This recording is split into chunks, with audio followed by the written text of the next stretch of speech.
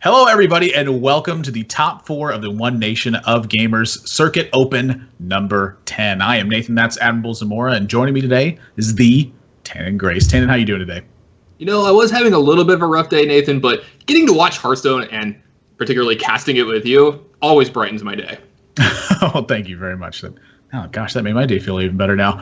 Thank you for joining us today. This is top 4 of, again, the Open number 10 that took place this week. Winner of this Open will find themselves into the last feature event that's taking place in the circuit as well. To give you guys sort of an overview of what's happened so far in 2016 with the GEICO One Nation of Gamers Hearthstone circuit, it's consisted of 10 Opens that have a $1,000 prize pool each, and each one of those Opens feeds into the 5 feature tournaments that were held that each had a $6,000 prize pool. You could also get into the GEICO feature tournaments by getting enough GEICO points, which you got through playing in the Opens. At those feature events, $6,000 prize pool. Addition to that, the winner of those advanced to the grand final at PAX Prime, which had a $25,000 prize pool. Additionally to that, the players who earned the most GEICO points over the course of the entire circuit also found their way into that PAX Prime final. So taking a look at what we've shaped up with so far with that, it's looking like Eversixon, Shoop, Dog, Frozen, Dakota, and the GEICO points winners looks like Chalky and Phone Tap. And if either is winner of feature number 5, VLPS is next. So Chalky and Phone Tap could have potentially won feature number 5. Phone Tap wasn't at that spot, but Chalky, I believe, could still win it. And if that happens, that means one of the spots ends up moving down since he's already auto-qualified and won't need the points to qualify into that one. So actually quite a bit on the line here for this event in particular. Today's competitors in the ONOG Open are coming up first. Looks like Battlefrog versus J Billy B. And J Billy B is a name that we've seen around these parts before. Yeah, absolutely. Does well in these. If I remember right, he did pretty well in DreamHack Austin too, right? Oh, I'm sorry. This is not the Open first. This is actually my mistake. Totally forgot about this. Apologies for this. This is actually the 2 players who were tied for points to make it into the feature automatically. And so they're having a best-of-5 playoff coming up first to decide who's actually going to be getting into that feature event, since they are literally tied in points. Bonus so that's Hearthstone. The first thing we're kicking off. Yeah, bonus Hearthstone. Always love it. Yeah. J Billy B. But kind of touching on that point, J Billy B is a name that I've been familiar with because of the ONOG circuit. Not really a surprise, I guess, to see him up there in points and making the running for that feature spot. Yeah, I mean, he finished 3rd in Open number 8. He just recently joined Team Eager. You've seen the guy around a lot. He also, was top 4 at DreamHack Austin, an event that Chalky won. That's not a small feat at all. So not surprised to see this guy doing this well at all. Yeah, I've been playing Hearthstone since beta, and looks like he works in the film industry. So really curious to see how he ends up taking this on. I mean, I can't imagine what it's like to be a full-time Hearthstone player and also have a full-time job. His opponent, Battlefrog, actually has been studying sociology in college, and he also started playing Hearthstone in the beta. And so says his favorite deck is actually mid-range Shaman, not necessarily just the old aggro Shaman. Now, that being said, aggro Shaman's pretty darn good. So let's talk about the lineups here for a second. Battlefrog's brought Druid, Shaman, and Warrior. J Billy B's got Shaman, Warlock, and Warrior. These seem to be like the bread and butter classes for tournament metas right now. It's almost like the Open Cup starter pack. Yeah, I mean, like you see almost no variation in these. Every now and then, I think the last one that we did together, we saw one mage deck and ended up winning the entire tournament. So that's something that could actually, be a big point, is maybe if you have a different kind of lineup, that's something that could, propel you into winning, because it seems like every lineup is the same. Don't you feel that way? I mean, the decks are just so good right now. There's not really much to exactly. be said entirely about that. Game number 1 is getting underway right now. JBLB on Warlock and Battle Frog on Shaman. And that Abusive Sergeant and Ardent Squire looks like an aggro Shaman to me. Yeah, absolutely. And this could be kind of a rough matchup for aggro Shaman, right? You have the Zoo deck on the other side of the board here. Both these decks want to get on the board early and keep the board. One of them's a little better at doing it than the other one. The Zoo deck can really punish you if you play to the board early. Yeah, honestly, this matchup, I feel like it's gotten a lot closer than it used to be. And I think it's because people started to figure out kind of the best use for Doomhammer in this matchup, which is often it's on cleanup duty. Battle Frog's already got Doomhammer in his opening hand, and usually in the opening hand, it's not really the spot you want to see it. But I actually think against Zoo, it's pretty important to be able to curve into Doomhammer on turn 5 and start chipping away at their minions. So is it a card you think you would possibly keep in your opening hand in this matchup? Because I got to say, I'm on your side of the argument here. I found that I had a much higher win rate with this deck versus Zoo once I started using my Doomhammer to clean up minions, because it actually does a very good job at that. Yeah, I would tend to keep it, I think, if I had a really strong curve. So like if my 1 and 2 is really good, I would definitely consider keeping it. But it's not a card you can, I think, risk keeping in your opening hand if you don't have a strong open versus Warlock. And certainly Healing Totem, not the strongest of opens here for Battle Frog. Just going to end up pushing. Wants to leave all the attacking to JBLB here. So we'll see if maybe he can punish this. I mean, with a Knife Juggler in this hand already and the 2 Possessed Villagers out, it's pretty rare, I think, that Zoo gets a real decision on turn 2, but this is definitely one of them. Yeah, it's usually just, play your minions and trade, right? Usually like play another 1-drop, maybe Abusive Sergeant here. But yeah, this is actually a big decision. Do you tap? Do you play Ardent Squire? Do you play Knife Juggler? And there's, something to be said about every one of them. And then let's talk about the attacks. Do you go face here? Do you trade the 2 front halves of your Possessed Villagers for the 1/1 here? Do you just take care of this Healing Totem? I mean, there's so many decisions here, and he's just going to play board control. Yeah, when he chooses to play the Ardent Squire, obviously he's going for the Healing Totem, I'd say, at that point. Mm-hmm. The Knife Juggler is really interesting, though. Would have a chance to pick off the Ardent Squire on the first juggle, and maybe there's a chance you can pick off the Healing Totem instead. See a Finley for Battle Frog that reveals some interesting options. I think Lesser Heal and Life Tap is sort of the 2 that are on the menu right now. Mm-hmm. But again, I'm not really sure Life Tap is the card to pick in this matchup. Simply, again, because of the reliability on Doomhammer, just the way that it's going to chip away over and over. That extra life may mean a lot in this game. Yeah, I absolutely agree with you. Usually it would be just slam Life Tap here. You wouldn't even think about it. But Lesser Heal is actually kind of important in this matchup. Like you said, the extra couple points of life could be huge in a race. But in this matchup, if you ever get to heal a minion, you're probably winning, because that means your minion is staying on the board and you get to do better trades against the Zoo deck here. And as I start talking about trades, we got a little bit of a face attack here from Battle Frog. Yeah, I mean, his trades are terrible right now, so right. I don't really see a way he could take them at the moment. The Flame Tongue, I think, is more to just try to occupy some attacks from JBLB more than anything else. I mean, the Abusive Sergeant's not good right now. Flame Tongue Totem is probably one of the harder cards in his hand to use at the moment. And so he's a little bit open, sort of because of this play, but I'm not really sure there was another strong line of play here. Yeah, you see he's kind of shaking his head here because, he's in one of the situations where I feel like he just has to play the Knife Juggler here, and you saw him hesitant to do so last turn. And I kind of liked that from him because I was going to talk about this. Knife Juggler is such a priority threat in this matchup. The Shaman deck cannot let that sit on the board because he will never be able to take the board away from Zoo if this Knife Juggler sticks. Now, the later you wait on it, the more value you can get out of it because you know more of what's going to go on. Like you have more information. Plus, you can wait till it's really awkward for your opponent to kill it, because usually they have to use a spell out of their hand to take care of it if you can make the board good enough for you. And if you can make them Lightning Bolt in an odd turn, say on like turn 4 or turn 3, then they're not curving into their best cards on turn 4 and 5. Yeah, there's a Tunnel Trog pickup that's going to help supplement this curve. Battle Frog does not want to play the Flame Wreath on turn 4 because that delays the Doomhammer. Mm-hmm. His big priority right now is getting the Doomhammer online, and he's going to weigh the decision between this two. Like, maybe I should play the Flame Wreath Faceless this turn, but I almost feel like he like there's a part that says that he just has to because he has to create board tension here. Because I mean, this board's all but lost already. Sure, I feel like the Tunnel Trog and the Abusive Sergeant are doing a decent job at that, though. Yeah, I mean, you could use the Abusive Sergeant here to kind of trade up into the, like, say, this Knife Juggler here, which I think is just like the highest priority target. You cannot let Knife Juggler sit there with these 2 Possessed Villagers in the Zoo deck. But at the same time, it's like if you don't add a 7/7 to this board, how are you going to win over the next turn or two? At this point, you're just going to be playing from behind for the next few turns. Yep. Like the play for the Doomhammer, and go for the Agreed. rest. Still surprised that he's choosing to just go face the Argent Squire over and over again, but honestly, it's working out pretty well. I mean, attacking a minion right here just looks like it's a disaster from like a counter trade standpoint. Like, it would just give JBLB effectively another attack on the Argent Squire. So, yeah, I mean, it's playing in two folds. He doesn't have a good trade here, like you mentioned earlier. So what he's doing is he's pushing damage here to make JBLB have to be the one to do trading. And if he can get extra damage out of his minions, maybe he can find, a backdoor way to win this game. Doomhammer this turn, followed up by like Rockbiter. Might be able to just steal a game here because he's threatening this life total. And if he keeps the Zoo deck from being able to use its hero power as well, it's actually a small win for him here. Yeah, pretty easy trades, I'd say. Just kind of run over the board in order.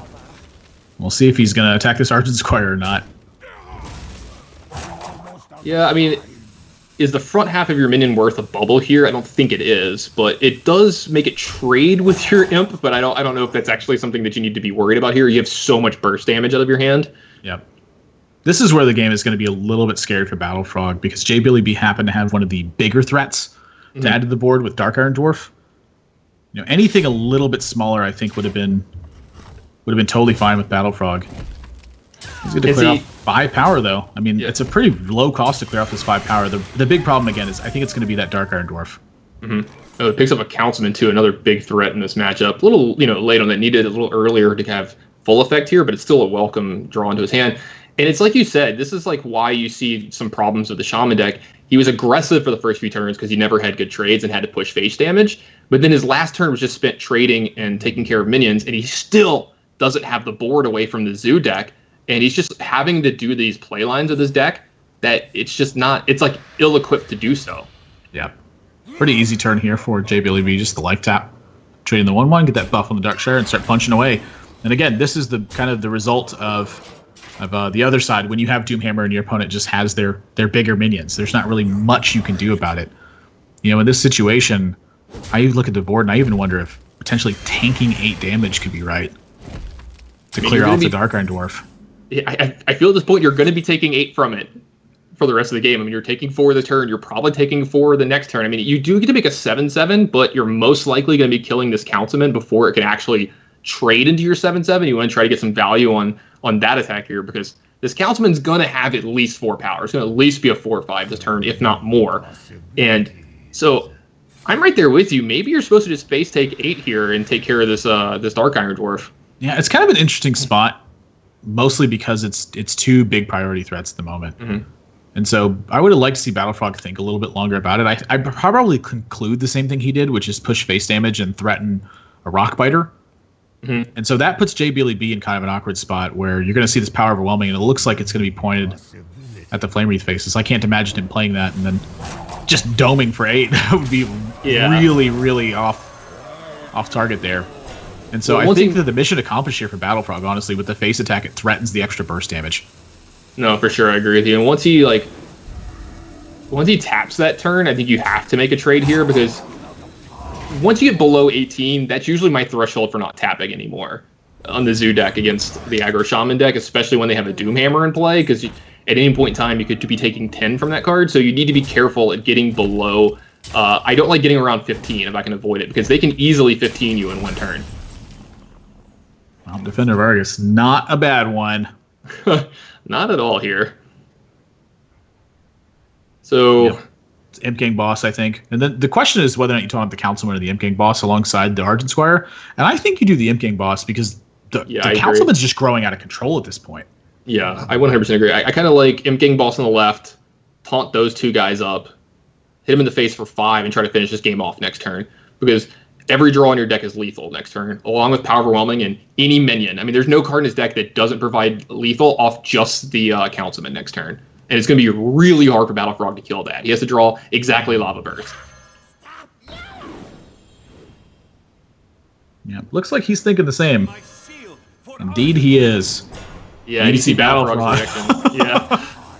I gotta say that in this matchup, it's already kind of rough. It's not as bad as some people think it is, but it's rough. But when they have a defender of Argus at a good point, it's just backbreaking. Ooh, Feral Spirits gets drawn. And that could give him another turn or two. What's in the box? Ooh, that's actually pretty good for him here. All right, we got some work here to do, boys. Now, this is another really interesting scenario where I'm curious if Battlefrog feels comfortable dipping into his life total even more. This will open him to, like, Dark Peddler into Soulfire if he chooses to attack the minions twice. Yeah, I was gonna say, any of the... he's gonna take care of the 1/1 here. Yeah, any of the charge minions gets it done here as well. Yeah, Flame Imp does not. Actually now, a big liability draw. Here's the thing. Now, JBillyB is, like, getting threatened. He's gonna die next turn, so he might have to tap here. Yeah, Battlefrog sort of hit Jin on that last turn. Maybe a bit too early of the reaction. I mean, it looked really bad, but that Feral Spirit was the perfect draw. Yeah, I think it was the only card in his deck probably that can turn this game around in that spot. That was huge. I mean, can he get through this turn without tapping? I mean, you need to remove a good bit of the damage from the board. He's staring down 19. Yeah, I think you have to tap here. Oh, here we go. Yeah, Battlefrog does not want to see this. It doesn't look like any of the... Yeah, there's no Soulfire here. Does Sir Finley get it done? No, because you can't get in 2 more damage. You only have 2 minions that can attack. Is there anything with Tentacle of N'Zoth? Can you do some attacks and power overwhelming your Tentacle? That's it. He's dead. Yeah, I think he's dead here. I'll try to find a creative way to get through this. Well, I mean, maybe he can remove some power from the board here and armor up. He needs to get moving, though. Okay, yeah, there's armor up. Right, he goes to 16. Yeah, power overwhelming here. Trade into the 2/2/3s and armor up here. 16, so he's facing down 12, 13, 14. Oh my gosh, he's going to be at 1. Yeah, Battlefrog gets to draw damage here. Well, he can still do some trading and stuff, too. Argent Horse Rider, good enough. Battlefrog, despite the early board control from JBillyB, able to pick up Feral Spirit at a timely spot and then pick up a single point of damage. Wins game 1. You know, I think that's kind of the way you have to play with the Shaman deck in this matchup, right? You kind of got to just trust that your deck's going to get you there, because this is the way I play matchups when they're kind of bad. You kind of just like YOLO at a lot of spots. You're like, yeah, just go for it, you know, because if I try to play a fair game against them or try to play their game against them, they do it better than I do. You know, their deck's designed to do this. It's equipped to do this better than mine is. And I kind of like the way he played it that game. I like the way that JBillyB was, like, aggressive when he needed to. He kind of took his foot off the gas when he had to. And it's like you said, Doomhammer came down, cleaned up a lot of the Zoo minions, and, you know, he just got there.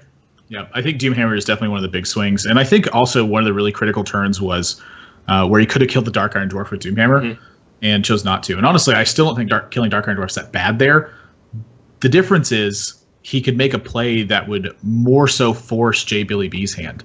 And that's exactly what he did. And we saw JBillyB power overwhelming the Dark Iron Dwarf to take out the Flame Wreath Faceless. I'm curious what that game looks like if JBillyB just tries to call the bluff there and pushes damage. In that situation, Battlefrog is very far behind on the race at that point. JBillyB will have 2 copies of Power Overwhelming. The only thing he needs to fade that turn is either 2 big burn spells or a Rock Biter. And so that's a really hard call to make. But in the situation he got into, it ended up being a little bit worse simply because of the value that Doomhammer can provide. Yeah, those are really great points. It looks like we're going to go into game 2 here. We're going to have a Warrior Mirror match here. And like we said, guys, this is some bonus Hearthstone. These guys are playing for a spot in the feature, so there's a lot on the line in this match, too. So I think that's one of the reasons you're kind of seeing the big reactions from Battlefrog in the first game is there's so much on the line in this game. Yeah, I mean, the winner of this goes into the feature event. And if they win the feature event, they go to PAX Prime. That's a massive amount that's potentially riding on a single match. All right, so we're not exactly sure the exact Warrior deck that JBillyB is playing here. Battlefrog is, playing a variation of Dragon Warrior, which if you haven't been playing on ladder lately, this deck's everywhere. I mean, everyone's playing this one, but this could possibly be a control deck at the bottom here for JBillyB. But if it's more of like the Tempo Warrior style, I kind of like it when my opponent plays Finley early and doesn't gain a lot of life, because you can just find lines that they just can't, get a life buffer out of. Yeah, this is an interesting spot for JBillyB too. Picks up Whirlwind, so I'm guessing that Tempo or Patron is right in the window right now. I would Nature has discount. been making a little bit of a comeback as well, too. Yeah, that's the thing. Control Warrior doesn't typically run Whirlwind. It has Revenge in it for those big board swings. But the Whirlwind, like Tempo plays Whirlwind oftentimes. The thing about it is the Tempo's been such an unpopular version of the Warrior lately. Oh, there's a Blood of Brave that gives us a little more information. You still see that in some Control versions, but I gotta believe this is just Warrior good stuff, as I like to call it. Yeah, Warrior good stuff, also known as Tempo Warrior. What's the best minion I could? Yeah, what's the best minion I could play on curve? Put it in my deck. Warrior good stuff. Curious if I like Core Chronoleader or Bloodhoof Brave more. They're both good. And they just play both of them. The world is your oyster, Admirable. You can play it all. I'm okay with it. Twilight Guardian for Battle Frog on turn 3 leaves his turn 4 fairly stranded, but it's definitely a big presence on this board. And now Billy B with a really interesting pickup. I mean, now it's suddenly Whirlwind, Ravaging Ghoul, run the Acolyte in, and use the Fiery War Axe. Would not only get him a 3/3, but it would draw him 3 extra cards and take out this Twilight Guardian. I mean, these are some real choices for Billy B this turn. Yeah, I think it's just, how much do you want to move in? And, the thing is, you lose a lot of your resources, but you get to replace them, and you get to develop at the same time as well. So I kind of like that play line from you, but it looks like he's going to go a little bit slower here and develop the Bloodhoof Brave. Yeah. I love that we're seeing all these different Warrior decks. What a time to be alive. I think there's 5 to 6 to 7 different Warrior decks going around right now. But in the casting that we've done together lately, Admiral, we haven't seen a lot of the OTK Warrior deck, and I was kind of hoping we'd see that today because I know you've been putting in so much time with it lately that I just want to see you cast it. Yeah, it's a really interesting deck. I actually like that Billy B went with board tension here, kind of dialing it back a little bit. I think the board tension actually suits the situation a lot better because when the Bloodhoof Brave doesn't get checked, Billy B can just run over the Twilight Guardian with a Ravaging Ghoul here. Yeah, I definitely like that play too, especially when you have 2 Blackwing Corruptors in your hand and you know that this is a very common play that's going to happen next turn. It's going to be something like Ravaging Ghoul, or if they don't use their Acolyte Pain, you can just kill it when it gets 1 draw here, and Fiery War Axe doesn't check the Corruptor as well. So definitely set up to have some good turns over the next few turns here as well. I mean, he's got a bevy of options here for turn 5. Yeah, I'd like to see him drop this Fiery War Axe as well. Like the development. That's something to really take note of in this particular metagame is that because the curve is so linear for so many decks, that being able to develop is usually the number one thing to do. Almost every single deck has a way to close right now. Very few decks have a way to outright generate the tempo necessary to push their opponents out of the game. Yeah, and I definitely agree with you. And this is one of the cards that can do it here. I'm a huge fan of Blackwing Corruptor right now. I think this card is just one of the more powerful cards in all of Hearthstone that just you don't see it get played enough. Yeah, is going to go for Slam into the Fiery War Axe here. Before we go the Blood to Ichor. Blood to Ichor would have given him another minion in play. But I think that utilizing the slams to get excess cards right now is really important for Billy B because his hand is starting to lack options. Yeah, it does save the Blood to Ichor to be able to use it on your own Bloodhoof Brave here and turn it into a 5/5. That's always a pretty positive play in these decks as well. Yep. Especially if you're going to run into some more taunt minions or some other big minions that he definitely wants to trade with here as well. Yep, kind of an awkward spot here for Battle Frog as well. Not a clean way to deal with this Bloodhoof Brave. Yeah, this turn is actually really awkward. Do you just... I don't mind tanking the damage that much. I mean, he can use Alexstras's Champion Slam and Hero Power to take care of it, but then he's leaving the Alexstras's Champion to be swept up in Fiery War Axe. If he plays Azure Drake, obviously there's a number of problems that can happen with, kind of what you mentioned. I mean, Blood to Ichor would be really good then. Just even like a Slam at that point. There's a lot of stuff that's going wrong. Plus, Azure Drake's not challenging the Bloodhoof Brave here, so I'm curious to see where he's going to go with this. I kind of like your Alexstras's Champion play, honestly, because if you make these kinds of plays and don't take care of your opponent's minion here, this play is actually kind of creative as well. Both of these minions are actually checking the Bloodhoof Brave now. This is not a bad play at all. Yeah, this is in the same vein, I think, which is just creating board tension and trying to get something going from this, but looks like Billy B can massively take advantage of this board state. This is going to be a big punish here. That's the only issue that creating board tension serves this turn is that Billy B is going into 7 mana with 6 cards in his hand. So the ability for you to get punished is actually pretty high right now. Yeah, that's the point I was kind of trying to get into, is that if you leave this Bloodhoof Brave on the board, you're just giving up on all chances of taking the board away from your opponent, and they're 100% taking it from you into the next turn. Like, these turns are never gonna pan out well for you. His hand would have to be like Ragnaros, Grommash, like all the top end of his deck. I don't know if he has enough cards possibly to make a hand that isn't good enough to take this board away here. So it'd have to be the way that I draw with Warrior. Yeah, exactly. It'd have to be like all of your 8, 9 drops, yeah. Varian Rin, like just all the random 8, 9, and 10 minions. Yep. Debating whether or not Armor Smith and Sir Finley is better before the Whirlwind. I think I like Preserving. At this point, I don't think your armor total is too much of a concern. Wow, isn't going to play the Armor Smith even. I think I would have liked to see the Finley and Armor Smith here. Very little time to choose. Goes with Life Tap. And with a pretty significant lead and the Armor Smith, plus the charge damage from hand, I feel like J. Billy B is just in a wonderful spot this game. Yeah. He actually picks up a couple extra answers here, too. Blood to Ichor and Slam can definitely help out on this board if he wants. He's just going to go ahead and use a Shapeshift, though, to pick off this slime that's left over. So now he's got the board pretty well, but there's a Grommash Hellscream on the other side of the board here. And what's it you always say about it? He's always just a damaged minion with 10 power. That's what he is. He blows up something, too. I'm curious how J. Billy B is going to play this, though, because Grom is definitely a big win condition. And picking up Frothing Berserker looks like it will change his line of play here. I mean, Frothing Berserker is no doubt a massive threat. Yeah, he gets to put 2 big threats into play here, too. He gets to actually, play the Kor'kron Elite and start attacking, and this is what I alluded to earlier in the matchup, too. There's no armor up on the other side of the board, and you're behind, so now your life total is actually threatened for the rest of the game. You don't have that cushion of, I can just gain 8 life over the next, 4 turns. Yeah, well, there's that Grom.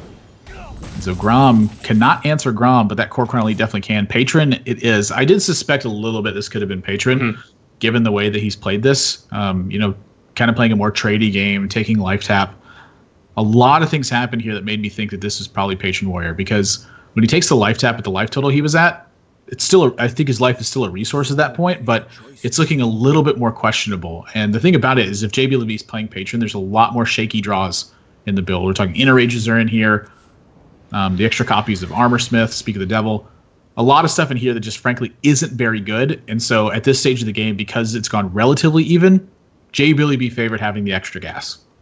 Yeah, that's actually a pretty big pickup for him here, too, because this is going to allow him to Armor Smith trade. And if he wants to, he can play the Grim Patron in a rage here. Oh, yeah. Keeping his turn from being, it would have been a little weak on the side. I think if you just play Armor Smith trade, play Grim Patron, not making another Patron, I think that's just asking you to punish too much. You have seen both of the Blackwing Corruptors already, though. Yeah, so I actually do like not making a Patron here because he's got Grom Interrage in hand. If he didn't have Grom Interrage, I think it'd be different. But the fact that he's got both of them means that if the Patron goes unchecked for a single turn, lethal's on the board. That's actually a really good point.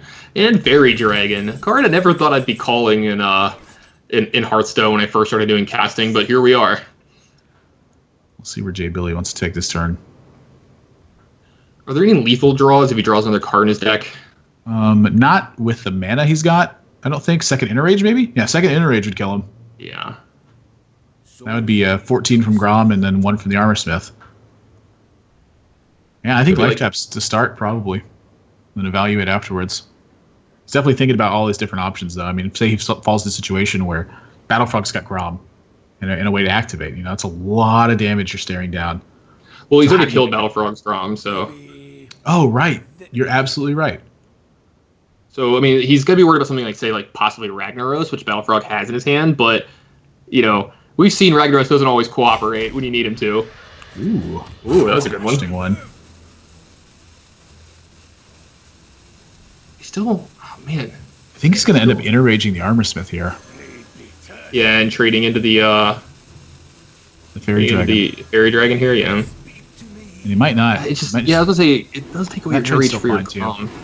Yeah, I think he's just trying to set up sneaky lethal with Grom Interrage. I think it's exactly what he's trying to do. Oh, wow, that's a big pickup for Battlefrog. Oh yeah, this is a good turn here. He's gonna be able to kill the Armor Smith. He can use Blood to Ichor on the Frothing Berserker here, making a 2/2. Trade his Fairy Dragon in. He can just clean up this entire board and set up a lot of damage here. Huge Frothing Berserker afterwards. Whoa! That was a weird one. Yeah. Oh, I think this is just simply a worse sequence here from Battlefrog. I think he could have had a much stronger board position, and then also had killed this more cleanly. Instead chose to sacrifice. Wild Pyromancer will not be able to clear this board. If he plays Wild Pyromancer, Inner Rage, and Whirlwind, it'll kill the Wild Pyromancer before the extra effect can go off. Mm-hmm. Yeah, because it's after the spell, so the Pyromancer isn't there anymore. It doesn't actually trigger. Do you just have to Grom trade here? Like, I think I'm looking at life tap.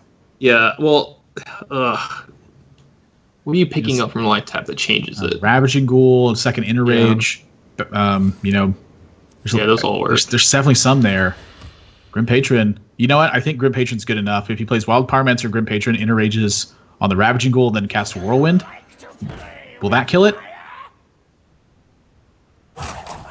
I don't. Wait, hold on. Nope, you do one here, and then you do two. You only do. This is only doing 3 damage to it, right? No, this does 2. 1, this 2. Isn't enough, right? The Wild Pyromancer is going to kill itself. Yeah, I was gonna say. After picking up the Patron, I actually kind of like just playing Grom to trade because now you have such a strong turn next turn. Wow. Yeah, that doesn't trigger here. Right when Wrath of the Old Gods came out, there was actually a bug where the Wild Pyromancer would trigger in that spot. Yeah, I remember It's that. No longer the case. And that 19-1 Falling Berserker, boom, see ya. Yeah, it's usually... 2-0 lead now. It's usually the Patron deck that has the big Frothing Berserkers. I'm having some post-traumatic stress disorder, like just flashbacks of getting hit by, 30 power Frothing Berserkers from out of their hand and stuff. I don't miss those days, Admirable. I do miss those days. I love Frothing Berserker. Still love him. But this has got to be feeling really good for Battlefrog at this point. I mean, he's got Druid left to win with. I think the Shaman matchup, not the greatest looking one. The Warrior one, I think it's looking a little bit better because it's Tempo Warrior. Or I'm sorry, if it was a Tempo Warrior, my mistake. If it was a Tempo Warrior, it'd be looking a little bit better, but it's Patron, so that one's kind of shaky. And then the Warlock matchup, it is a Zoo deck, but I feel like that Druid is well positioned versus Zoo right now. A lot of people, I think, disagree with me, but after watching Amnesiac play this week and kind of just my own experience playing this deck, I feel like Druid is just, it's not bad versus the aggro decks anymore. They don't have stuff stick around that much. Really, the big threat for this deck is just giant things that they can't handle. And this is a Cthulhu Druid, actually. This is not Yogg Tempo Druid, which is kind of a lot of times what I end up assuming that Druids are, because Cthulhu Druid's fallen so far out of favor. I mean, you're just correct to assume, because I think that the last 100 times I've seen a Druid deck play or cast a Druid deck, it's always just Yogg Druid. And I'm hoping he still just has Yogg in here somehow, because me, I'm all praise Yogg. I'm a big fan. And it's gonna be interesting to see. I mean, we do see a Mulch and a Raven Idol in his hand as well, so like possibly there's still a Yogg in here, but there's definitely a lot of Cthulhu cards as well. These are just good Druid cards. Like if you're just gonna play Druid, these are the cards you have right now. Mulch, I think, is just a necessity versus things like Flame Faceless. Like you have to be able to answer that card. And then also like Ragnaros, like the prevalence of Dragon Warriors making a big difference on that.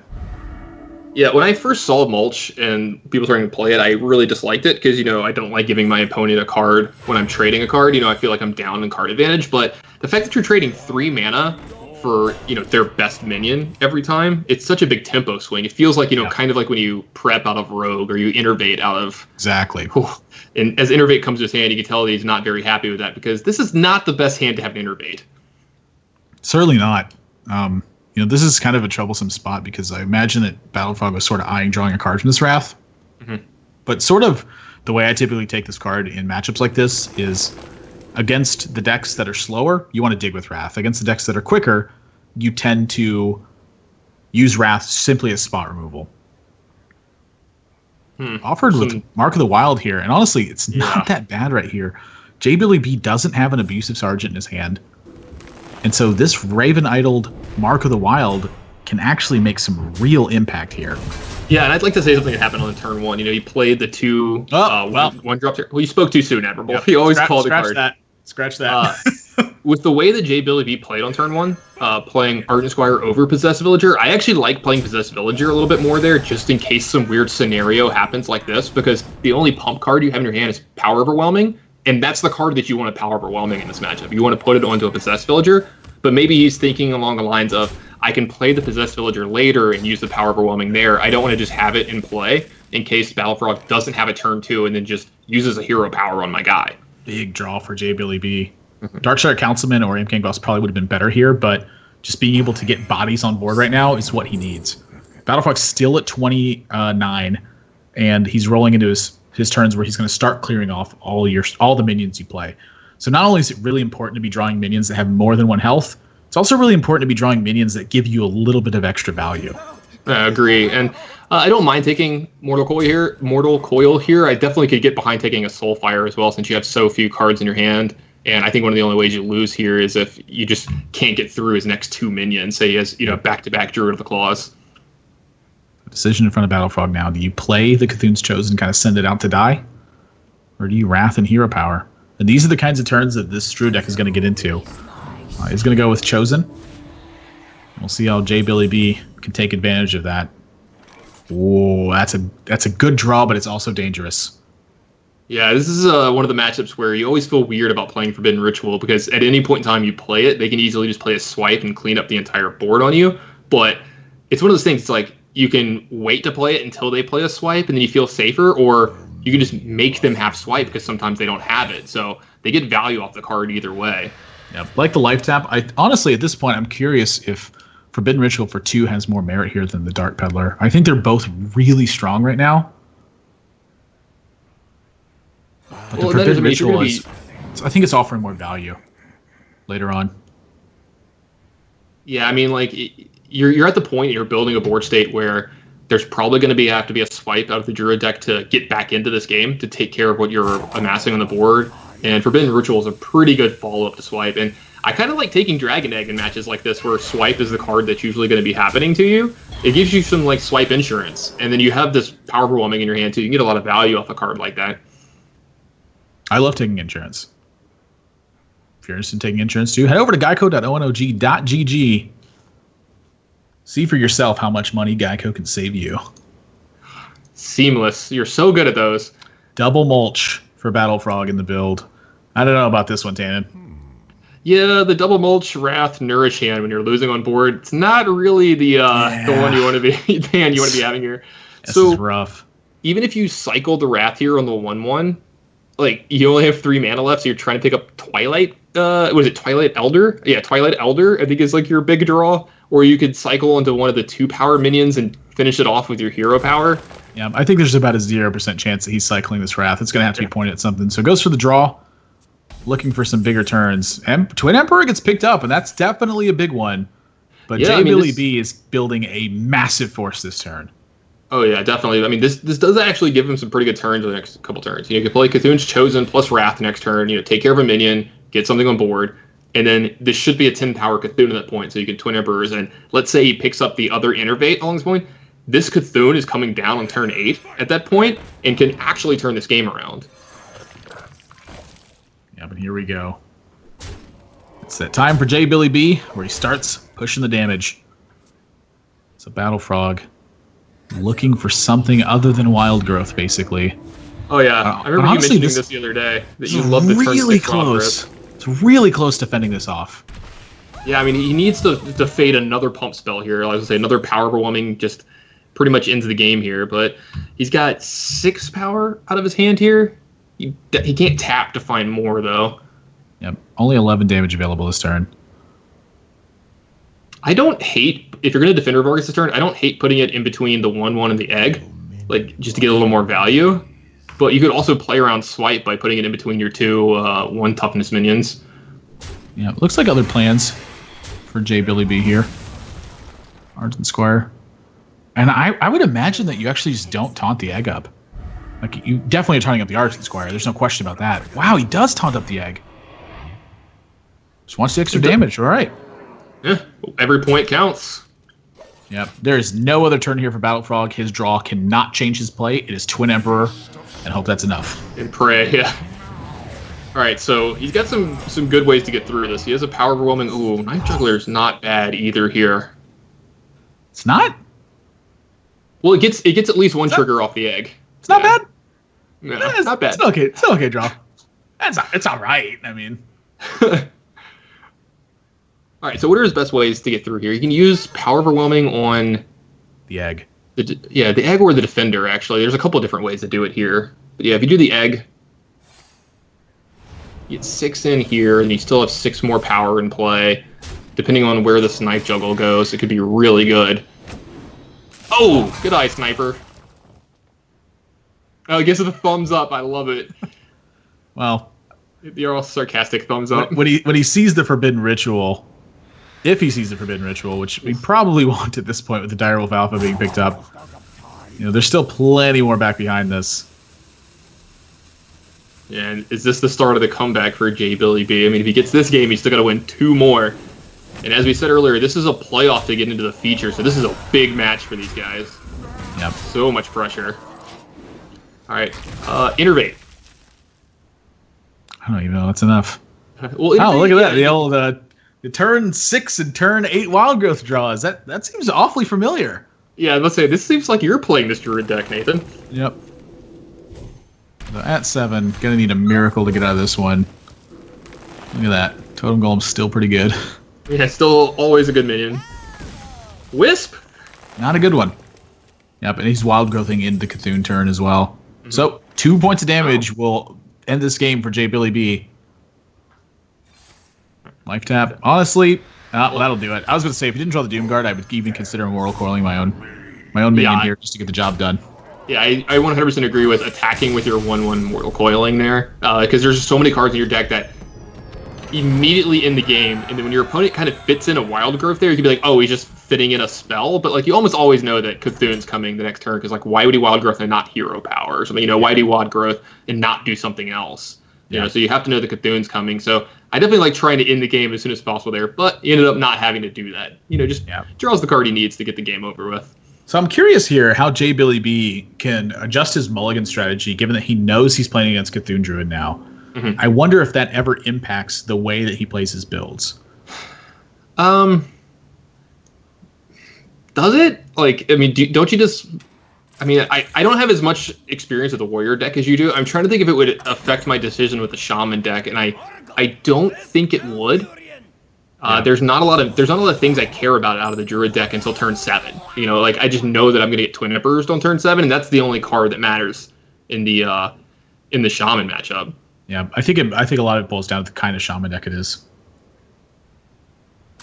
We'll see a thing from below. He's got a little bit of a higher top end than say just the auto aggro ones.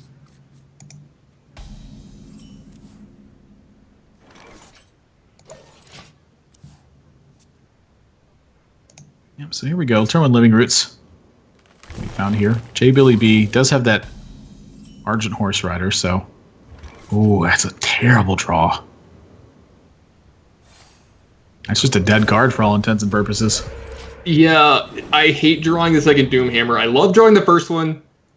I want to flip my computer and keyboard every time I draw the second one, Nathan, and I also want to flip everything when I do nothing on 1 and Hero Power on 2 in the Shaman deck. I don't care if I have Thing from Below in my deck. This is not what I'm trying to do with this deck. Yeah, and then now he's facing the Twilight Guardian. I mean, this is rough already. Yeah, we need a high roll on Tuskar Totemic here. We've already seen one of them. Well, Flame Titan's not going to do it. That's not going to do it, and I don't want to say this game's over, Nathan, but it's looking bad. It's looking really bad. I actually kind of like the way he did this, too. Just go ahead and take the minions off the board, keep damage off your own, and push some damage as well. This gives you the chance to make sure Fendrel, is safe going through the next turn, or that Swipe is just going to be really good here. I can't think of many plays that J Billy B would have here that you don't swipe. That Swipe would be amazing against, but I guess if he just makes a 7/7 here, you have a Swipe and a trade, but I think J Billy B would be honestly okay with that. Yeah, I mean, I can't imagine how he's getting back in this game right now. He's so far behind and doesn't really have a strong way to swing the board back. I guess you could Argent Horse Rider, Rockbiter, trade for the 3/4, and then hope your opponent's hand is like nothing good. Just a bunch of 7s and 8s. Best play. Yeah, just hope it's a garbage hand. By the way, Battle Frog has Ancient of War in his deck as well, so turn 7 is always going to be just a nightmare for the Shaman deck in this matchup. Yeah. And this is going to continue to be a nightmare for J Billy B. Curious to see how he ends up trading this. Does use both the trees, keep his board strong, push through more damage. Ends at 9/9. So if that lives another turn, Twin Emperors is active. Yeah, and he's spacing out a Fandrel at the same time. Yeah, there's nothing for this Fandral to double up on just yet, but the threat of that card is insane too. It's just one of those cards, kind of like your Birth Orison. You feel that if you leave it in play for multiple turns, you could just never win. And there's almost no card in Shaman here that really punishes the Fandral because, yeah, if you use Lava Burst here, I think Battle Frog would be fine. Wow, he went face here. Clearly that face was the end up being the real option after he pushed the Argent Horse Rider to face and saved the Rockbiter weapon. So Raven Idol right off the bat. Psychotron and what else? God, Psychotron is good here too. How about another Living Roots? Not too bad. Yeah, take 2. I'll make 2 2-1s. I mean, 2 1-1s. This game is looking all Battle Frog right now. Yeah. Unbelievable series between these two guys too, by the way. These games have been great. J Billy B got to an early lead in game 1. Battle Frog made a huge comeback, so maybe J Billy B is setting up for the same thing here in game 4. He's going to need some help here, though. Yeah, he's going to need a lot of help. All right, so if you Tunnel Trog into Feral Spirits here and kill the 3-4 or the 2 1-1s, I would kill the 3-4, honestly, I think. But how you just go face at this point? Do you just have to go face? I mean, he's kind of committed to it. Well, yeah, you're going to try to make up the board state now. I mean, yeah, you're right. Like maybe Rockbiter and kill the. Well, okay, so if the two big threats, but yeah, if you get in 4 here and you draw the other Rockbiter, you don't have another Overload card. Well, okay, you don't have 7 mana, so you can't go like Doomhammer, Rockbiter next turn to get more power on your Tunnel Trog. Yeah, and I was going to say, kind of awkward spot here for Battle Frog. Doesn't have an answer to the Tunnel Trog actually, but Psychotron does a pretty good job of shutting it down. Yeah, I'm actually a fan of Psychotron 3-4, 3-5 into the 2-3s, then just push 2 damage and just see if he can deal with the wall of taunts he's going to have for the next 4 turns in a row, or 3 turns in a row.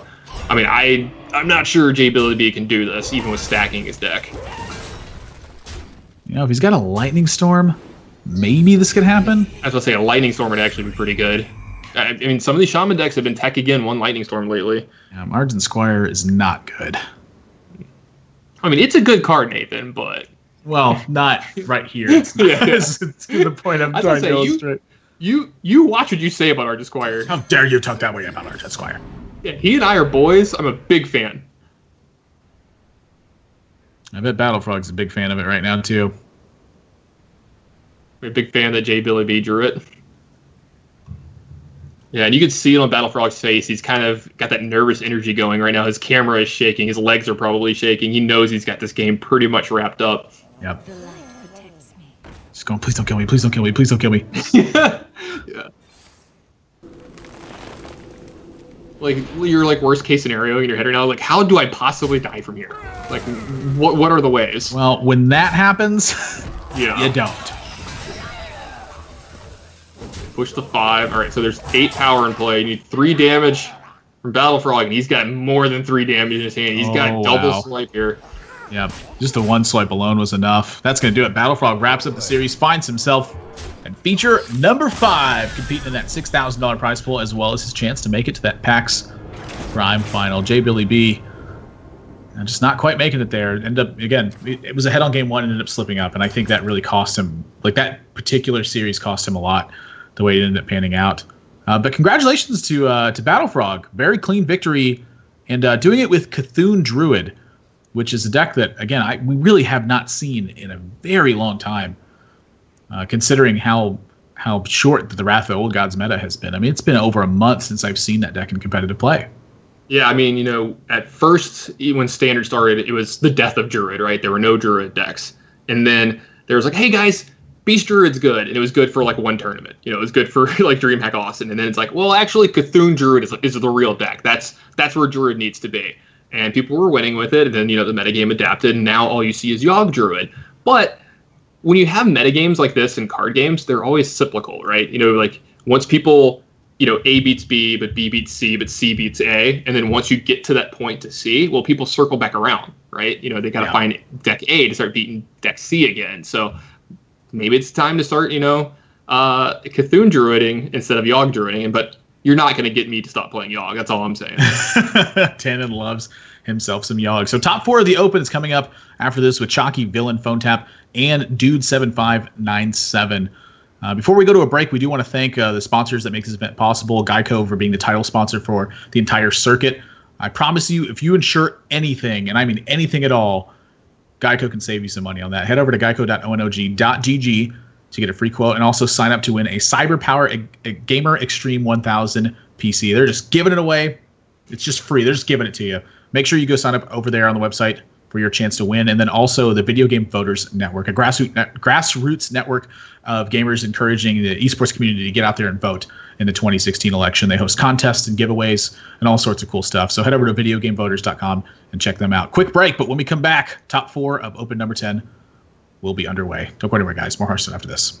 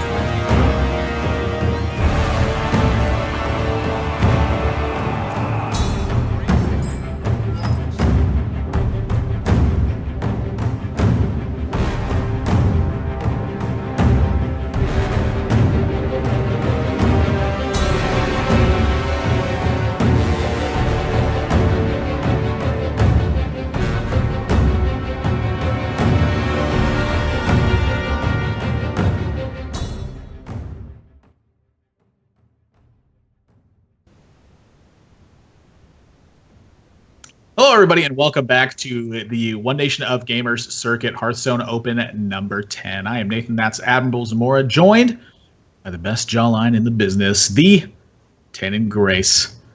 First match we saw was a tiebreaker match to figure out who went to the feature, and it was taken by Battle Frog, the Hex token that Yogg-Saron always becomes, with 3 Blessing of Kings and a Power Overwhelming to top it off. But our next match between Chalky and Villain is going to be taking place, and this is kind of an interesting match for me because I'm going to point this out right away. Chalky kind of came from a Pokemon TCG background where he had made the World Championships. He was one of the best players in the age bracket when he competed. But Villain also comes from a Pokemon TCG, which is really interesting because in his bio he says he qualified for the World Championships 3 times during that time. What is it about that game that's producing such good Hearthstone players? Honestly, you know what it is? It just gets you in the right mind frame, and it's the right kind of experience. You saw the same thing happen in the last decade with Magic the Gathering into poker. You saw these guys who were like young players of this game. They grew up with this game. They're around that kind of card game, and it gives you that skill set that you need, and the skills are transferable. and then you get into this new game, and you're like, I'm already ready. Like, I already have a base of skills to draw from, and it's just an unfair advantage. Yeah, sort of. Yeah. Another thing about it is it's a turn-based game as well. So I imagine a lot of the same styles of like setting up lethal turns and putting together big combinations where your opponent just really doesn't have a way to stop it unless they've proactively stopped it is a really big skill that takes place into that. So just really interesting to see that. Notably defeated from Villain, he actually took down Rossi, Lead Paint, and J. Billy B in this event. If J. Billy B had won, he might have had those extra points. He would have had 2 shots at it. Yeah. Villain's really playing the villain in this one. Chalky on his side says notably defeated Trump, and a new team for Chalky as well. For those of you who missed it, Frozen, Muzzy, and Chalky recently joined Luminosity Gaming and found themselves a nice home there, which honestly, it's been so long deserved for Muzzy to be on a strong organization and to be alongside Chalky. I mean, that's got to be one of the strongest North American teams right from the get-go. I mean, I was about to ask you, are those 3 players good or something? Is that what you're trying to say? But I think you may know this. Nathan and I used to do a little show together back in the day. We got the pleasure of casting Muzzy a lot. And I was impressed over and over again at the guy's play, just how good he was. And then he started out really bad in that tournament. I think he was 2-5 at one point and then surged into the playoffs. And I called it too at 2-5. I was like, this guy's too good. He's got too good of a head on his shoulder. He's just... I think he's actually one of the best players in North America. He's kind of playoffs. Like, yeah, shots fired. But he kind of reminds me, honestly, when I think about him and his career path, it kind of feels like Chalky of last year. It's one of those guys that in the right circles, everybody's like, yeah, obviously Muzzy's insane. He's so good. He's just the best. Like he's always. I think someone tweeted about it yesterday. They were like, don't mind me. I'm just Muzzy finishing top 5 yet again on the ladder. And, he hasn't had that big breakout win. And that's kind of how I felt like Chalky was, up until DreamHack this year. Yeah, I'm totally in agreement with you here. We're getting underway right now. Villain's going to be on Zoo Warlock. Chalky's going to be on Shaman. And that's a copy of Lightning Storm with an Argent Horse Rider. Looks like the Chalkster has adopted the old Lightning Storm in the aggro Shaman build. Chalky, you were one of the pure aggro players left. Come on, man. I am disappointed in you. But no, but all things aside, I've been playing a Lightning Storm in my deck as well. We talked about the matchup earlier. This one exactly, Shaman versus Zoo, and it's not as big of a nightmare as it was, but it's definitely a matchup where you're behind. Zoo is favored, and Lightning Storm is one of those cards that can really catch you up in some bad situations. Yeah, I mean, we saw it in the first series as well. The fact that Doomhammer did such a good job cleaning up the board. Lightning Storm can suit that same purpose, and that's a card that you can actually keep in your opening hand. Doomhammer's too heavy to keep, where Lightning Storm can oftentimes be kept. Chalky chooses to pitch away Argent Horse Rider here, hang on Lightning Storm, and Argent Squire picks up Lava Burst, Flame Wreath, Faceless. So a bit of a slower start for him. Villain, meanwhile, Flame Imp, Forbidden Ritual, and Sea Giant. So that Sea Giant is kind of the card he's looking for to be a major win condition, and we'll see how that influences his play. I've watched Chalky play aggro decks before. He's going to draw perfectly over the next couple turns. It's going to be... You really have not watched that Chalky play very many aggro decks. He draws miserably. Honestly, how good Chalky is, the fact that it took him years to actually win a tournament instead of getting second place was insane. Earthshot gets drawn as well. This is really interesting. I mean, this has got to be aimed specifically at Zoo. Yeah, this is something we talked about a little earlier. We're talking about, when the metagame shifts, sometimes you go back to square one. This looks like the Shaman decks from the very beginning of the season. It's Taunt Totem here, so going to weigh the merits of attacking the Flame Imp here, and honestly, I think they're pretty reasonable. Yeah, I mean, I like it a lot. It lets you, just use Earthshock if you want next turn and take care of it. You can trade in with your Ardent Squire again the next turn, but Chalky is an aggro player at heart, and it's hard to pass up face damage. It's got some sort of plan in mind. I imagine the Lightning Storm influencing a lot of this. Mm-hmm. I think that's exactly what it is. Seeing that Lightning Storm in his hand, which is going to be a pretty good turn 5 play. Because turn 4 he's going to be able to play Flamer Faceless. He's going to be overloaded for 2, and getting to use all of his mana crystals in turn 5, and hopefully for Chalky, just breaking the back of the Zoo player is going to be good. But this is a minion that can live through a Lightning Storm and still be a very big threat. Yeah, I mean, it's definitely a real one. I think that Lava Burst is definitely an option here. That being said, Earthshot can shut down the the power buff on it too. That's really interesting. I mean, there's a bunch of options for him here, right? He can Lava Burst, he could Feral Spirits, he could Earth Shock, but this is what makes Chalky such a good aggro player, and all the the players you see do well with aggro is they actually take their time to make all these decisions, especially when you have Overload in your deck. It's so big and so important to be able to play your next turn correctly. Like, I actually wouldn't be surprised if he really wants to get this Flamer Faceless and play next turn, if he just traded into the Flame up here, used Earthshock, and rolled a Totem. Or he could just roll a Totem first. If he gets Spell Power Totem, they can just trade Earthshock straight up for Flame up. If you're eyeing the Earthshock, it's definitely Totem first. But I think that Darkshire Councilman's just that scary. It's just almost scary. Certainly Villain would have used Gang Boss that he had it. And went with Darkshire Councilman instead. So Chalky's got to take into account what his opponent's range looks like at that point. And it feels like that killing the Councilman is just the real option here. Yeah, I 100% agree with it too, because it just keeps your Lightning Storm being good. And, Chalky's hand, like we said, it's not good. It was not good to start the game off. It's been very, very slow, but he has Lightning Storm in his hand. It's such a big, important card in this matchup. It can catch him up from, board positions like this, where Shaman decks that don't have this card would practically just be dead from this board spot. Yeah, this is a really interesting spot here for Chalky too. Obviously, Totem is a real consideration. If Chalky chooses to use the Totem ability, he needs to take out a minion or Sea Giant's available for Villain. Now, that's the key that Chalky needs to find here, is to remember Sea Giant. Everything else for him is kind of spelled out right now, but if that Sea Giant hits play next turn, Chalky is going to lose the game. Yeah, and I actually think Chalky is one of the guys who's thinking about it. I don't think many players would actually think that deep into this turn. I know that I probably wouldn't a lot. And thinking about, I need to clear off a minion here just to make sure I can't get Sea Gianted next turn. And Chalky's the kind of guy that actually thinks about that every time. He thinks so deep on every one of his turns, but he actually doesn't find it here, and it looks like this Sea Giant's getting into play. Yeah, this is pretty much going to be the end of the game. I cannot imagine Villain not playing the Sea Giant. Not just Sea Giant here. I mean, there's a Defender of Argus behind it too, and I don't know if Chalky's deck can even get through that. He does have an Earth Shock, but still. Villain could have a bunch of Gold Sharp Footmans behind this, and he'd probably still win the game. Villain could be really ready for action. Yeah, that's going to be lights out, I think. Yeah, as I say, I don't think there's a card in Chalky's deck that could actually get him out of the spot. I'm trying to think if he were to just draw perfect for the rest of the game. I don't know if there's a way to do it. Maybe Hex. Yeah, he has Flame Wreath Faceless into Earth Shock here, I guess. It's small victories, and then you got to find another damage. I guess the Lightning Storm could clean up the turn after. You're going to take a ton of damage. But, I mean, is that the play you have to make from here? It's a lot of investment, too. I mean, just the fact that you have to put down Flame Wreath Faceless to absorb a Sea Giant attack, hopefully. Yeah, and there's a good chance that if you do that, it doesn't even happen. Sea Giant just still hits your face, and then this Defender of Argus is just like, hey, come attack these guys instead. Or Abusive Sergeant Dark Iron Dwarf. There's so many things that can mess this up. So I do like the Earth Shock onto the Flame Imp, and then drop down the Flame Wreath Faceless, but even still, rips to Power Overwhelming and a single 2-power buff. Yeah, I think this is the play that Chalky has to make, and it's the highest yielding percentage of getting him back into the game, but it's just not going to work out, which is unfortunate for him in this spot.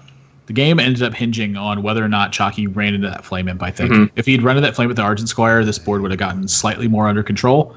He wouldn't be under this much pressure. Now it's snowballed to this point, and Villain poised to just completely run away with this point. I mean, when Sea Giant connects and is uncontested, that's usually going to do it.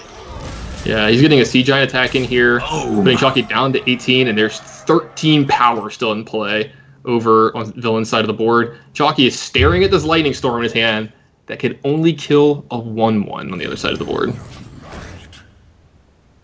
Yep, so not really let it play, just hope that it works. And it's not going to. I mean, I will say there's no way to do game here. You got 13, 14, 15, 16, 17. Could hit a Soulfire or a Power Overwhelming off that Dark Peddler. Yeah, if you want to try to end it this game. But I mean, if you want to try to end it this turn, but Defender of Argus is going to end it anyway. I mean, this game was over, as you said, 2 turns ago, but you know me, I always try to I always want to end the game a turn sooner if I can, even if I've got it wrapped up. I mean, he can even protect his Sea Giant here if he wants.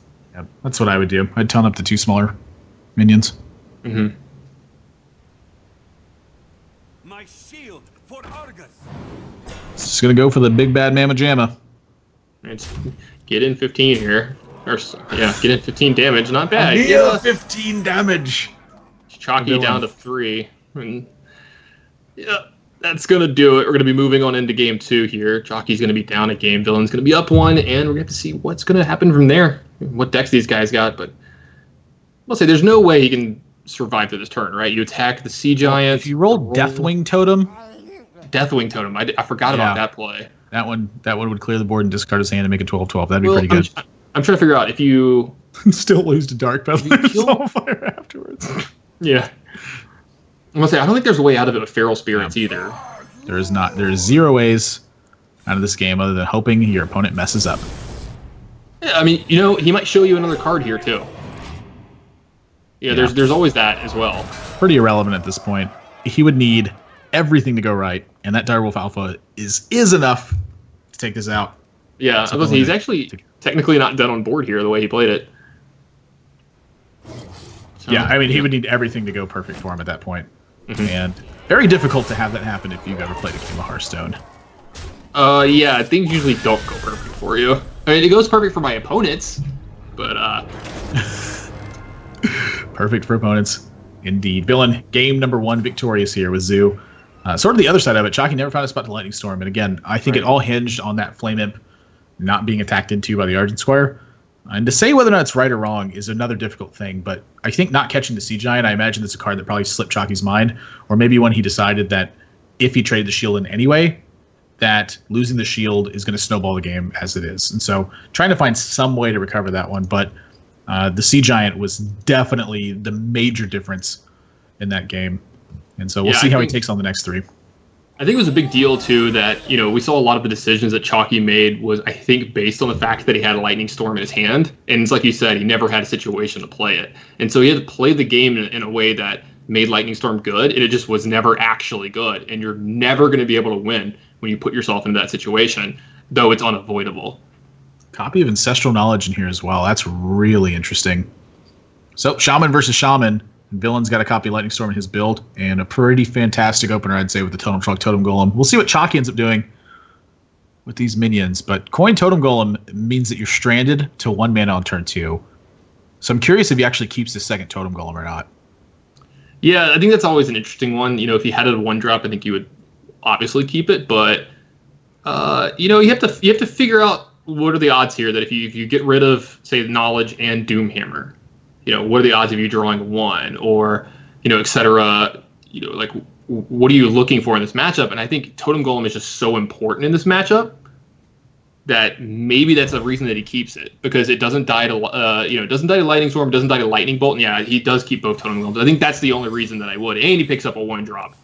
Very good opening hand for Chalky here. 2 very good opening hands, honestly. See how Villain ends up taking this one on. I imagine that Chalky's eyeing the Coin Totem Golem, but with 2 Argent Squires and a Flame Tongue, I mean, that could change things a lot too. Yeah, if you were to go Argent Squire, Coin, Argent Squire, how do you get punished? Like, what's the worst thing that happens to you? Totem Golem? Yeah, I was gonna say I would be somewhat tempted, but then yeah, if they have Totem Golem, then it's pretty bad.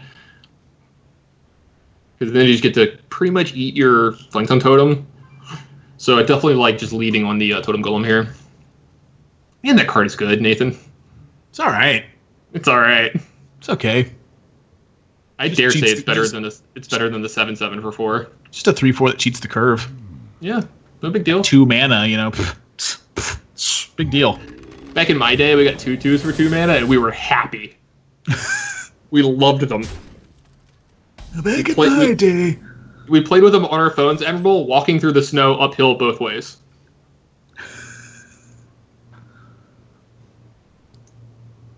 I never got drove to school when it was 75 degrees below. Grandpa, you grew up in Texas. Oh, you know what? You always mention your grandparents. I want to meet your grandparents one day. Yeah, unfortunate. Oh, sorry. Yeah, it's been like over a decade at this point. It's fine. They were awesome. My grandpa. They sound awesome. 1914. Wow. He was alive. My grandpa was alive while Wyatt Earp was still alive. And in Texas. Even though I think Earp was in Oklahoma. Anyway. Grandpa was actually in Michigan, but okay. He sounded like he was from Texas. Rockbiter to clean up this Totem Golem here. Pretty easy answer. And Chalky looking like he's going to make some headway here. Takes 3 points of damage, but does have that Rockbiter to clear out the Totem Golem and then add a Totem Golem of his own. Yeah, it's a lot of Totem Golem on Totem Golem violence here early in the games, and this is what this matchup degenerates down into. Is it kind of feels like a zoo matchup in the way that these decks are really aggro and have burn spells that can go upstairs, but it's all about just finding one repetitive source of damage, and Chalky is the one that seems to have done it first. Every Shaman game, 4 Totem Golems die. Together we can stop Totem Golem violence. Spread the word. For only 17 cents a day, you could support a damaged Totem Golem. Yep, pretty much have to trade here. That Flame Wreath Faceless is gonna run amok if you don't. And no overload for Chalky rolling into turn 5. That will spell Doomhammer. And on Villain's side, it is pretty much Tusker Totemic and Hope. Yeah, there's a couple of good ones they could roll here. I'm thinking of what's that minion we just talked about a lot? Was it Totem Golem? Every Shaman game. 5 Totem Golems die because someone rolls high on their Tusker Totemic. Yep, Flame Tongue not quite gonna cut it. This is gonna be a pretty good turn here. I'm curious how Chalky ends up tackling this, because he does have the option to take damage here and keep the Divine Shield around, but he also has the option to use the Divine Shield, take no damage, but isn't pushing damage that way either. Yeah, we'll take the damage, and with the board and a Doomhammer fresh on the board, and with the Lava Burst in hand, this is feeling pretty good if you're in the Chalkster spot. Yeah, I kind of like doing this and keeping the shield around, because you're thinking of something like Feral Spirits is actually like a card that could be slightly problematic next turn, and this like lets you have good trades into it. You get to keep your Argent Squire around, like we said, looking for that repetitive source of damage. But being the first person to land a Doomhammer in this matchup while you already have board presence, that is a pure recipe for victory. Ooh, Healing Totem, not the one he wanted. I'm really curious why Doomhammer didn't come down here, because this could have been Doomhammer Argent Squire wipe out the Flame Tongue Totem. Mm-hmm. And instead, Villain went for a big roll in the Tusker Totemic and the Argent Squire. And so I feel like this slows the board down a lot for Villain. Yeah, maybe Villain just figured that, if he does that play, it's not as high a percentage winning play as just taking a risk here. Because if he rolls high, he actually can win pretty easily from that spot. Like, say he rolls like Totem Golem or something, or Manatite Totem, gets some extra cards, and it takes some attacks away from Chalky. Maybe just decided that this was the time to take a risk, because you got to take some risks sometimes in games of Hearthstone to get it done.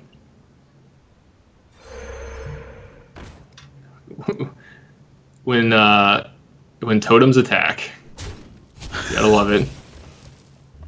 Especially Flame Tongue Totems. Whenever my opponent attacks me with a Flame Tongue Totem, I'm always like pretty salty.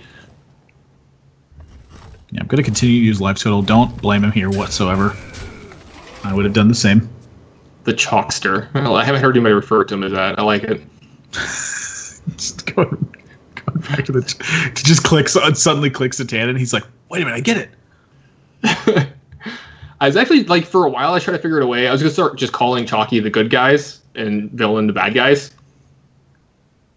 Like, the good guys here, they got 2 Flame Tongue Totems in play, man. The bad guys, they're really struggling this game. They're trying to fight back for the board. They're not getting the resources they need to do so, Admirable. I definitely feel like Chalky's the bad guy. I mean, I've known him quite a while. Yeah, he's definitely the bad guy. Not only that, I mean, like, nothing against Villain here, but he's definitely the underdog in this series. If you were to write, say, a script going into this series, to have to like have an idea of what to do into this game, and and Chalky's just such a favorite. He's the big name here. If you had to write a script, I was hoping you'd catch one of that one, but that's actually going to be game here for Chalky. He's going to even it up at 1 here in the Battle of the Shamans. Yeah, took the board very nicely. Morgul, definitely better than Thrall, confirmed. If you guys pay attention to the WoW lore, you have to now ignore all of it. Morgul is who saved the world, not Thrall. So, I have no idea what you're talking about. Yeah, we're just putting that one out there right now. Thrall confirmed, less than Morgul. If someone wants to help me get that Morgul portrait, I'd really appreciate it. I tweeted a link to it if you guys can go find it. Shameless plug, I love it. I still don't have it either, so I need to. I'll tweet about it after the match. Just gonna do it myself and be unhappy about it. So 1 game apiece now. Villain did have an early start, but kind of the coin totem golem is really powerful in that matchup. In fact, it's one of the few matchups I feel like the player who has the coin is like actually really favored.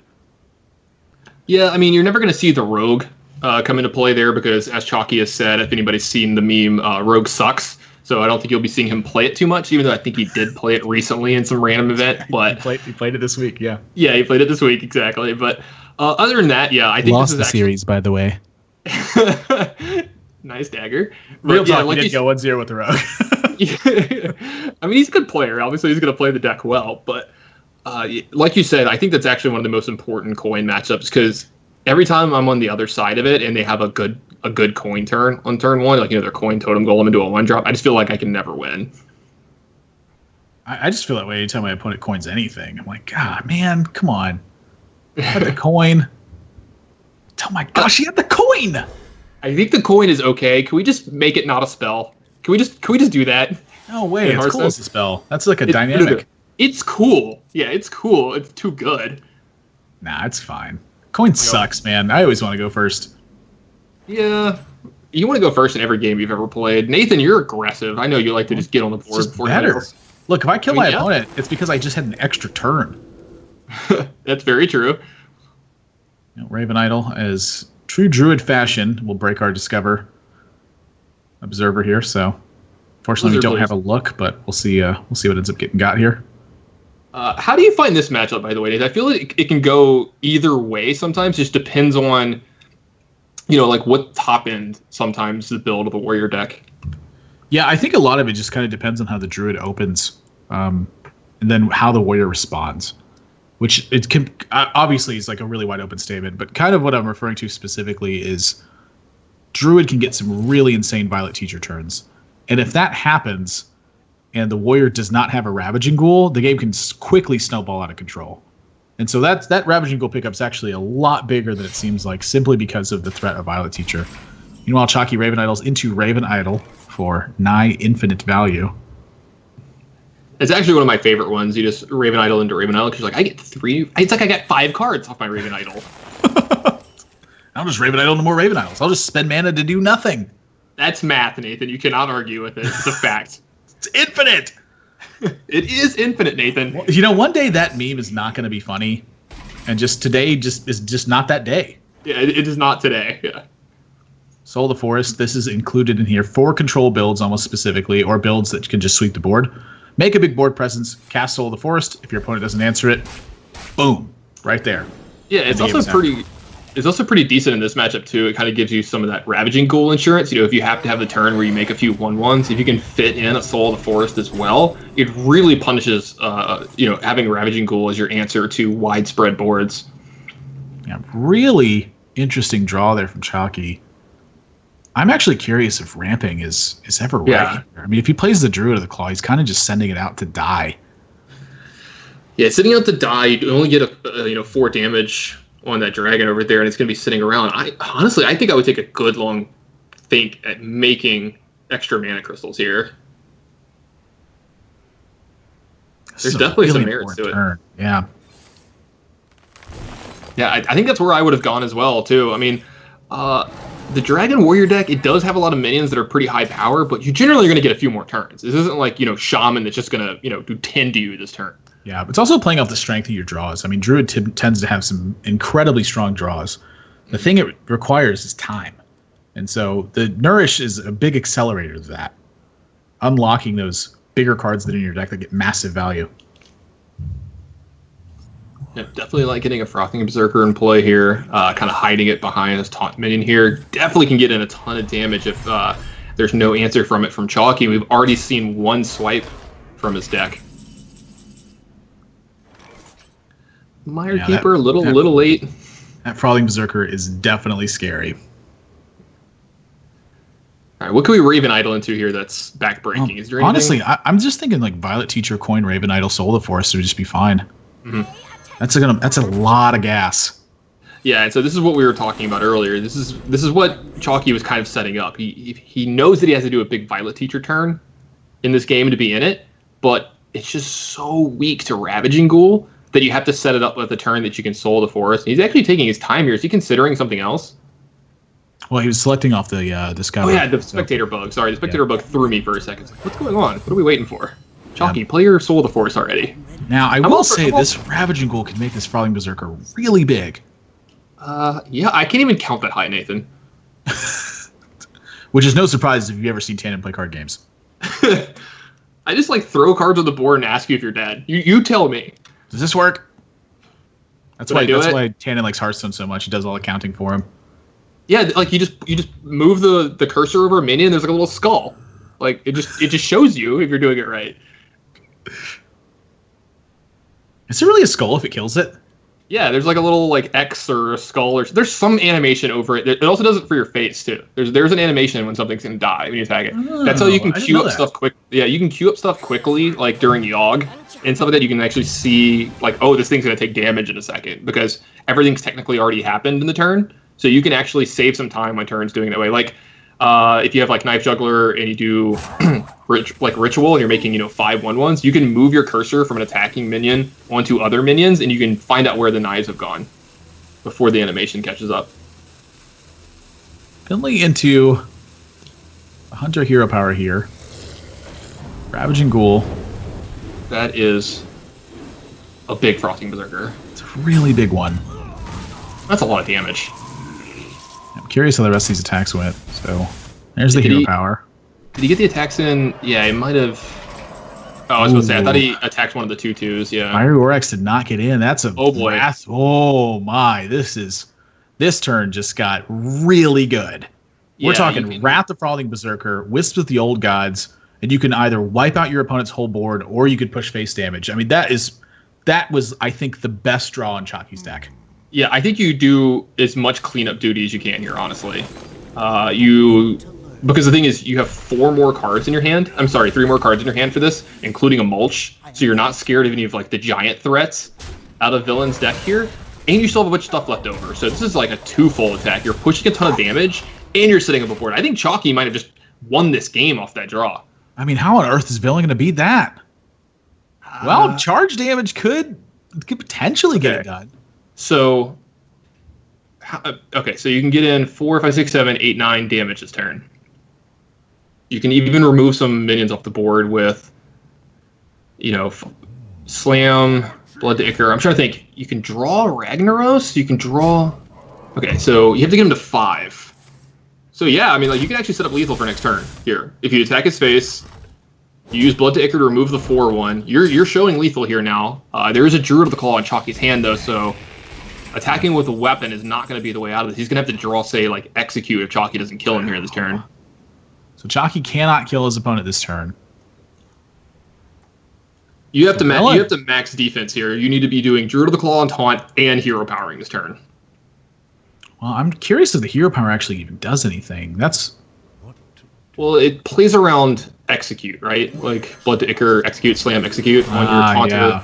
That's a good point. Yeah, I think you just have to. I mean, if the game continues somehow as well, I think you have to hero power almost every turn here. Yeah, you go ahead and take out 4/3. Well, yeah. This is it. Villain's got 1 draw. Slam could give him a second one, but that'll cut into the Ragnaros out potential. Oh boy. My gosh, this is not real. This is not real. I mean, that's it. It's 6-1. You have one out of 6 times. Villain wins this game now. Okay. Well, the thing is like he has probably 15 cards left in his deck. If he has 2 Executes, if you slam, yeah, you're less likely to draw Execute than you are to just hit the face of Ragnaros. Even if he draws Execute, he doesn't have the damage to finish.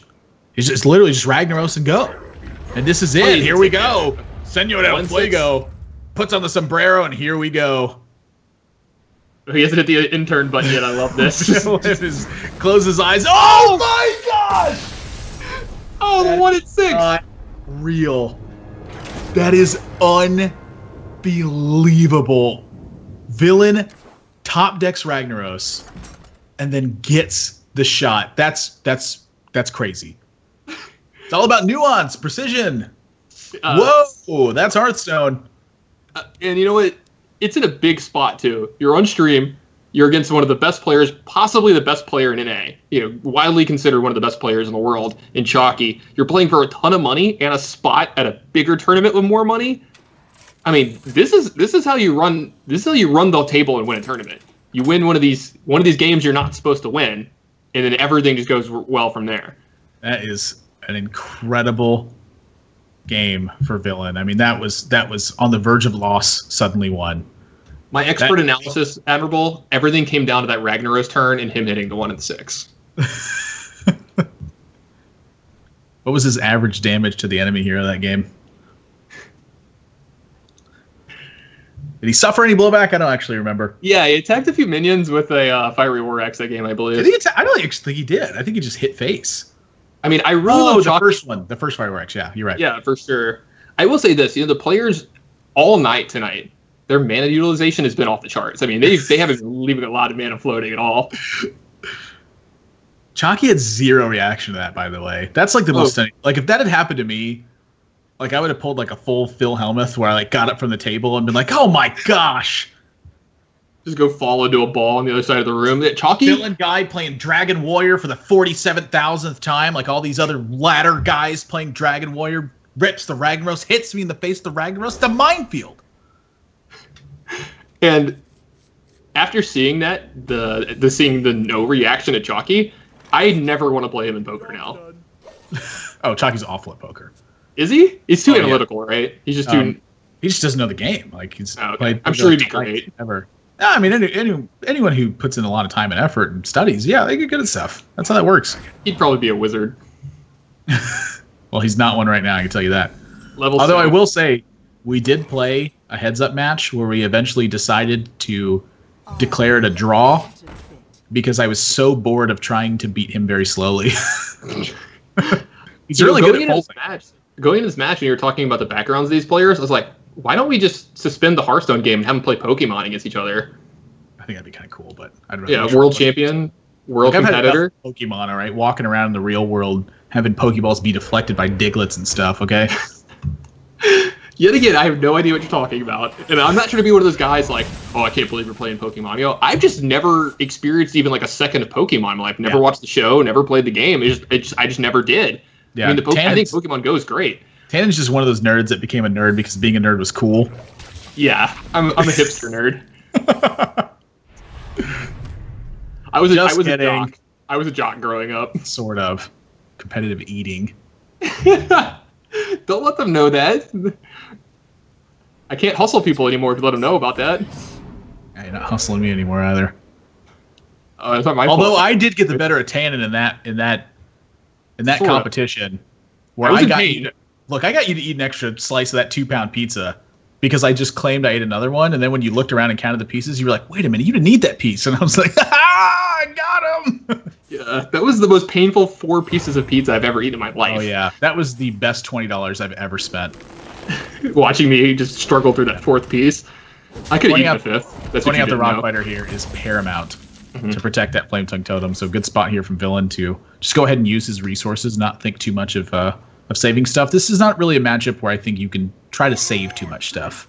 Yeah, and Corcoran Elite, I think you attack the Flame Tongue Totem here because this is pretty good here. If Villain wants to trade in here, if he doesn't have something like, well, another Flame Tongue Totem or a Lightning Bolt, then you get both of his minions. The Flame Tongue is such a huge draw here, too, because of the 2 Thing from Below's in hand. Like, those are going to get discounted to 2 mana next turn. He's going to be able to trade into the Corcoran better than he was this turn, and he also gets to push 5 damage. This was probably the best draw in Villain's deck. Yeah, he actually gets to where he gets to play 2 totems this turn, totem again next turn, and then play both of them. He actually gets to weave in a ton of hero powers here over the next couple turns too, and I think this is going to be hard for Chalky to keep up with. I mean, his hand is like not even that well equipped for it. He's got double Battle Rage, Bloodhoof Brave. I mean, he can kind of put up a roadblock with the Bloodhoof Brave, but he's just hoping to get to turn 8 and have this Grom be good. Yeah, this is not going to go well. I think that Villain may have just taken full control of the game. Yeah, I mean, that was an insane draw off the top there, the second Flame Tongue Totem. So Bloodhoof Brave will try to put a stop to this. I mean, temporarily it could if Villain doesn't go for the Doomhammer. But even if he goes for the Doomhammer on turn 5, to going into turn 6, he can just totem and then play 2 Thing from Below. Yeah. It's going to be really hard to not play. He can actually totem Thing from Below, Tunnel Trog here, and then Doomhammer next turn. I mean, it's very rare that you have this many incredibly strong plays. I mean, you could even just trade in for the Bloodhoof Brave and then put 11 power onto the board. I'm sorry. I'm 14. sorry. 14 power. No, 15, right? Yeah, 15 power onto the board. Oh, yeah, because you can play the Tunnel Trog. Maybe even 16 power because of the 1/1 totem. Ah! Oh, hell. Do you want the 1/1 totem or do you want the taunt totem? That's actually something that's really interesting. I would have liked to see Villain decide to try to roll another taunt totem, since that's typically the best one versus Warrior. No, I definitely agree there. If you're going to trade here, I definitely like trading first before rolling the totem. And I mean, I don't see how you can not trade here. Yep, 2 thing from below is put them on the outside as well. You're always tempted to put those on the inside, but let your little minions do the job.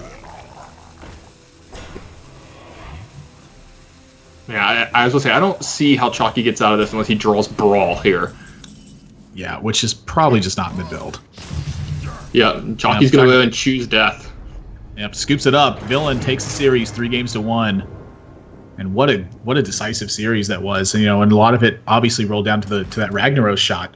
But like you said, I mean, this is one of the ways that you can really put together a big tournament win is you steal a game that you're not supposed to win. And that's kind of card games in a nutshell. When you that one was so much less subtle than they often are when players have their backs against the wall and they have to play to their exact outs. And sometimes it's even sequences of draws that they have to think about. And their plays end up looking like a really weird thing. Ragnaros, again, it takes away all that subtlety.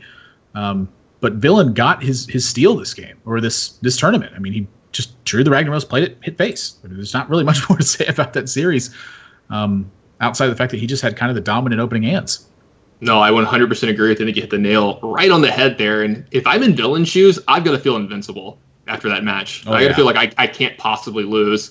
And I would just think this is my tournament to win after that, especially after hitting that Ragnaros shot. That is a highlight. I'm going to go back and have to watch that game again. That game was great. Maybe even get the little snippet of the play, put it out on Twitter. Maybe make a play of the week. The big highlight reels coming here in the first round of the Open number 10. So we're going to go to a quick break, but before we do, we want to thank the sponsors that make this event possible. GEICO for being the title sponsor of the entire Hearthstone circuit for 2016. If you insure anything, and I actually mean anything at all, GEICO can save you some money on that. Head over to geico.onog.gg, get yourself a free quote, and also sign up to win a CyberPower Gamer Extreme 1000 PC. Just free, just absolutely free. They're just giving it to you. And also the Video Game Voters Network, we want to thank a grassroots network of gamers encouraging the esports community to register to vote in the 2016 election. They also host a lot of contests and giveaways, things like that. So check out their website, head over to videogamevoters.com. So first match in the books, but a little bit more Hearthstone here to go. Don't go anywhere, guys. Our next match is coming up right after this.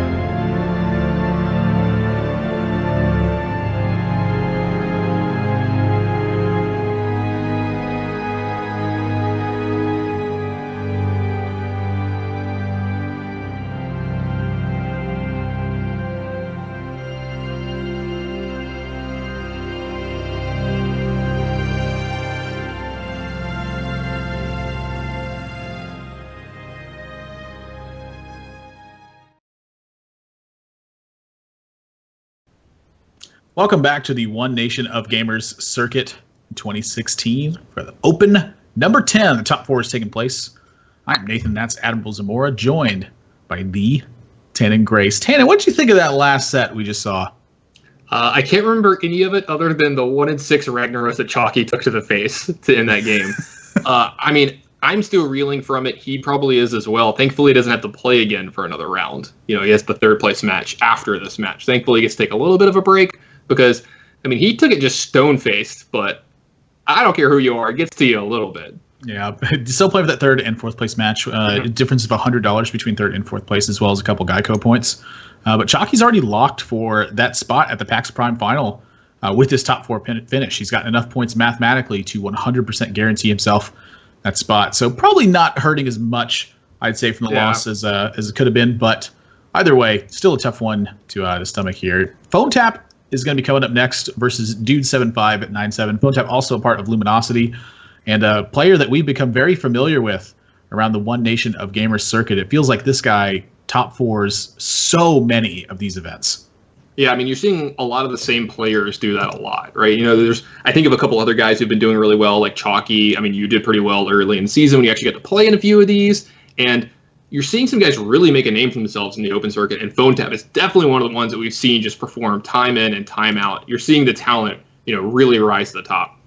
Yeah, I 100% agree with that. I mean, consistency is going to be king when it comes to these kind of events. But he's going to be taking on Dude7597, which is a player I'm really familiar with from the collegiate event that Tespa hosted. Was really impressed, actually, with the way that he had played in not only that tournament, but sort of what I've seen from Ladder since then as well. I've run into him a couple times. He likes to talk a lot about strategy in the game, and I think just has a really good mind for how the game's going right now and kind of directions to take it. So really looking forward to see what he brings to this series. It's going to be Druid, Warlock, and Warrior for Phone Tap versus the Shaman, Warlock, and Warrior from Dude7597, who I will just refer to as Dude from this point going forward.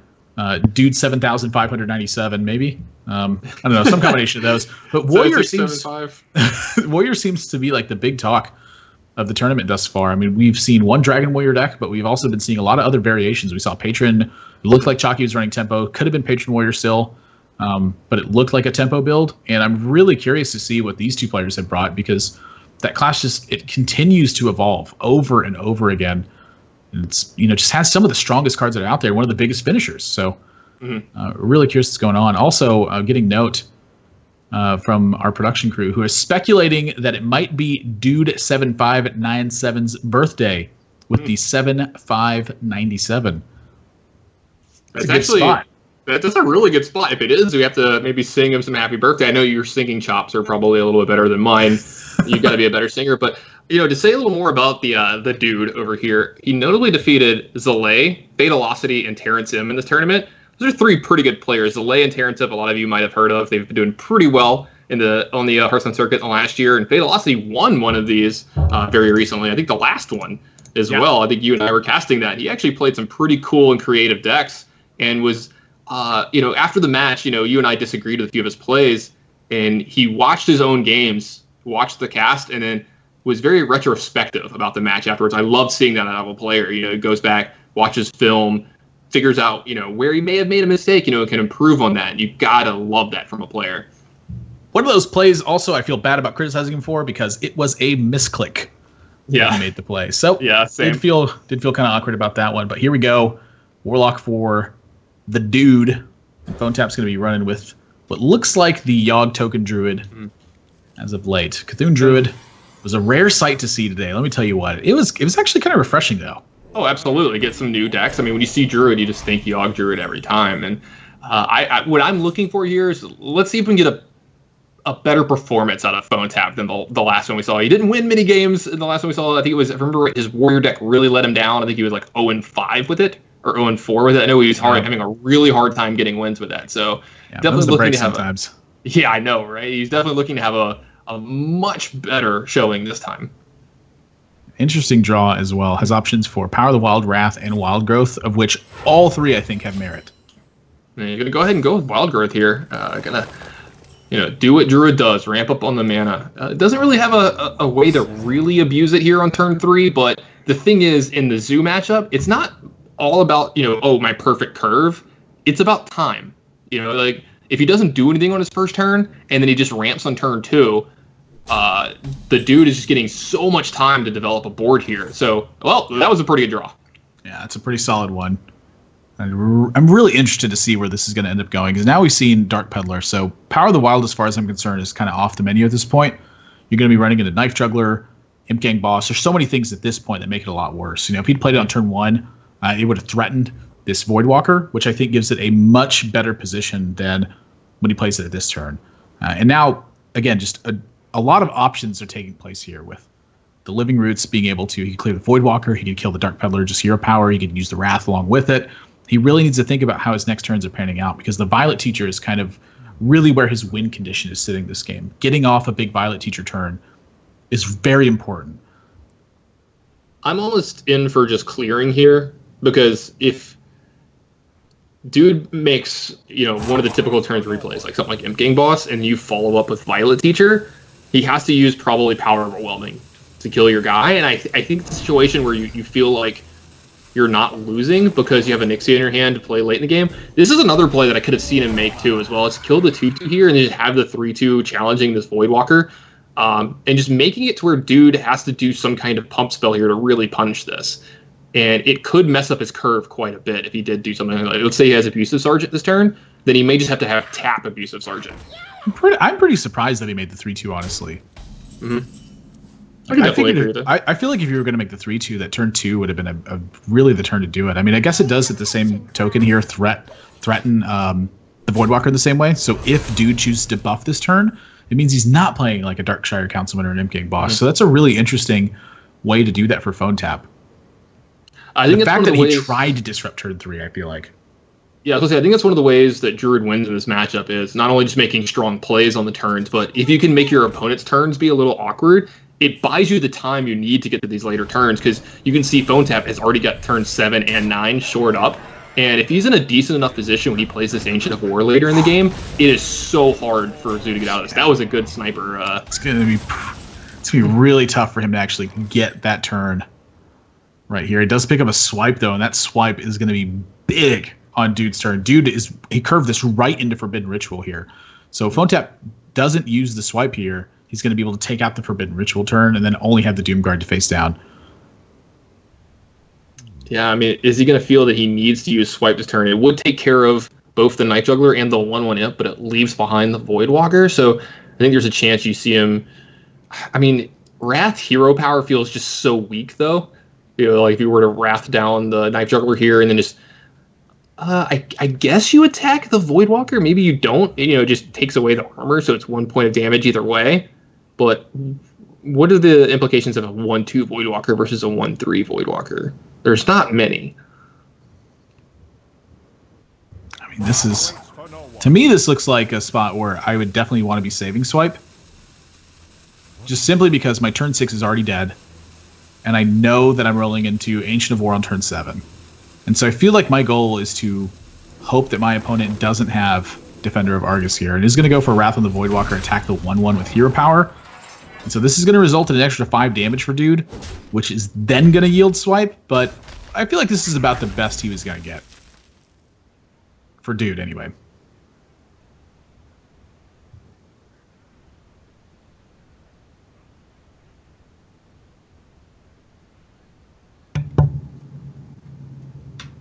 So yeah. Dark Peddler picks.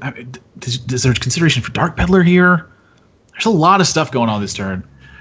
I think in this situation you tap first and then evaluate, because you just try not to get bodied by swipe, I think, as much as possible here. Well, if that's the case, you definitely take Tentacle and Zoth. Oh, for sure. I had this exact choice today while laddering, and I was just like, I guess I'll take Secret Keeper. It doesn't just get destroyed by swipe. You want to take the 2/1 here because it's more power, but you want to make yourself not as weak to swipe as possible, because you're making this play line to play around swipe. Yeah. But I mean, I guess it isn't the worst thing in the world to have this 2/1 as a recovery card. It's playing the Voidwalker for sure. So the 2/1 I actually think just represents more damage long term than the alternative. Oh my. Now, here's the thing. You do float a mana if you innervate here, but do you just need to get this Ancient of War in play as soon as possible? That does not feel like a problem to me. I'm Right. jamming the Ancient War here. Almost 100%. Goes ahead and goes to the swipe, and that's going to be the opening for Dude. And so looking for, I mean, there's a lot of draws in Dude's deck that are really good right now. With this play, it does allow him to do Ancient of War plus Hero Power to take care of the 2/1 next turn. Or he can play Onyxia. Gosh, that's a big one. And this is quite the punish here after using your swipe. Yeah, that Knife Juggler was probably the best draw in the deck. And then also the patience here from Dude to just develop a small board and ends up getting the swipe out of phone tap anyway. I mean, Onyxia does not look very good here. Sylvanas doesn't look very good. And also, even Ancient of War looks threatened here. Yeah, I do not envy phone tap's spot here. This is very difficult. You know, do you Onyxia and just like hope that it's just going to be good enough? Your opponent might push a bunch of damage. You can do a bunch of trading. Yeah, I mean, I don't know. Honestly, it's crazy. I honestly don't know what the right play is here, or even if there is one at this point. Like they all feel bad. What to do? Yeah, I mean,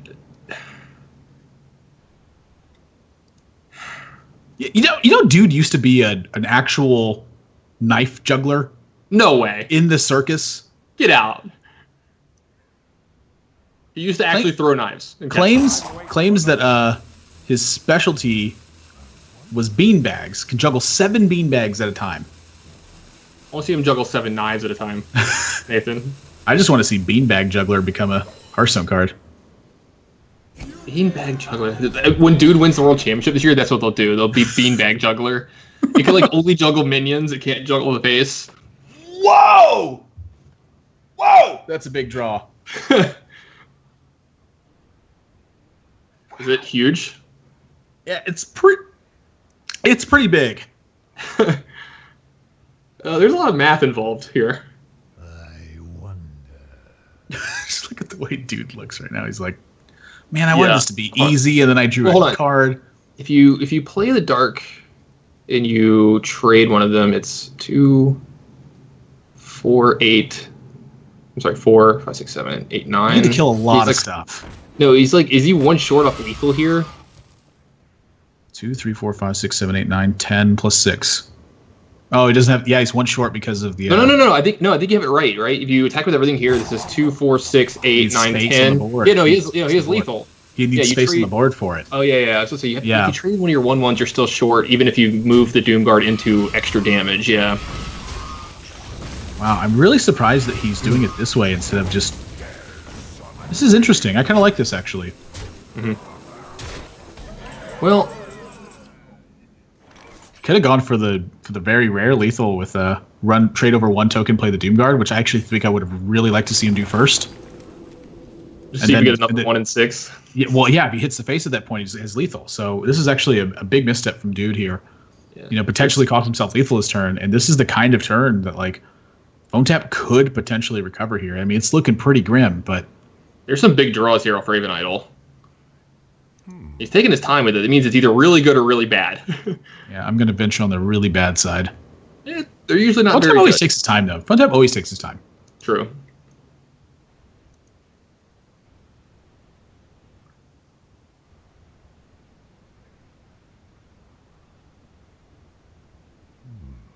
Man, I really wish you could see these options here. Yeah, I wish I could too. All right, so we know he's going to Ancient of War, and he's going to root it here. So he's going to have a 5/10 taunter.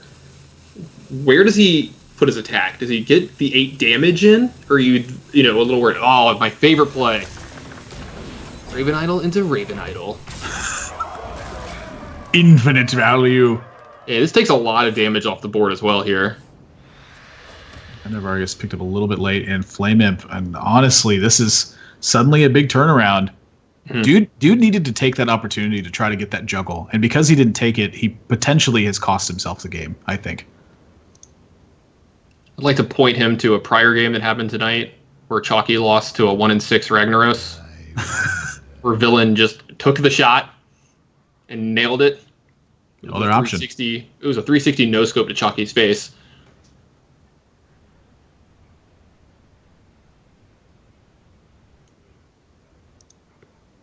So what is your best line here?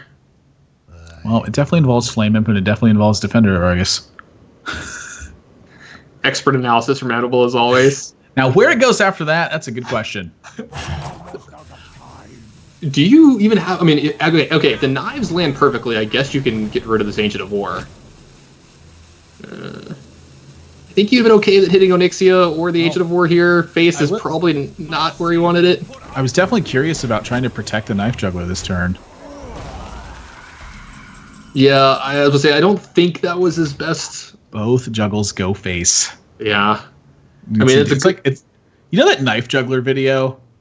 Where, like, the abusive sergeant and the Knife Juggler are, like, having the conversation? Yeah. He's like, whoa, what are you doing? Look, we have an 8-1, another 8-1. Just needs to hit the 8-1. Okay, I got it, boss. I'm throwing my knives. It's what I do. What are you throwing it at him for? I'm sure there's a lot of people in the chat right now spamming good Knife Juggler with the Smork emote. That's a bad Knife Juggler. Give us your Smork emotes, come on. All I needed to do was hit the 0 or hit the 8-1. That's it. It was so easy. I mean, yeah, either minion would have been just fine. Oh, the old Wild Growth, eh? We're going to Raven Idol into Raven Idol, into Wild Growth into another card. Alright, so... definitely need to take care of this Knife Juggler, even though it is kind of on your team, the way the last couple turns have been playing.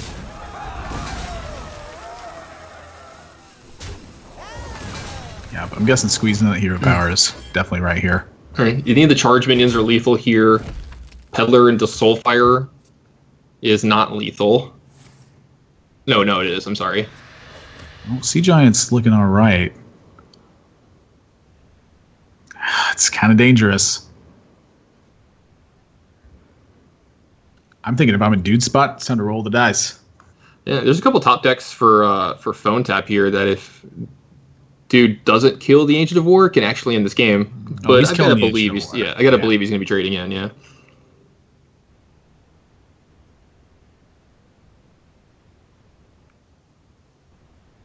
Yeah, I was gonna say, if you definitely want to play the Sea Giant before you trade off here.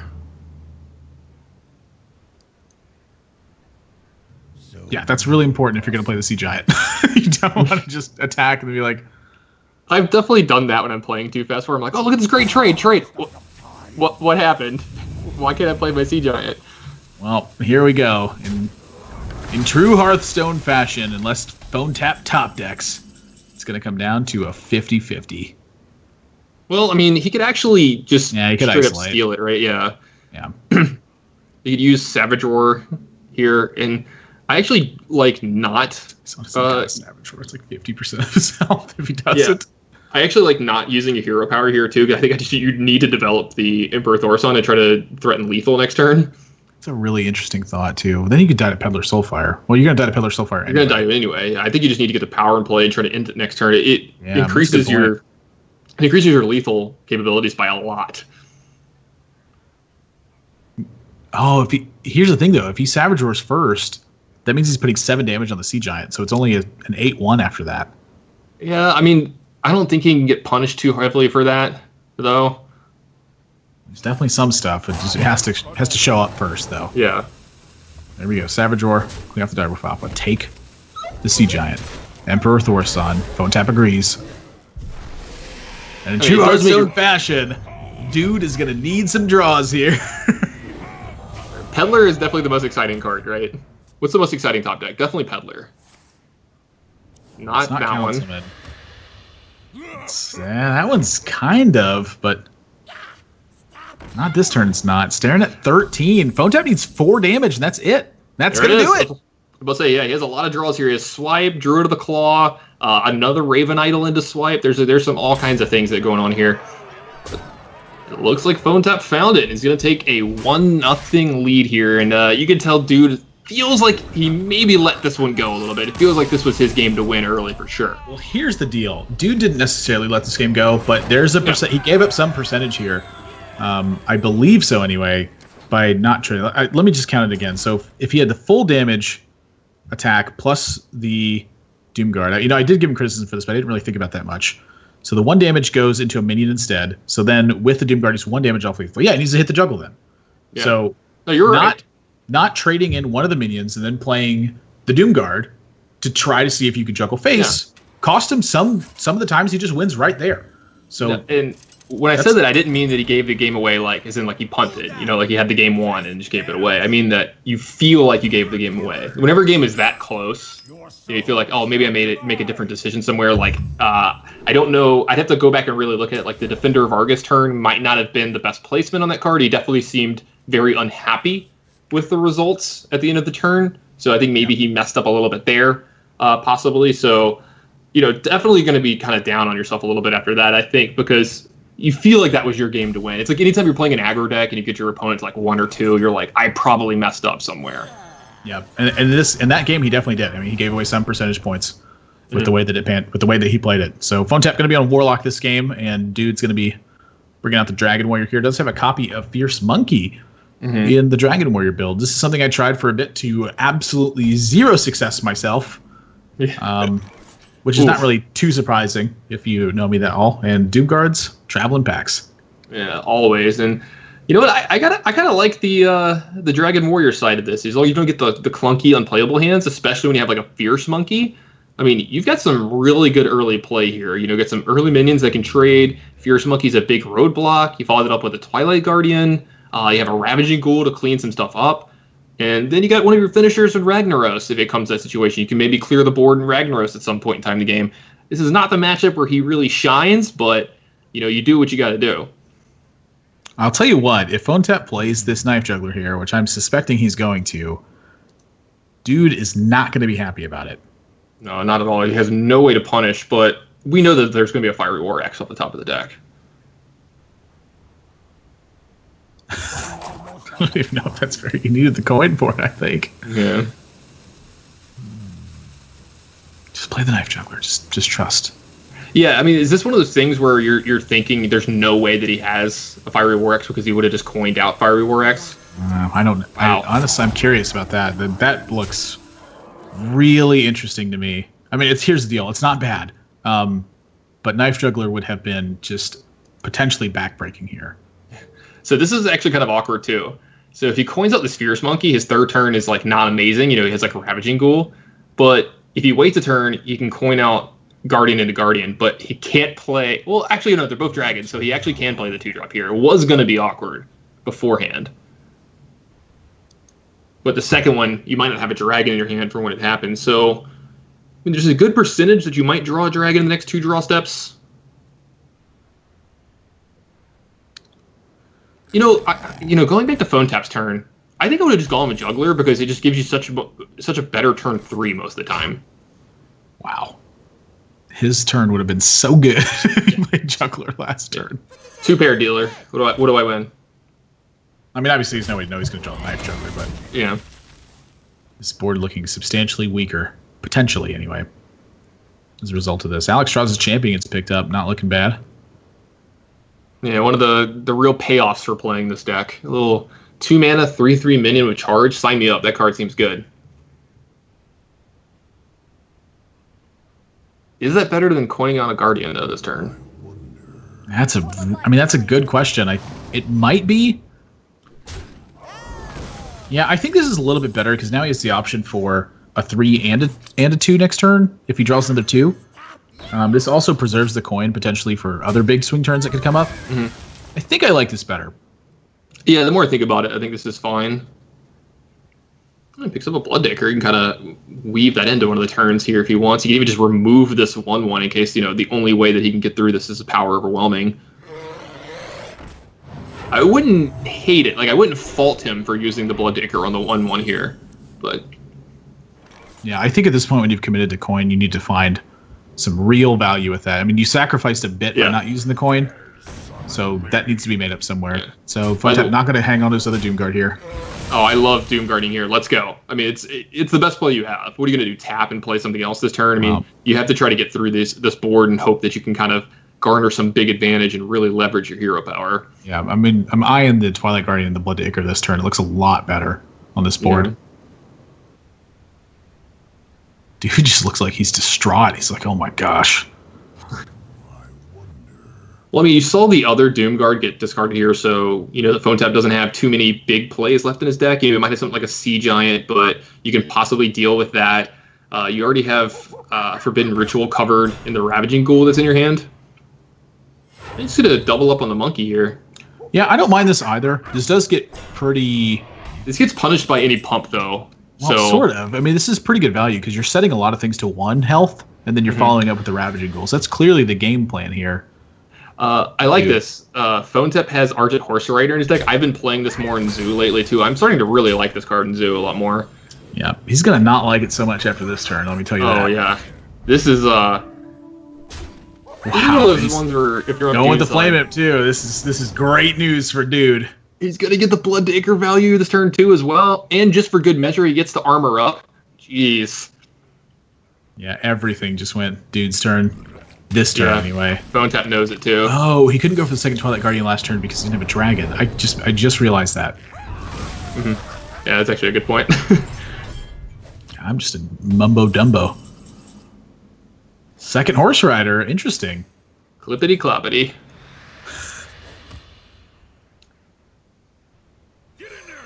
It's got to be one of my favorite cards. What's that, Argent Horse Rider or Abusive Sergeant? Argent Horse Rider. I heard you talking about this once. You're talking about your stats. You're like, I want to know how many points of damage my Leper Gnomes have done. I want to know how many points of damage my Abusive Sergeants have done, and how many times it's allowed me to kill a minion I would not have been able to kill otherwise. I'm telling you, if they let me buy Stat Track for my minions, I would buy all of them. Yeah, like if they were like $3 a piece, I'd buy like 70,000 Stat Tracks. It feels like. Well, I didn't know you were doing that well. Jeez, I'm not. That's a lot of stat tracks. I got plenty of credit cards. Look, I'm already behind enough because the mortgage, let alone the rest of the stuff that I need to pay for as well. I mean, what's another 210 grand worth of Stat Track stuff for my Hearthstone cards? Wow, when Hearthstone casting gets real.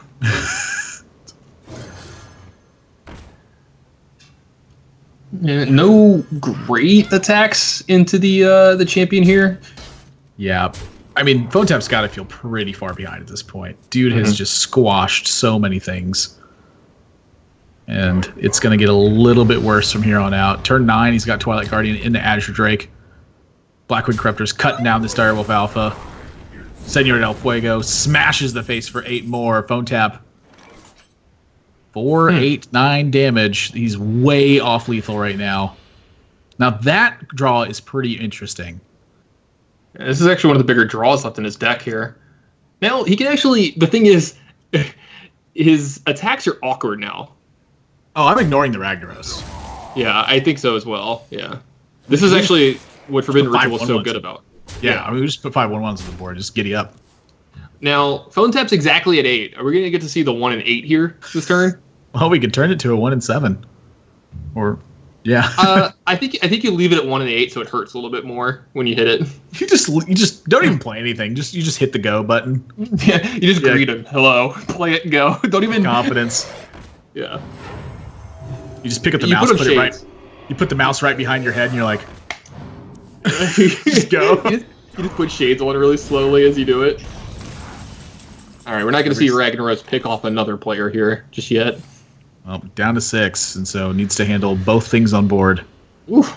Or both minions that can attack, rather, in order to survive this turn. It's another power overwhelming picked up. Phone Tap's got some options now. The problem is they're going to have to be put into minions. I mean, typically at this point, when you pick up 2 power overwhelmings, you're hoping you can just push for lethal, but... Yeah, he's now down both power overwhelmings and both Doomguard, so a lot of his big in-game potential is gone, barring Dark Peddler into one of those, so... Once he does this, it's like you're saying, he has to put all this damage into minions. Once he does this, he doesn't have a lot of ways to end this game quickly from here. So his Ragnaros is going to just keep ticking away. And I got to believe Dude's going to be armoring up almost every turn for the rest of the game. I don't even know if I'd play this Finley. Well, the Finley can get like a Mage Hero power or something, too. Yeah, I was going to say, you could look for Mage Hero power, possibly. Gosh, this Revengeful doesn't even look that good. I mean... Yeah, it's awkward because the minions are staying around after the power overwhelming. I think he's got to do it. Yeah, it's pretty unfortunate. Maybe we could have No, there's no other way to get a minion off the board of your trades, right? No. I don't think so. Yeah. We still got 6. We've seen a 1 and 6 already tonight. Well, ooh, that's... He can cut quite a bit into this. I mean, well, hold on. Finley can be lethal here, yeah. There's no dragon in hand. Oh, yeah, sorry. Yeah. God, I keep assuming there's a dragon. It is Dragon Warrior, Nathan. They're supposed to have a dragon in their hand. It's called Dragon Warrior. Well, we're going to find out where dude thinks he sits right now. It's either Lesser Heal or Reinforce, let's go. It's never Reinforce. I think I've taken Reinforce probably once in the 1,000 times I've played Finley. If he takes Reinforce right here, I'm just going to eat a habanero pepper. God, please, I'm going to message him right now. Please take this card. Please take Reinforce for the memes. Do it for the viewers at home. They want to see that. Yeah, just to confirm production, I will eat the habanero on cam if he takes the Reinforce. Yep. God. Nice. I feel like we really missed a good moment there. Like the opportunity of just a really good moment. Is he just going to interrage one of these 1/1s? Oh, yeah. Let's go. I mean, yes. We go from 1 and 6 to 1 and 5. See if Ragnaros can snipe off the second player. The trajectory was right on, too. Yeah. I thought it was that. Yeah, I thought about it for a second, too. Well, I mean, I would just tap again. Let's go. These are good trades now, too. Well, yeah, I mean, he's got to kill at least one minion. Yeah. I'm using good here in a very loose sense. I think you have to kill... No, you don't have to kill both because you don't die to... I'm killing the Finley for sure. I think he's going to shred these 1/1s apart. Yeah, not just that, but it makes Fiery War Axe lethal, too, if you don't. Well, he's got the Druid Hero power, correct? So...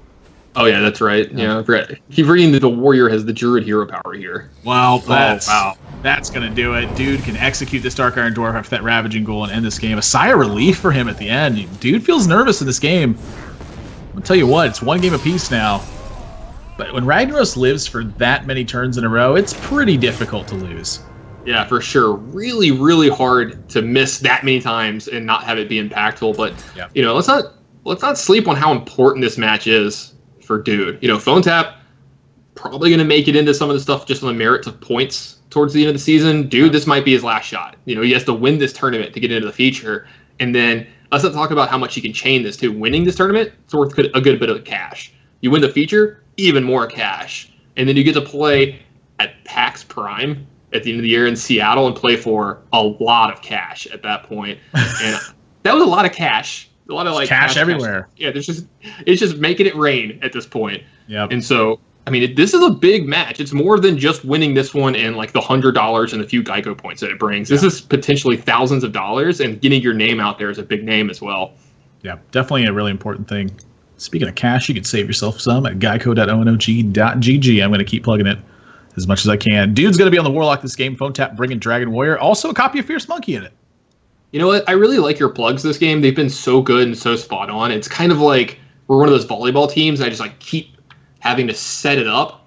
And so I'm doing these little setups, and you just get there and you just spike it so well. We get the point every time. But yeah, it looks like it's going to be Zoo versus Dragon Warrior, but this time, Phone Tap's the one on the Dragon Warrior side. Yeah, we'll see if he can get it done. With the old Dragon Warrior, he's going to have to fend off Dude and his Flame Imp first. But kind of got one of those hands that can do it. Still not Fiery War Axe. That's a card we haven't seen drawn too much today. Mm-hmm. Beta's not playing it. There was a gentleman's agreement to not play Fiery War Axe in the decks today. They're like, guys, we're gonna play harder mode. We don't want to. We're not crazy. We're not going to play Priest. We don't play that hard mode. But we just want to not play Fiery War X in our Warrior decks. I cannot wait to see where Priest is going after this next adventure. I hope there's just something. Get it out. We should just make. You should make a Priest weapon, like a staff or something. It's just Fiery War Axe. I literally was about to say that they're going to make Light War Axe.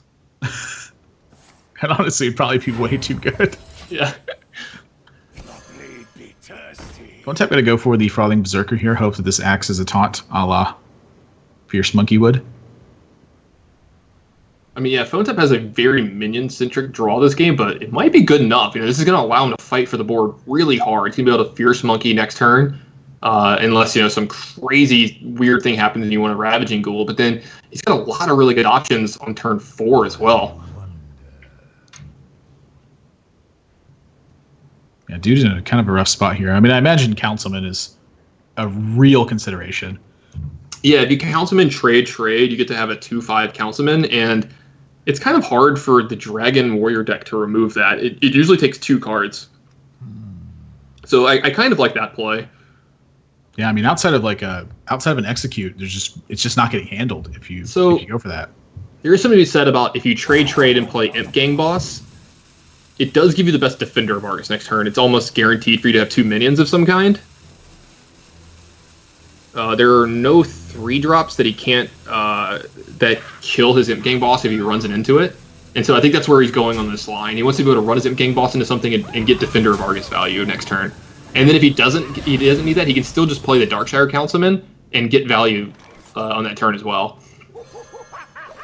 But see, like, this is actually a pretty decent Defender of Argus. It's not a bad power overwhelming either, I can tell you that. I was going to say, this is not a bad power overwhelming.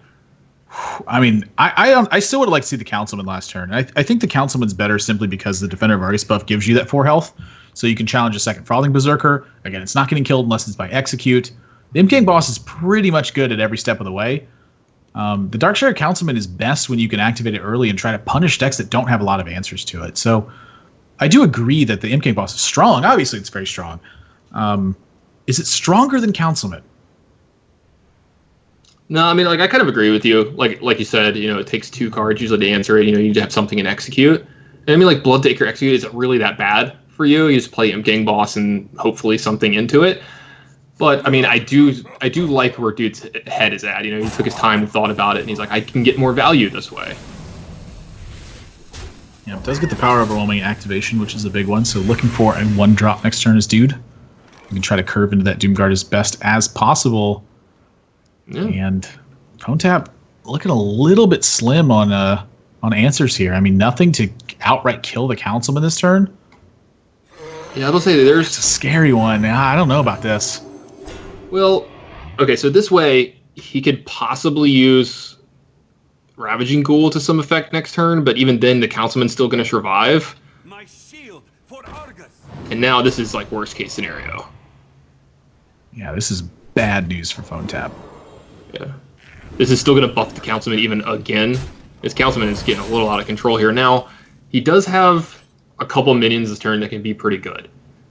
He can develop a couple minions. He's got the Alexstras's Champion to trade into this Councilman if he wants, because he needs to kill it this turn. Also, I mean, if he just drew Blackwing Corruptor, it wouldn't have been terrible there either. Yeah, Councilman obviously fighting the dust this turn, and dude, he's got to be feeling good after this. Of course, I say that, and you look at his face, and you wonder otherwise. I'm trying not to look at his camera too much because his facial expressions are hilarious and like really good, and they're actually distracting during the game. Peddler into Abusive Sergeant's pretty good.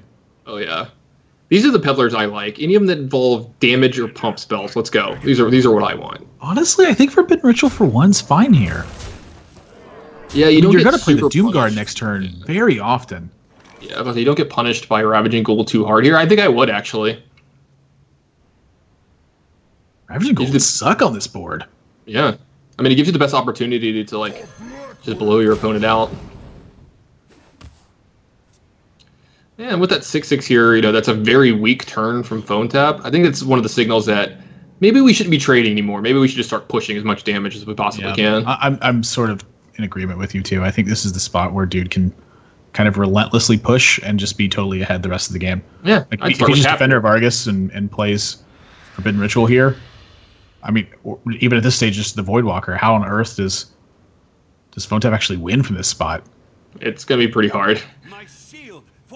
Yeah, I actually like placing it right there too. Kind of play around all the 1 damage effects. Just get in a ton of damage. You have Doomguard goes power overwhelming. There's almost no way you lose from this spot unless some weird brawl happens. And then even then, you can still just Doomguard and see if power overwhelming stays in your hand. Yeah. Or you can just win the brawl too. Yeah. I'm thinking worst case scenario. Like brawl and then kill your guy. Yeah. Yeah, Yeah, this is it. I mean, Phone Tap tried really hard to stabilize early, but when Zoo is not in the face of Fiery War Axe, it can do some pretty disgusting things. Yeah, and even if you have good draws versus Zoo, if your draw is minion-centric, they can still punish that draw. I mean, they're just so good at trading in every spot, and you saw, dude understand how to do it correctly as well. He made really good trades when he needed to, and then you and I both agreed last round, like, yeah, this is where you just turn up the heat and go face. Yep. And he did, and he's got plenty enough damage to finish this game off. Yeah, well overkilled. Well overkilled Phone Tap in this one. And, this was an important victory, I think, for him too, because when your opponent has that Fiery War Axe, like that's like when it can all go downhill. And honestly, Dragon Warrior's been one of the decks I've been seeing struggle a lot lately. In the tournament I cast earlier this week, Dragon Warrior is actually 2-8 in overall record. In this event, we've been seeing Dragon Warrior not really get the job done. I mean, it got done in the very first series of the day, but Phone Tap struggling in a pretty major way here with Dragon Warrior. And last week, or was it 2 weeks ago? I don't really recall exactly. Last time I saw Phone Tap play in the Onog series, it was the same deal. As Dragon Warrior just struggled the entire time. Yeah. And I was actually watching that event that you're talking about where Dragon Warrior just wasn't getting the wins that it needed to. And one of the wins out of the 2-8 was actually in the mirror, so it had to get a win. Like it couldn't actually just get to the point where it's like 1-8, So, this is it's not the. I mean, this is a non-Fiery War Axe hand again. No Alex Ross's champion either. I mean, those are like two of the major cards versus Shaman that you need to have. You need to draw one of those two to be in the game for sure. Dude doesn't have the tunnel. I'm sorry, he has tunnel trunk. He doesn't have Totem Golem here to really have like the nut opener, but still he's gonna be able to push a good bit of damage here. I'm curious about the positioning on that Flame Tongue. Yeah, for sure. Looks a little bit off. There's that champion. Still good. That was a champion of a draw. It's not as good because it would have been fantastic last turn, but I'm sure Phone Tap will take it. Yeah, beggars can't be choosers, and if you're not going to have it, you'll take it a turn late. Better late than never. In any other idiom about those kind of things you want to throw out. The early bird gets the worm. I don't. That one doesn't fit at all. It's actually the opposite of that. He was late. I'm horrible with idioms. I don't know anything about them. Like I hear them and I'm like, I get it, but like. I know that's something people say in this spot. I just coin Korkon Elite seems pretty good here. It does give up the potential to coin out the Corruptor next turn though, but I think this is just too good to pass up. Yeah, leaving around the 4-2 body is a pretty big deal here. Dude happens to have Argent Horse Rider for this, so feeling good about it. But Phone Tap, strong reloads back behind this. So the early game has been kind of fended off here for Phone Tap, I'd say. And this is the stage where he's going to start turning up the heat. So it's going to be kind of a race of the Doomhammer versus the Dragon Warrior to see who gets this done. And Dude is already down a Rockbiter. Did Phone Tap fall out of his chair during the last turn? I don't think so. That'd be kind of weird. It looked like it. He's like, this play was so good, it literally knocked me on my butt. Hey, that's not a bad one. No, this allows him to take care of this pretty cleanly, actually. You fit in this another Argent Horse Rider here, but do you want to expose yourself to a Ravaging Ghoul here? Well, I'm thinking that if you play the Flame Tongue Totem, you could pretty easily justify trading in both the minions on board and then Argent Horse Riding and just hitting face for 4 with the Divine Shield around. Yeah. I mean, that or you could just Lava Burst and get all 6 damage on this guy here, but then, you're toteming, and I guess you could actually just Fling Totem behind this and get in 6 damage, and you're not super weak to Ravaging Ghoul. But Corruptor kind of puts a pretty big dent in your board. A lot of things to think about here. A lot of huge implications in every play you make.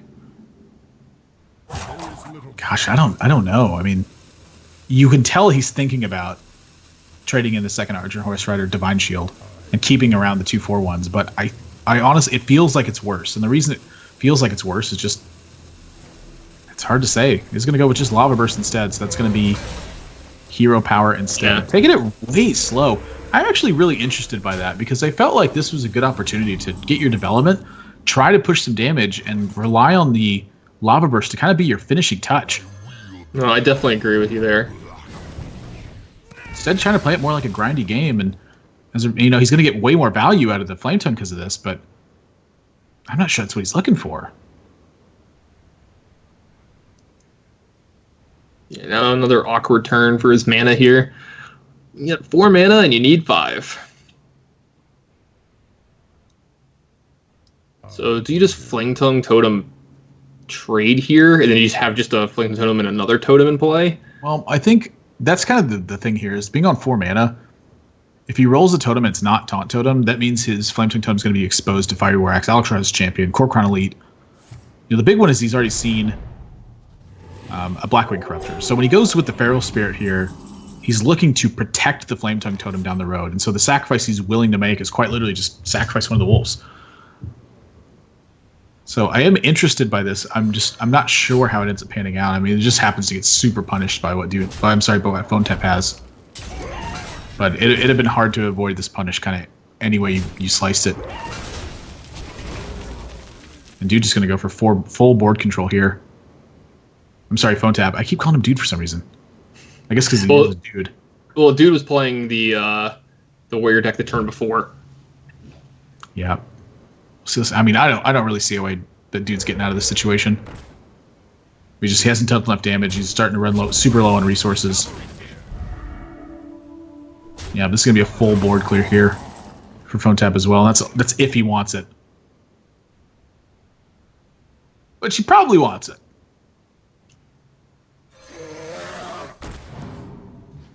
Yeah, Azure Drake here, I think a little bit better than the Ravaging Ghoul.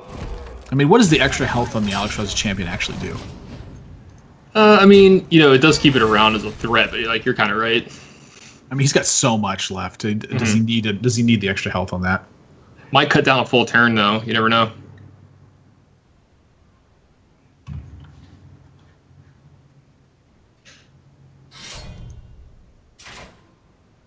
Yeah, this is just The light protects. it's desperation for Dude at this point. That's probably going to end up sealing this one. There's a lot of damage left with the Doomhammer, but Phone Tap's just going to have way too much in the tank. And Ravaging Ghoul is just so good here. Even a Fierce Monkey to taunt up a bit. Yeah, it was definitely a welcome draw. I mean, you get the taunt minion in play just in case something crazy happens, like a Rock Biter into Rock Biter top deck was happening, you know, so you don't have to play Azure Drake and just have your defenses be completely down here. He's going to go with the Azure Drake, though. Can't blame him. Fierce Monkey into Armor Up's a good play as well, but can't blame him for getting just a bigger minion to play. Yeah, I mean, he's not really under any threat right now. He can just take his time and develop. Save the monkey for a pinch. Yeah, and this is what happens when you put Lightning Storm in your deck. Sometimes you draw in these situations where... I mean, what could he have drawn here? I mean, he's going to put a Ragnaros in his aggro shaman build. Hey, man. I'm gonna go build that deck as soon as this is done. Yep. I'm gonna challenge you. I'm gonna challenge you, and I'm gonna make sure I kill you with Ragnaros every time. Yep. I'm just gonna put big game hunters in my deck to make sure that doesn't happen. God, just got him. Check, mate. When you're right, you're right. And I mean, Phone Tap could win with like Reckless Rocketeer or Major Domo here if he wanted to at this point. Just I am flying. Just play Boogie Monster, it'd be totally fine. That's a card I have actually never seen in play in a game of Hearthstone. There's a reason. I've seen most cards because I used to play a lot of Arena, but I haven't played Arena in a while, and I just have not seen a Boogie Monster play ever. I'm thinking Brawling Berserker, Fierce Monkey, Ravaging Ghoul. Seems good enough to me. Just get the extra power. Maybe you don't need to hit your Fierce Monkey, so it's not in Lightning Bolt range or something, but I like those three better than I like the two big priority threats, because then you have the turn 10, one of the 8 drops, turn 10, the other 8 drop, and you get a big board presence this way. You just saw Lightning Storm. Dude's out of cards. I mean, he could probably just close his eyes and click buttons at this point and still win, but the fact remains, Phone Tap is winning this game. Yeah, I mean, it's all over but the crying at this point, pretty much. I don't know of a card or sequence of cards that Dude could hit here. to get him into the game, not with what Phone Tap has left over. Even Rockbiter on a Doomhammer is not going to be enough here. It gives him a glimmer of hope. You know, he can remove a couple of minions here, but I don't know what cards you're hoping Phone Tap has in his hand left over here that you can possibly beat. Yeah, I don't even know. Like maybe double Interage. It would be old. He's not winning. Yeah. I mean, Armor Up's just going to be too good for the rest of the game as well. Phone Tap has wandered. So the man has everything. Here's another gigantic minion. I mean, you definitely play the 9/9 here. The 9/9's by far the most significant threat. It does 100% threaten lethal next turn. So does Ragnaros. Does it? Have you seen the way that Ragnaros has been going this That is tournament? true. I guess that is true. He's definitely been El Señor del Fuego today. Getting feisty. Phone Tap knows it. You know it. I know it. Everyone at home knows it. Guy's sitting on the bus right now watching this Hearthstone tournament. Hey, dudes on the bus, you know it. Straight to the dome for 8 points of damage. And that's going to do it. Well, I mean, he's not technically dead on board here, right? Again, the Ragnaros is in play. Oh, you're right. I keep forgetting Yeah. the Ragnaros is just going to hit him in the face. Yeah, he's dead. Yeah, he's dead. Ragnaros is going to hit him every time. And before we play 5 more turns of this game. Actually, Grom can force lethal next turn, right? Oh, he Yeah. spotted lethal. Okay. good job, dude. Yeah. Phone Tap ties with the series 2 games apiece. So game number 5 is what it rolls down to here. These two guys. Loser will go on to face Chalky in the 3rd and 4th place match. Winner moves to the finals, gets that chance at that feature tournament. So it is Zoo Warlock for Phone Tap and Aggro Shaman for Dude. And we've been talking about how this matchup is a little bit closer, I think, than it's kind of been touted as in the last couple of months. A big ability for Shaman is to just, once it hits Doomhammer on the board, to clean up everything. Now, the problem with that is it's hard to take the board early on. But if you manage to, or even if you don't, if the board's relatively even, Doomhammer can be a big tiebreaker to that. So it's really important for Dude to be able to find favorable trades early on. But that's easier said than done. It's not always there with Shaman. Yeah, I think that's just the biggest thing, is what you just said there. He's got to find the good trades early on, because once he loses the board to the Zoo deck, he's not getting it back. I mean, he does have a Lightning Storm in his deck, though, right? I think we saw that earlier as well. So it's maybe one piece of recovery that he could possibly have. And, hey, the Doomhammer makes its way into his opening hand. You're never super happy about that in this matchup, but, oh, wow, you got the Lightning Storm as well, too. Admirable. These are some important cards in this matchup. He gets the Fire Blast, too. It's another important one. Oh, yeah. I mean, anything that can deal with 1/1s is a pretty big deal. I know you were talking about playing Light's Justice in one of your Paladins decks for a while because of just how prevalent Zoo was. Man, are you really going to call me out on that one? I played it. I tried That's the deck. It was good. No, it was mediocre. Golly, that's a stinger. The old Light's It'd be like if I brought up all those old black-green decks you used to play in Magic. Jeez, those were bad. Oh, yeah. But I had a lot of fun playing them. Yeah, I have a lot of fun winning. That Paladin deck didn't win. That's why no one ever saw it. I mean, I figured that one out as I got older, that winning is just more fun than, doing it, my way. That deck list is actually just a big ruse to get Firebat to play Light's Justice on ladder, which he did. That'd be great. If I was playing on ladder and I played against Firebat and he played Light's Justice, I would message, who is this and why are you in Firebat's account? This is not the real Firebat. No, I see. When that happens to me, I'm just like, this is why I'm not a world champion. I don't know anything about this game. This guy's playing Light's Justice. That, or I'd just be like, James, what are you doing? You have to use his first name at that point. You'd be like, James. If I knew his middle name, I would do the full name. Like when your parents would say all 3 of your names, and you just knew, you're like, oh man, I'm in trouble. The first time I spent time with him, we were like, James. He just,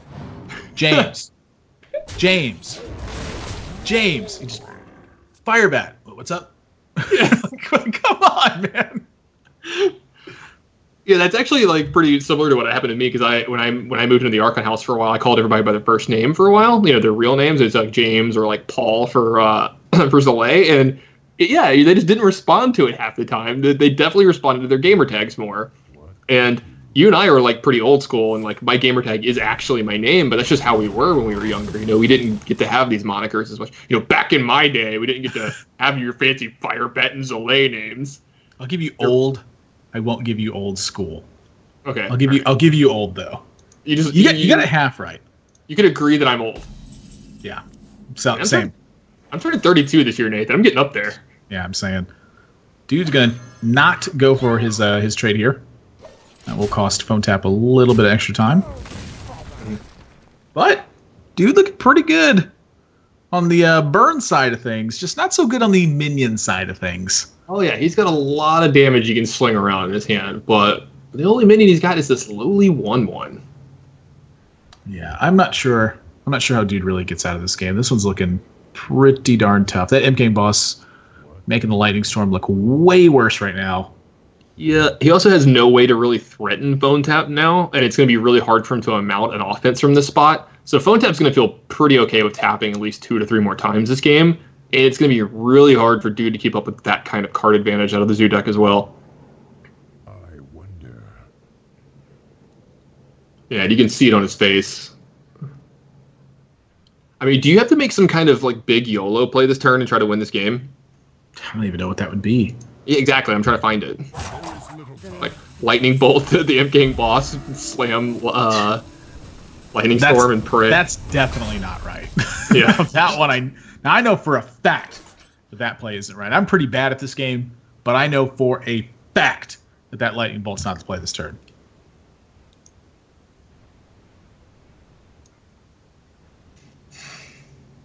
For a fact. For a fact, Nathan. So All right, so possibilities. I like the idea of getting Dark Iron Dwarf into play this turn, but what's the best way to use it? Well, not entirely sure about that. Yeah. I mean, do you just hit him for 3? Oh, a little flourish, yeah. My guy, I'll take 3. The old 4 mana 4/4. Which is just great here. Who said Ogre Magi wasn't good? Yeah. I'm a big fan of Dark Iron Dwarf, by the way. I don't know if you know this. It's probably like one of my top 10 favorite Hearthstone cards. I very lovingly refer to him as Diddy. And little known facts for everybody at home. Nathan is actually the Dark Iron Dwarf. Dude just tanked 8. We talked about this earlier. You liked this. You liked this play. Well, yeah, I liked it when the player would battle fucking minions out. I don't know about that one. He's really trying to sell desperation here, I think. Well, not just that. I think he's actually just trying to make this Lightning Storm good. I think there's a good chance he's going to make it good this turn as well. Wow. Wow, this game just changed very drastically, by the way. Phone Tap's hand is not good after this. No, it's really not. This is actually... It's kind of crazy.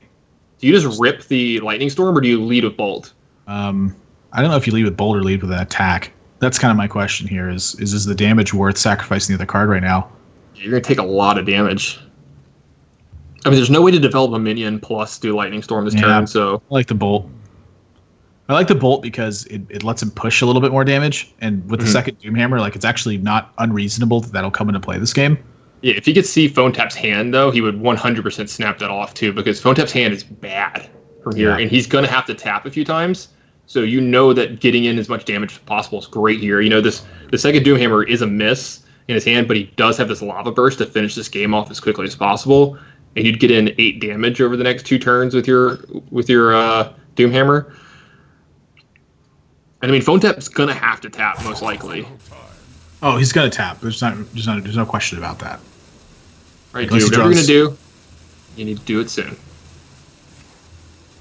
Wow. I'm stunned by that. Yeah, it looks like he rolled low where he needed to roll higher. He saw that reaction. I don't know why he wouldn't Lightning Bolt first, honestly. Yeah, I love Lightning Bolt first.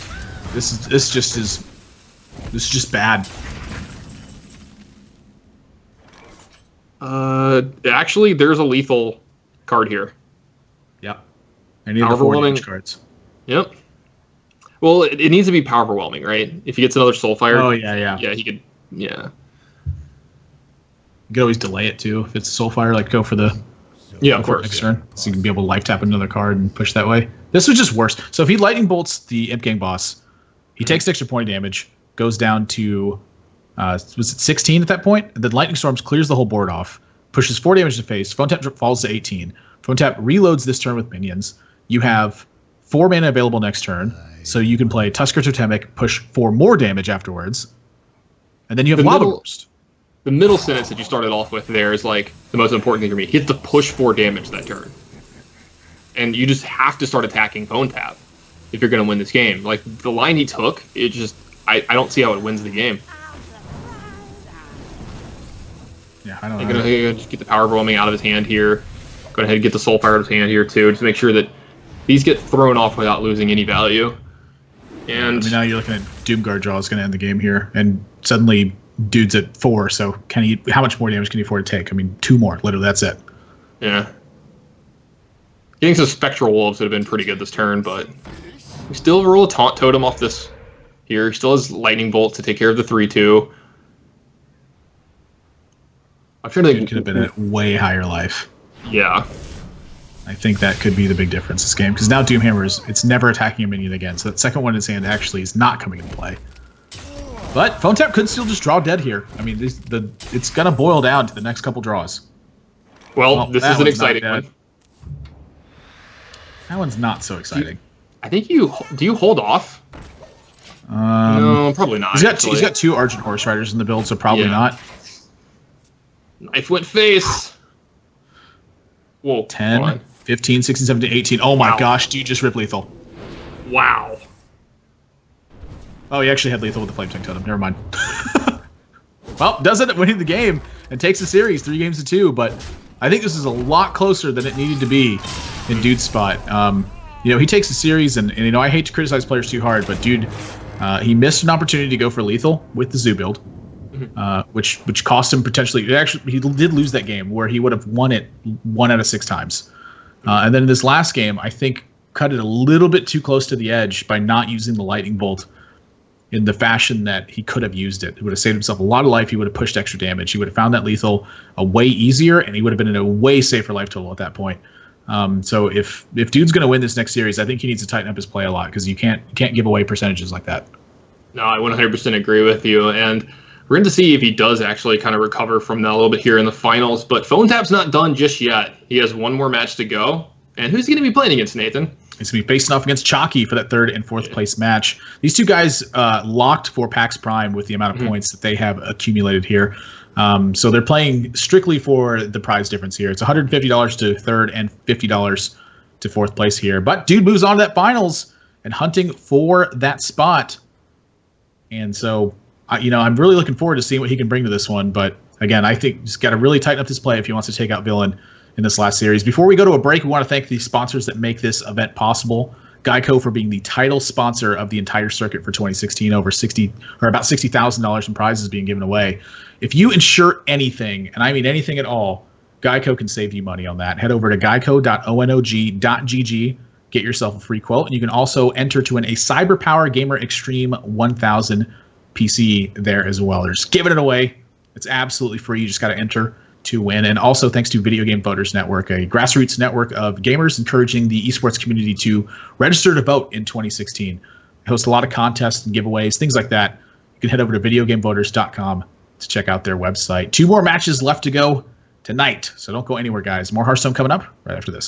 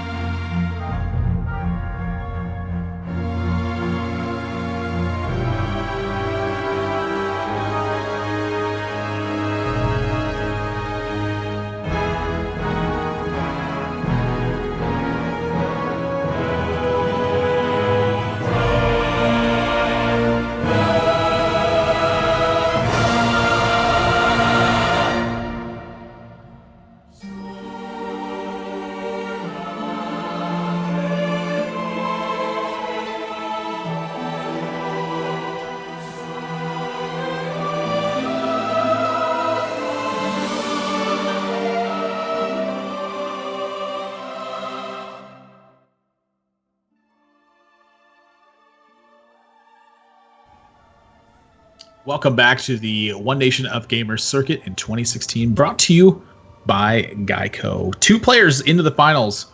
At this point, it is Dude 7597 taking on Villain. But before we get to that match, we have our 3rd and 4th place match taking place between 2 teammates, Chalky and Phone Tap. Both these players struggled a little bit in their sets, but not with the help of a few cards off the top and a couple shots of Ragnaroses from their opponents. Mirror, or pretty close to a mirror here, the Warlock and the Shaman being the difference between these two, Druid and Warrior, the classes for the others. But the Warrior matchups are where things differ. It looks like Chalky was rolling with Tempo Warrior, could have still been Patron Warrior, didn't really see enough tools, I think, to be able to definitively say one way or the other. Phone Tap has brought Dragon Warrior, which has consistently seemed to struggle in the last couple of weeks, but Phone Tap keeps playing it, and I'll tell you what, he keeps getting top 4 of these events.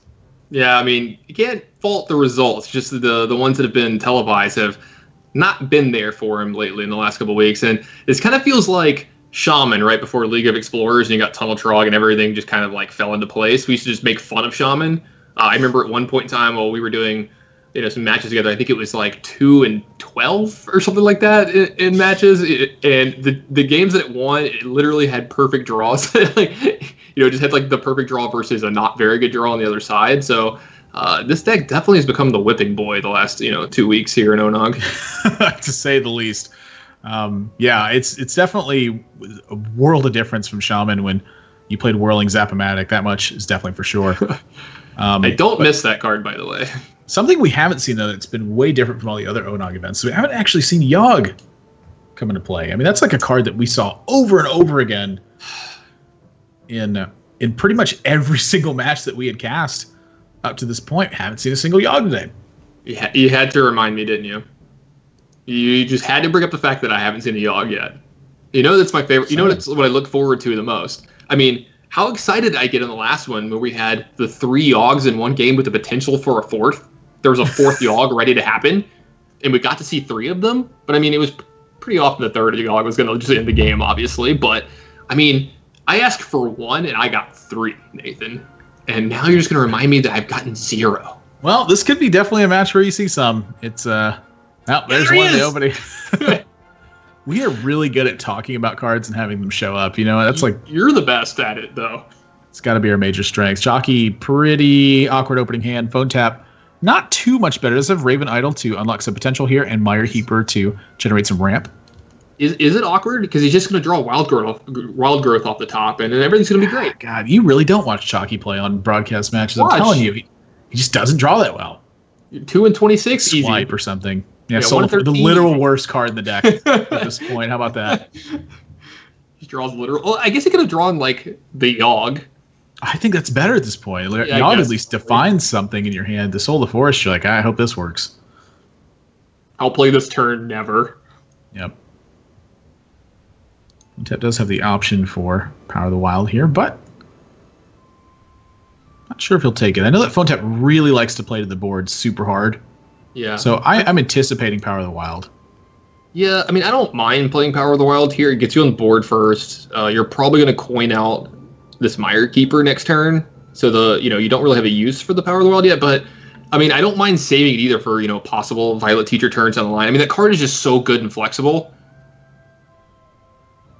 And possibly making your Mire... Yeah, possibly making your Mire Keeper a 5/5. I'm sorry, a 4/4 is pretty good too. Does Mire Keeper make it 2/2? Yeah. This is Druid like back in the day when nobody drew Wild Growth, just hero powers back and forth before Living Roots, and they had other plays to make early in the game. Just like Chillwind Yeti. You're like, yeah. Oh my god. The Chillwind Yeti days. The good old Kids days. don't know how good they have it nowadays, man. We used to have to interface into Chillwind Yeti. Back in my day, I had to play 4/5s with no text and be happy about it. Oh, we were happy about it too. You were like, he has a Yeti? Come on, that's not fair. He's a 4/5. Wow, that Fantal draw is serious. Yeah. Some crazy stuff can happen here. Well, I'll tell you what. Phone Tap's turn is very awkward. It's very awkward. I'm actually curious if cycling the Wrath is ever an option here. I was actually just thinking the same thing. You could like cycle hero power trade, but honestly, I don't mind this play either. He's playing for his hand context at this point. The Mhm. swipes are really heavy. They're not particularly strong in this matchup. I mean, I guess when he swipes, he's eyeing the Emperor.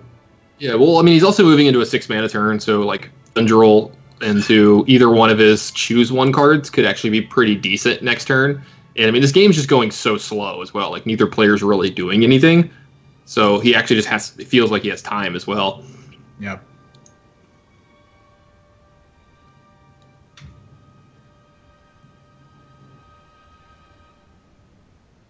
Chalky has a few options here. I mean, it's hard to pass up Druid of the Claw because it doesn't get punished by too many things, but is this a spot where you want to nourish and just set up huge turns later down the line? Because his hand is pretty clunky, and this gets you kind of like out of that clunk. Now, here's the deal. That's exactly what we saw him do last time he played this deck. He actually used Nourish on this spot and tried to really get strong turns. The difference is he's against a very different style of deck, and the Violet Teacher could potentially threaten something here. And so Phone Tap immediately responds with Emperor Thorson, and now Chalky picks up an Emperor Thorson. This just got really strange. Yeah, and I was actually about to get into this line right before he played it as well, that you could just Violet Teacher and pass because there's not a lot of ways that it dies. And you saw a swipe already from your opponent, and then you start to have like pretty good turns on turn 6 and 7. You have some 4s and some 2s to mix in there. You have some pretty cool plays of Power of the Wild and Soul of the Forest. You could just nourish for mana and do some stuff as well. I mean, there's all kinds of options for you by playing this Violet Teacher. Now, this is kind of the worst case scenario, is the Emperor Thorus on the other side. You know that hand is really powerful and costs a lot of mana, so you know Phone Tap's getting a lot of value out of this. And there's a 5/5 that you have to remove. Here's the deal. Deviating from your plays never feels good. Right. The thing about it is Chalky drew one of the cards I think that could cause a deviation here with Emperor Thorson. He's going to go with his gut and say, Phone Tap does not have another swipe in his hand. This Violet Teacher's going to do some work. Phone Tap happens to have Azure Drake's swipe in his hand. So I think this is pretty likely to get shut down. Yeah, and then he still has that Fendrel in his hand too. It's actually been, it's not even at full price anymore. He's got a discount on it, and he's got a discount on Wrath too, and that's a pretty good one to have for 1 mana. The old 1 mana, deal 4 damage, draw a card. It's all right. Yeah, not too bad. Now here's the thing: Chalky did just see 2 swipes now. So does Wisp of the Old Gods come into play at this point? I mean, that's a real possibility. I 100% agree that like this is something you should be considering here on this turn. It's kind of hard to pass up Emperor Thorson on the boards like this, but if you make 7 1/1s here and you draw any of your other pump spells next turn, so you draw the other Power of the Wild or just a Savage Roar or something like that, you can end this game very quickly. I mean, he's got Soul of the Force. I mean, this might be his best chance to win. Yeah, I mean, if you ever get to make 7 Wisps, they don't kill them, and then you Soul the Force and trade. Have you ever made that play before, Admirable? It's really good. Yeah, I'm curious how Chalky feels about his spot in this game, because if he feels like he's really behind, the Wisp of the Old Gods to go for a desperation play makes sense. That being said, if you feel like the game's even or ahead, like this Wisp of the Old Gods, does that change at all? And so when Chalky plays his Emperor Thorson, I think he feels pretty comfortable about his spot in this game. Yeah, not just that. I mean, he's setting up humongous turns here as well. I mean, there's chances for you to Wisp of the Old Gods plus Soul of Force in the same turn, Wisp of the Old Gods plus Power of the Wild in the same turn. Well, this is like one of the most powerful plays you can make in the Druid deck right now, by the way. Fendrel into Nourish. My gosh, the swipe was off Raven Idol. I forgot about that. That's another swipe. Yeah, maybe that's something that Chalky was thinking about as well, that, there's the possibility of the third swipe. Yeah, that Wrath deals 5 damage. Or That's 6. a pretty it's good 5 Wrath. damage. There's a card. Oh my gosh, he gets Raven Idol too. Phone Tap is just blowing up this turn. Fandrel's so good. Yeah, people talk about Yogg in this deck. This is the real MVP right here. Takes the Tink Master. I'm pretty surprised by that. Oh my. Yeah, Innervate's pretty Yeah, you innervate that Power of the Wild. I mean, you could It's not getting much better. Oh, we Yeah, can you can innervate all innervate this Teacher Power of the Teacher. Wild. Oh my gosh. Sometimes you just have it all. Mm-hmm. And these are what's really scary out of these decks. I mean, sometimes these have these draws and plays that are just unbelievable, and then you're still a little worried, right? Like Chalky discounted a gigantic hand last turn. I don't know. I mean, he's got a swipe. He's got everything. And this is it. I mean, Chalky is going for this big play here. It's already checked by swipe. I mean, is that just lethal? 5, 6, 7, 8, 9, 10, 11, 12, 13, 14, 15, 16, 17, 18, 19 damage, I'm counting? Oh, well, that's going to do it. Phone Tap's going to take game number 1. Still winning games in Druid. Yeah, but I mean, there was no way for Chalky to get back into that when Phone Tap had such a big Fandral turn. You know, I'm such a fan of that card. Fandral is just so much fun, but it's such a unique card in the game. It's just so powerful. I mean, like, its effect is a one-of-a-kind effect in the game. Yeah. And there's no other card that you can have for, like, 4 mana in that situation that can do those kinds of things in a game. And you're seeing these players play the deck in a way that maximizes the potential of it. You know, they're waiting for their Birthorus on turns to discount a bunch of their stuff, or they're waiting till they can combo it with a card just to make sure they get the most maximum value out of it, plus trying to make sure it survives for a turn. And you saw Phone Tap execute that a little bit better. His hand, led him to that in that game, and it was just, I mean, amazing to watch how nothing happened for the first 5 turns of those games, and then they went from 0 to 60 real fast. Yeah, I mean, that's just Fandral in a nutshell. That's why I think the card's cool. It's a very unique effect. It isn't always powerful. You have to chain it right. But man, when Fandral's good, it is so good. I'm gonna make a top 8 list or a top 10 list one day of like the minions that have to die when they hit play. And Fandral is right up there with Emperor Thaurissan. Yeah. God, I like Emperor Thaurissan too. I was pretty terrified when that card got spoiled, actually. I was like, whoa, I don't know about this effect. That seems a little good. I mean, it's a card that like you really just can't make in physical card games. Mm-hmm. It's just not like how would you keep track of that? You just make like at the end of your turn, set aside the remaining cards in your hand and keep them separate from the cards you draw for the rest of the game. Flame Imp into Direwolf Alpha is a pretty good way to check Direwolf Alpha. I'm sorry, to check Totem Golem. To check Direwolf Alpha. You just run that forward to go straight in there. Yeah, it's been a long day. It's all right.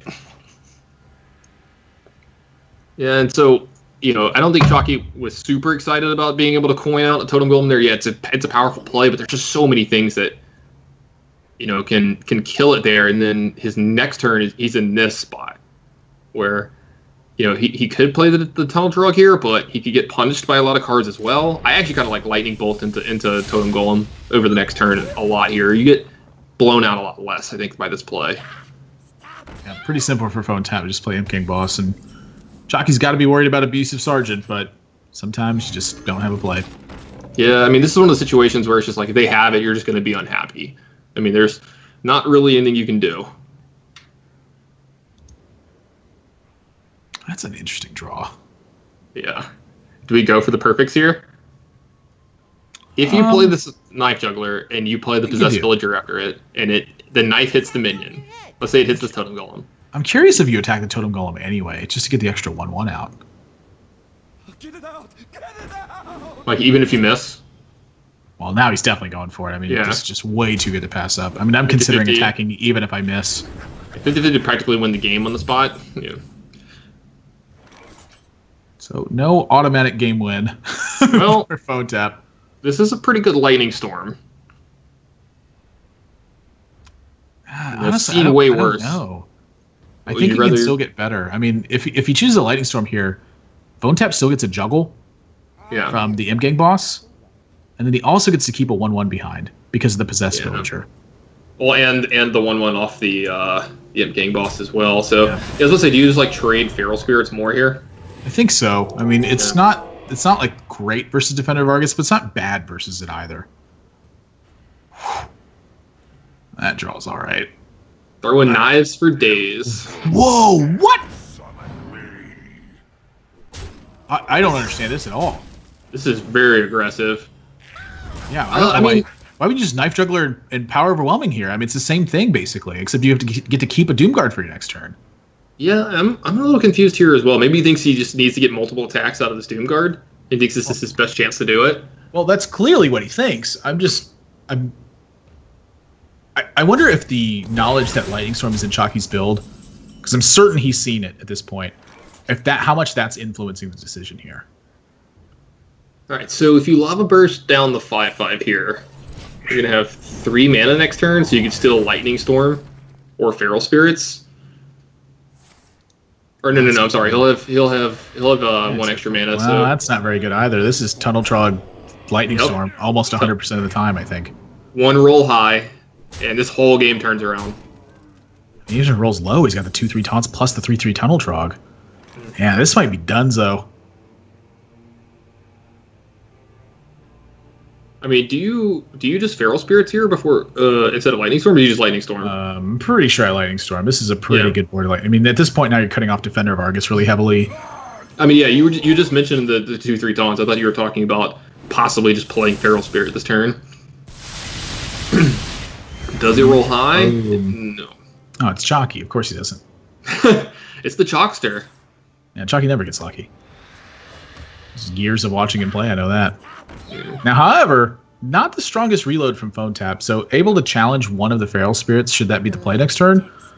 But otherwise, this is looking pretty slim. Oh boy. Mama. That was a pretty big draw. Okay, can it end the game next turn, actually? I think it can, right? You attack the 1/1, attack him for 7.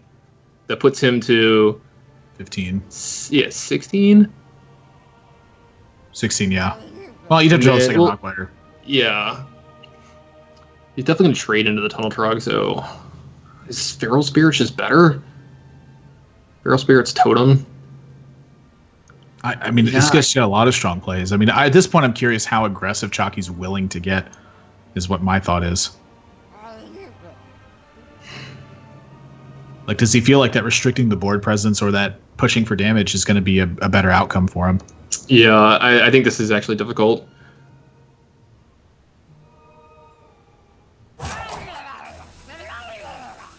I'm trying to think of what the best play is. I almost think Totem, Feral Spirits is the best one. Again, it's just, I mean, I don't understand how Phone Tap really gets out of the situation. There's so many plays that Chalky could make to put Phone Tap just in a bad spot. You could draw 2 pump spells here, like, Defender. Hey. I will say Defender's not bad. Say Defender into, like, Abusive Sergeant would have been very good. Something like Dark Iron Dwarf would have been really good. Well, Chalky's got his work cut out for him now. Still looks okay. Won't go with the Forbidden Ritual, and that's a great pickup. Yeah, so you can Lightning Bolt the 3/3 here. You could trade off the 2/1 to the 2/2. You could... Once again, it's like tons of stuff. Actually, that you can do here. so you could Lightning Bolt here.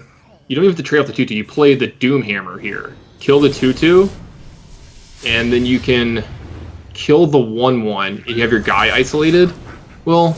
Actually, no. Yeah, I mean, this is pretty gosh darn right. I mean, he's pushing 8 damage with a Tunnel Trog. I mean, Tunnel Trog just dealt 8 damage. It's a 1-mana card.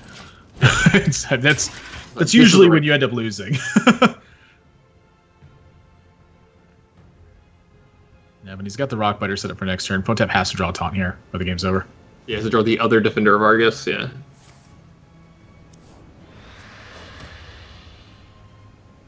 Yeah, not enough. That's not enough. Chalky going to tie up the series 1 game apiece. I mean, this time Lightning Storm came into big effect. I mentioned it last time. The Sea Giant was really the critical piece of the last match that he played versus this. But this time he landed a beautiful Lightning Storm. He had everything controlled. I mean, it's a really good point. We saw Chalky draw the Lightning Storm in an earlier matchup just like this.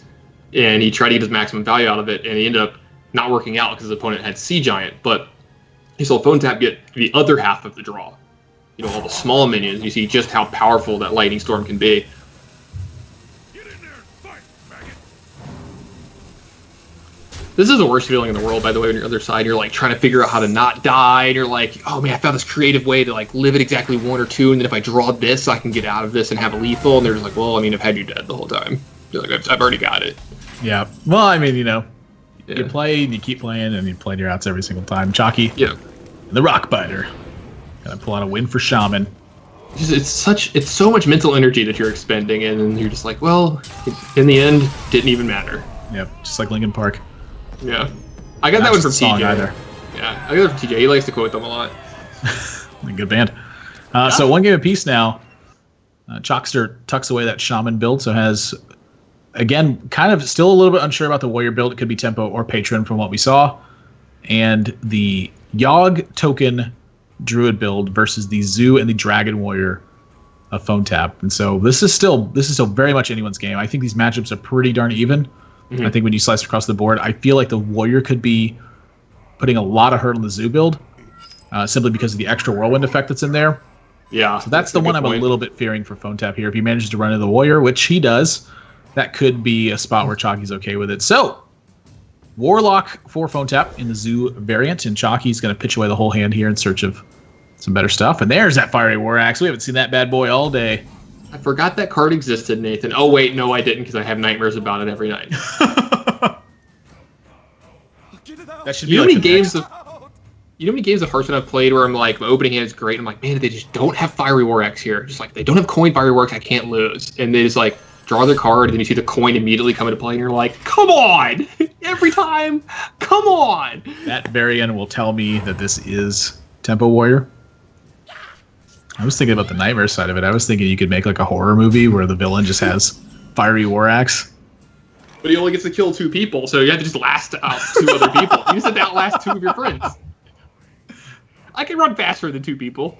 See, that's when his Ravaging Ghoul. It's where his Fool's Bane, that new card that got spoiled. Which one's that one? So it's a 5-mana warrior weapon. It's a 3/4 on the attack durability. It can't attack heroes, but it can attack any number of times. What? Yeah. Yeah, let that one sink in for a minute. So you're telling me if I play a Frothing Berserker and they don't kill it and they play a couple dudes, I just destroy them? It sounds to me like if you don't get overwhelmed, you get to deal 12 damage at the cost of life for 5 mana, and that's insane. In Warrior. Yeah, just what Warrior needed. A better weapon, just something else good to help keep it, making sure that it is just the best class at all times. I will say that the one situation where it's really bad is when you set it on turn 5 and say go, and they have Harrison Jones. Oh, they just put it in the museum? Oh, yeah. Yeah. All these new weapons, they love getting put in the museum. I'm telling you that right now. Or they like getting acidic. I hate Harrison Jones. I thought he was really cool at first. I really loved that card. Because, I remember using it early on and just nobody else did. And I was like, yeah, this card's sweet. And now when I get Harrison Jones, I'm like, oh, you fucking cracker. You're a hipster. You're a Harrison Jones hipster. I hate you, Harrison Jones. You're like, I played Harrison Jones before it was cool. I was the guy playing Harrison Jones. Well, what I realized is that when it happened to me, that's what everyone else felt too. I just stopped the Harrison Jones violence was all. It's the worst feeling in a card game when you have like a really good card and you always play it. You're like, yeah, this card's great, and then the first time you don't play it, and your opponent does, and you're like, oh, that's what that feels like. Yeah. I picture like those anti-piracy videos. It's like, you wouldn't steal a movie, would you? You wouldn't put a weapon in a museum, would you? Don't use Harrison Jones. What if I would? What if I would? I'm telling you what, Phone Tap's Doom Guards are traveling in packs. He's had 2 of them so often.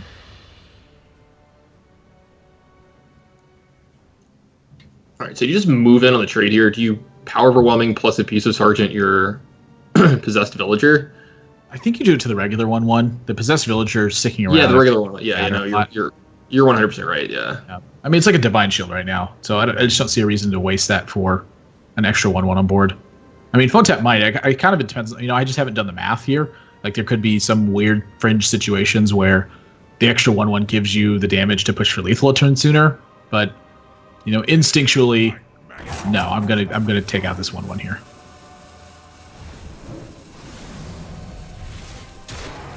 So Jockey next turn does have Armor Smith into Ravaging Ghoul, along with his weapon here if he wants. Can kind of start to stem this bleeding a little bit, and I feel like he needs to start doing something, affecting his board as much as possible this turn. But the problem is you're going to be leaving behind a good bit of power in play as well. Yeah, so it is going to be Ravaging Ghoul. I think the Armor Smith afterwards makes more sense because your opponent's got the Flame Imp on board. Mm-hmm. Yeah. So if he goes for the Armor Smith first, it's just a direct trade there. Now it needs to see like a buff for Defender of Argus or something. Mm-hmm. No, there's one if he wants it. This is the matchup I feel like PhoneTap may be a little bit more uncomfortable using the Doomguard so aggressively. Yeah. Execute's just such a big swing after that. Yeah, you have to conserve your resources a little bit more in the Warrior matchups, mainly because, like you said, their removal is so efficient, and just the games go longer. You have to deal so much more damage. You have to usually deal somewhere between like 35 and 45 damage to win these games. Well, I mean, Doomguard, wow, I'm pretty surprised by that. So it has the Stone Reed. There's no execute. Well, I just concludes that if my opponent's got to execute, I'm probably going to be in bad shape anyway. And that happens to be the case for him. There's no execute there, and so everything looks beautiful. Yeah, and there's not really any great plays for Chalky this turn. Now, I'm curious if he could justify a Whirlwind here instead. That would put the Frothing Berserker to 5 power and put the Doomguard at 5 as well.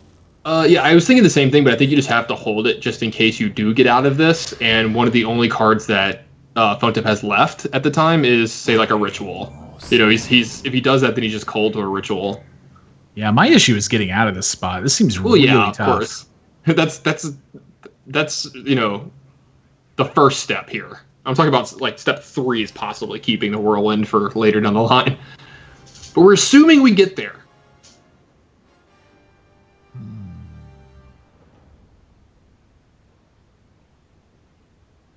Yeah, PhoneTap's. I mean, this is like slam Voidwalker. I think straight over this Frothing Berserker, Voidwalker.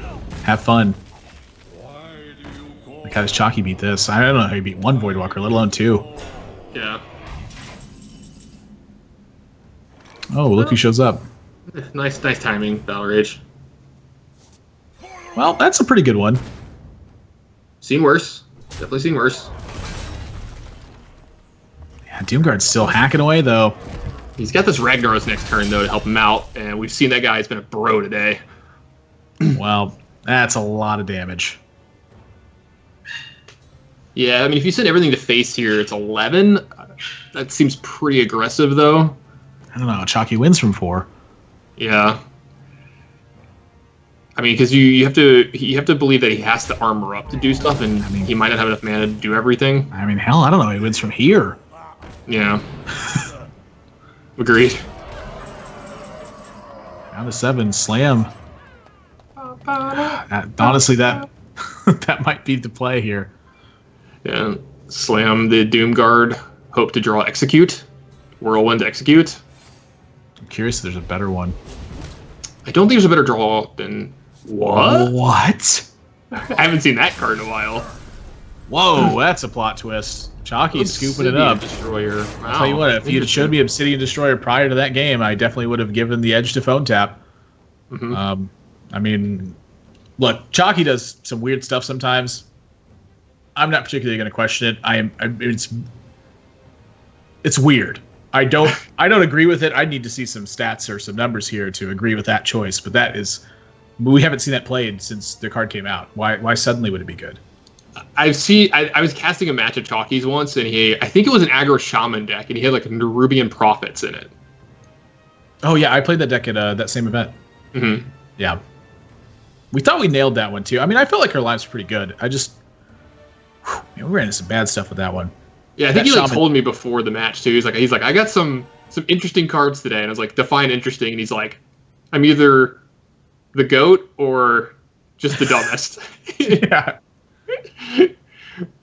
We played that same deck at Springs, and granted, we didn't have the best pan out, but I finished at 5-2. I was pretty happy with my performance.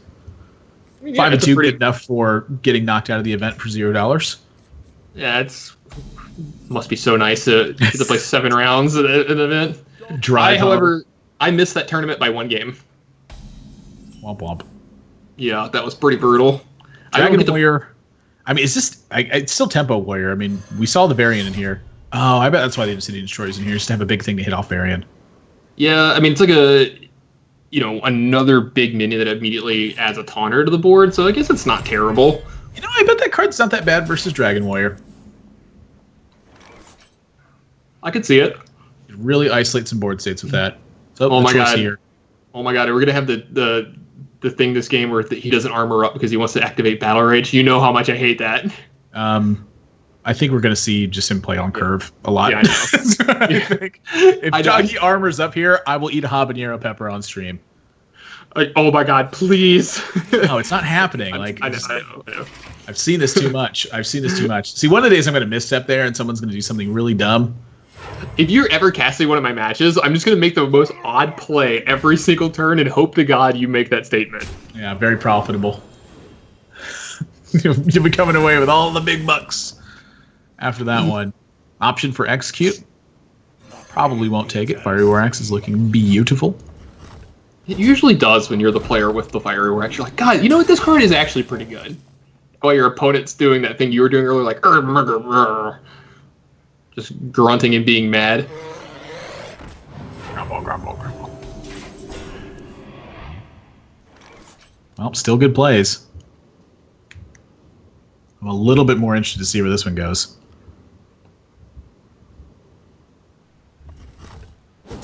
Attack, execute, and Bloodhoof Brave. Yeah, this seems like the best tempo play in the Tempo Warrior deck. And he just needs to figure out what to do on turn 6 here. He has a couple options. He has like Slam with Battle Rage and some other things going on, but after that, his turns are looking great. Yeah, his turn 6 is. I mean, this is kind of like the reload turn for this deck, which is honestly kind of terrifying considering what he has on board. I mean, I think Phone Tap probably wouldn't win if Chalky had a strong 6-drop, but he's going to be in really big trouble when Chalky potentially draws 3 more cards next turn. Like that's the other side of the nightmare is when you're like, oh. Well, maybe I can recover from 6-drop. I have 2 executes in hand, and then they just go, I'll just draw 3 cards. And you're like, oh. All right. Well. So, I think I was going to say, I'd be tempted to Ravaging Ghoul double execute here and just pray. But I think it's probably just too aggressive. Yeah, I think this is fine. I mean, obviously, I have all the information. I can see the hands, and that helps a lot. Yeah, Frothing Berserker, definitely one of the scariest cards in the build, so I imagine Jockey will be taking out the opposing one here. Direct attack into Battle Rage. Pick up some more information. Looking pretty darn good. You could even slam here to make sure that another card is needed to take care of your Frothing Berserker. It just doesn't have an on-board trade, though that does keep you from drawing an extra card with slam. Yeah, I'm not sure he's concerned with that. He's going to get 2 off Battle Rage, rolling into Obsidian and Ragnaros. I think that's the exact reason for here. If he draws a Fire War Axe, obviously he wouldn't slam here, but Corcoran Elite may change that as well. Well, I mean that just makes you get punished really hard by Ravaging Ghoul, right? Yeah, but if Ravaging Ghoul's not there, you pretty much just win. Yeah, that's actually a really good point. And then if Ravaging Ghoul is there, you're still just going to play Obsidian Destroyer into Ragnaros. So yeah, I actually kind of like this play. Yeah, this also pulls the Ravaging Ghoul from the hand if it's there. Like Phone Tap, it would be really hard pressed, I think, to not find a Ravaging Ghoul in this turn if he had it. And that opens up the Obsidian Destroyer, which is kind of weird to say, but yeah, well, it's weird to say because you don't say it ever. Ooh. Did you know the name of it before I said it? Be honest.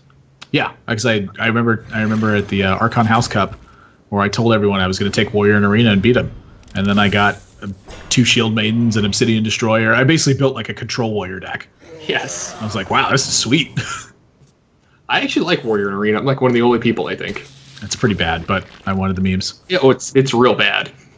But. So how is Phone Tap going to trade here? He's going to trade over the Ravaging Ghoul or the 3/2. Will trade over the Ravaging Ghoul, so that opens up Chalky to Whirlwind possibilities here. Slam Whirlwind into Ravaging Ghoul, looking pretty darn solid.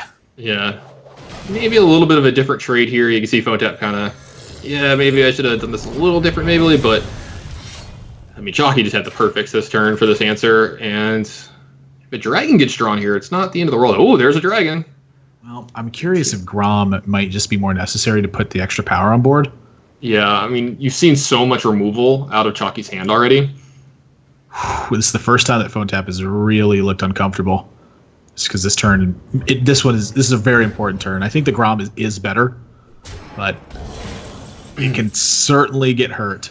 Well, Nathan, I think we're going to see another Ragnaros shot here. Oh my! Chalky just slams it down. The play is right, but the hit is even more right. Takes out a Grom, and Phone Tap looking scarce at this point. Chalky's at 20. He's rolling into Barry, and he's got Ragnaros in play. I think everything might have just slipped away. It slices, it dices, and makes curly cut fries. Imagine the guy in Aladdin like showing you the Ragnaros at the start. So that he wanted to show you. Like, oh, that card's pretty good. Yeah, I'll take it. I like how we're talking about. No, he never buys the lamp, and there's just no movie afterwards. It's just a montage of Ragnaros shots. Also, I like how we're talking about how Varian Ren's going to be actually pretty good in this game in the Warrior on Warrior matchup, and in the past that was never a thing. It was actually like one of the matchups where it was actually bad. It was all control back then. Yeah, I loved it. Someone's like Varian Ren, you're like, huh, brawl you, and now you're to lose in fatigue. Thanks, bruh. Yeah. Now, if you're kind of worried about what happened last turn, the attack of the Fireworks and the 3 to your face, there was like a pretty defensive line you could take here with Monkey, Armor Smith, Ravaging Ghoul, Armor Up. I think that's what he's going to do, actually. I mean, you could just stick with Armor Smith. Yeah, because you could kill Phone Tap's minion here as well, and you're left him with no board. You have a giant one. The last card in your hand is Varian Ren. You know, it's just how deep do you want to go in the armor here? Doesn't look like he wants to go. Oh yeah, you definitely don't play the first monkey first because it just dies to the Fiery War Axe. Yeah, this is just super safe and like pretty unbeatable, I think.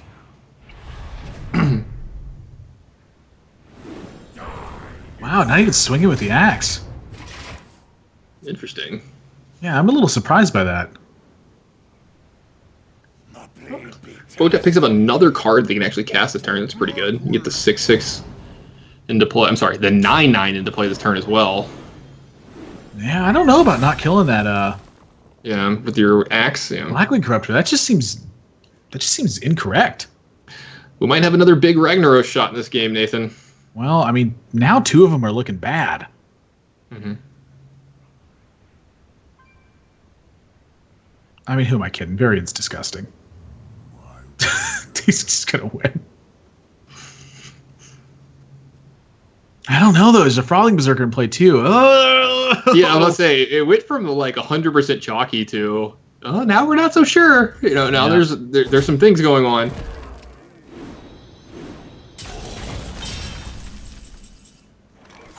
That's a saving grace, I think. Like that, I think that's gonna ensure the game. Like, how does Phone Tap have to win after that? I think what you do here is you trade in the Frothing Berserker, and then you just run your Armor Smith into the 9/9 here. Just Honestly, make sure that I think you do. No, because if you use you can use your Fiery War Axe to hit his face here, and this guarantees lethal next turn, pretty much. Yeah, this is great. I like this play. I might have War Axe his face, but I mean, I don't think it's gonna matter. Yep. Hits face. So oh, here we go. Yeah. I thought you were about to say caught one. You sound like Matt Pagel there. All right, so what's the best play here, dude? Where do you trade? I mean, I think you take the pure Ragnaros on Ragnaros action. I mean, Ragnaros does love to kill Ragnaros. I mean, it's confirmed. Look, if he doesn't kill the Grom here and then play Ragnaros, he's just dead. If he misses, yeah. Yeah. All right, here we go. Golden Ragnaros wins this every time. Golden Ragnaros wins this every time. I've seen it. It's happened. And by win this, do you mean he takes a fireball right to the face? That's exactly what Chalky will. Oh my gosh. If he'd have buried it that turn, he would have hit Grom and Sylvanas. That's pretty insane. See, this is why I liked attacking with the weapon last turn too. This like they're gonna just be lethal this turn. But I mean, either one of these shots is practically lethal anyway. Yeah, it's lethal. Yeah, I kind of can't ever told fault you, play man. from Jockey. Golden Rag just went. I'm not even surprised. Like, this is just how Golden Ragnaros works.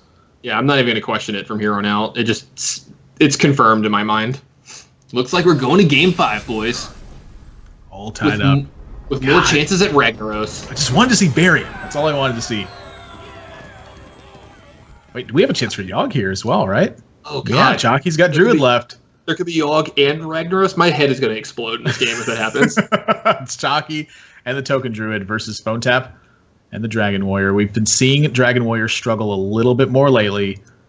I feel like the builds are they're tailored to make sure that they can keep that deck at bay. You're not looking to directly counter it. You're looking to have game against it.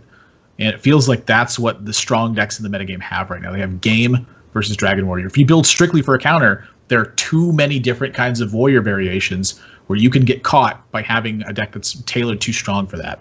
So just having enough. You don't need to do everything. You just need to do enough. That's a really good point. And it's so hard to just nail down exactly which warrior deck your opponent's going to be playing. I mean, there's 5 or 6 different ones now.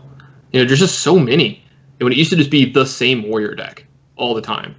It used to be just nothing but Patron for the longest time. And it was Control Warrior for a little while. And now there's just so many different ones. Which 10-drop are they playing? Mulch, pretty good card in this matchup too, by the way, for the Druid player. Hand was looking a little bit shaky for Phone Tap until that Falling Berserker. And it would have been 2 shaky hands in a row. His last game, his opening was not very strong. Yeah. Now, he does have Coin Mire Keeper next turn for Chalky, and that's going to at least get him going here, but it's kind of scary to start putting minions on the board against a Frothing Berserker. Yeah, it's always a situation that you don't really want to be in. Yeah. Do you ever just kill it here, or do you just always Mire Keeper? I would tend to go for the Mire Keeper here, I think. Yeah, if he has to trade into ramping. You have the Wrath to kind of sweep it up next turn, or you could even swipe depending on what gets played, but that's kind of hoping for best case scenarios. Yeah, I'm curious what Phone Tap does here. I mean, I'm looking at Kor'kron Elite and just trading over it and hitting him for 4, not being too bad. Yeah, just build your own 4/4. And then if Chalky wants to answer it directly, it takes all of his mana next turn. And I guess it doesn't roll you into Draconoid Crusher exactly, but I'm just curious what else is available. I mean, Blood to Icarus looking pretty mediocre right now. Ravaging Ghoul's not doing anything. Ravaging Ghoul's kind of a card you typically want to save in this matchup for the right moment too. I mean, if you can snag great tempo with it, sure, feel free to take it. But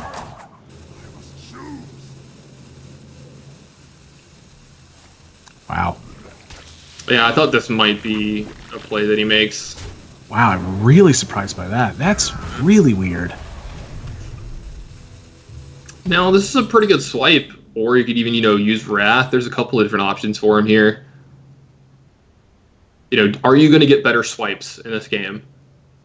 There are some four toughness minions and 3 toughness minions that swipe can pick off later, but what do your next couple turns look like after this? Well, I'm curious if you could ever justify just hero powering it. Yeah, that's true too. You could hero power Wrath this turn as well. It's going to clear the board. It takes a lot of damage though. I think I would tend to favor swipe here. I think Chalky's hand's got enough gas to really get through the mid game. Yeah, I think that's the most important thing. Yep. And being at 31 actually is, higher life total actually is pretty important versus Dragon Warrior simply because of Draconid Crusher.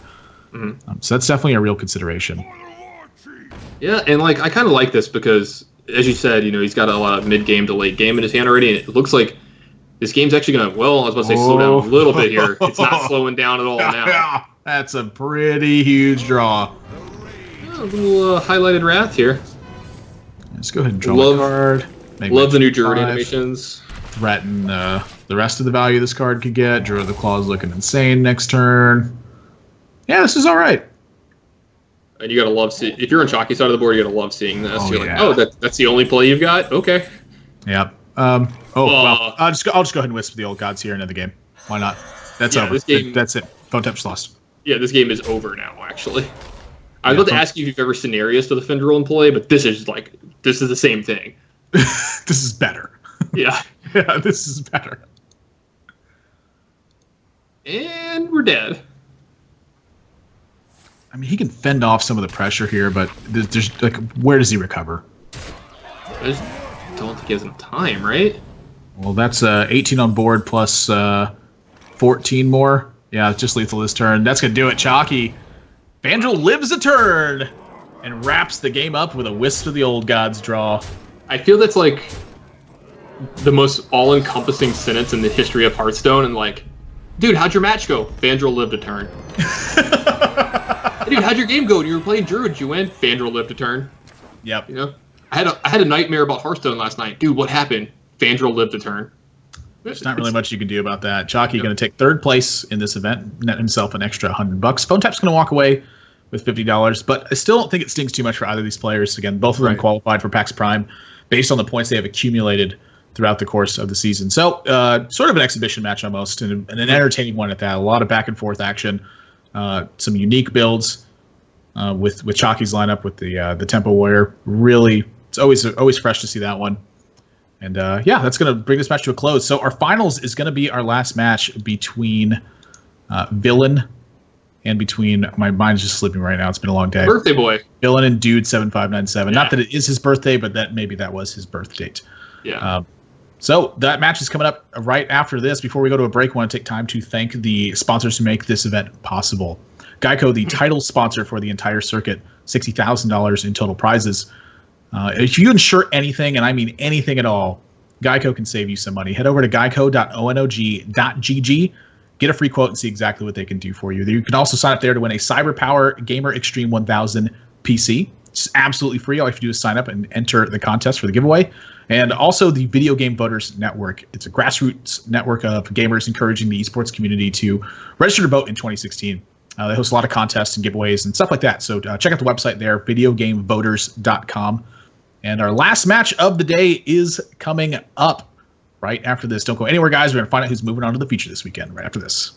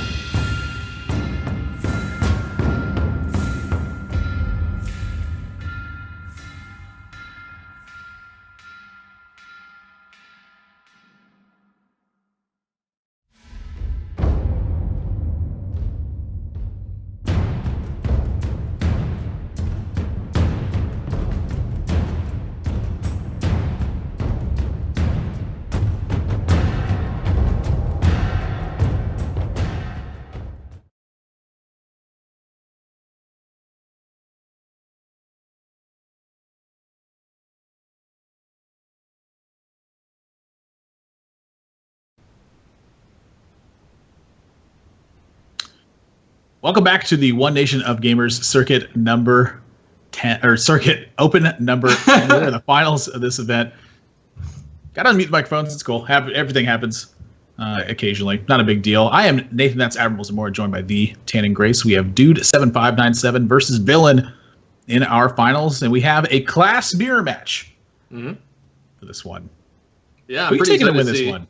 Yeah, I'm pretty excited to see. I think it's going to be Dude 8675309 is going to win this one. I think Villain expended all of his luck with that 1 in 6 that he got on Chalky. No, I'm joking. Before we get into the match, I'm kind of glad that this is our finals because it gets another person qualified for sure. Chalky and Phone Tap are already qualified on points, so it just gets another person thrown into the chaos. So maximum potential for these guys. So I'm pretty excited that these two guys made the finals here today, and we've seen some pretty good play from both of them, some cool lineups, and I'm ready to see who's going to win, and hopefully we get some more good raggy shots here at the end, and I would pay good money to see a Yogg. Well, I mean, he's been wanting it all day long. I said it in Dude's match. I think he needs to tighten up his play just a little bit because a few missteps in the series that he had was able to walk away victorious anyway. But you can't be giving away any percentages, and so I think Dude just calm his nerves, take a deep breath, find his center, focus his chi, find a way to take on Villain, who so far is not much of a villain, like kind of a nice looking guy. Yeah, just like very regular, just playing his cards, man. That's how he gets you, Nathan. You're like, oh, you're just like this unassuming guy, looks really nice. Then all of a sudden you're like, why is your screen name Villain? Bam, fork right to the eye. Why a fork to the eye? Just the thought of it hurts. I mean, that's how he gets you, right? Yeah, just fork in the eye, apparently. Like everyone underestimates the fork in the eye. Just saying. All right. Like all those weird movies where like the two mob bosses are like at dinner. Yeah, true. And they're like having that really serious conversation. If one of them just went bah, that's it. It's just over right there. You don't have to worry about anything else. All I can think of the next guy who's going to come get you afterwards. But it fork you in the eye. But when you say that, all I can think of is leave the gun, take the cannoli, leave the gun, or whatever. I just butchered that, but. It's all I can think of when you're talking about the two mob bosses at the Tana Grace has been officially fired from the broadcast. Yeah. I'm sorry, guys. I'm going to go ahead and sign off here. We're going to get a Noyatron to replace him real quick. Hello. So yeah, as soon as these guys are ready, we'll be rolling into our match. But a lot up for grabs here for these two. Not only the feature invite they can win here, but also a difference in prize pool. $500 for first and $300 for second, as well as 10 points for first and 9 points for second, or 10 and 9 GEICO points.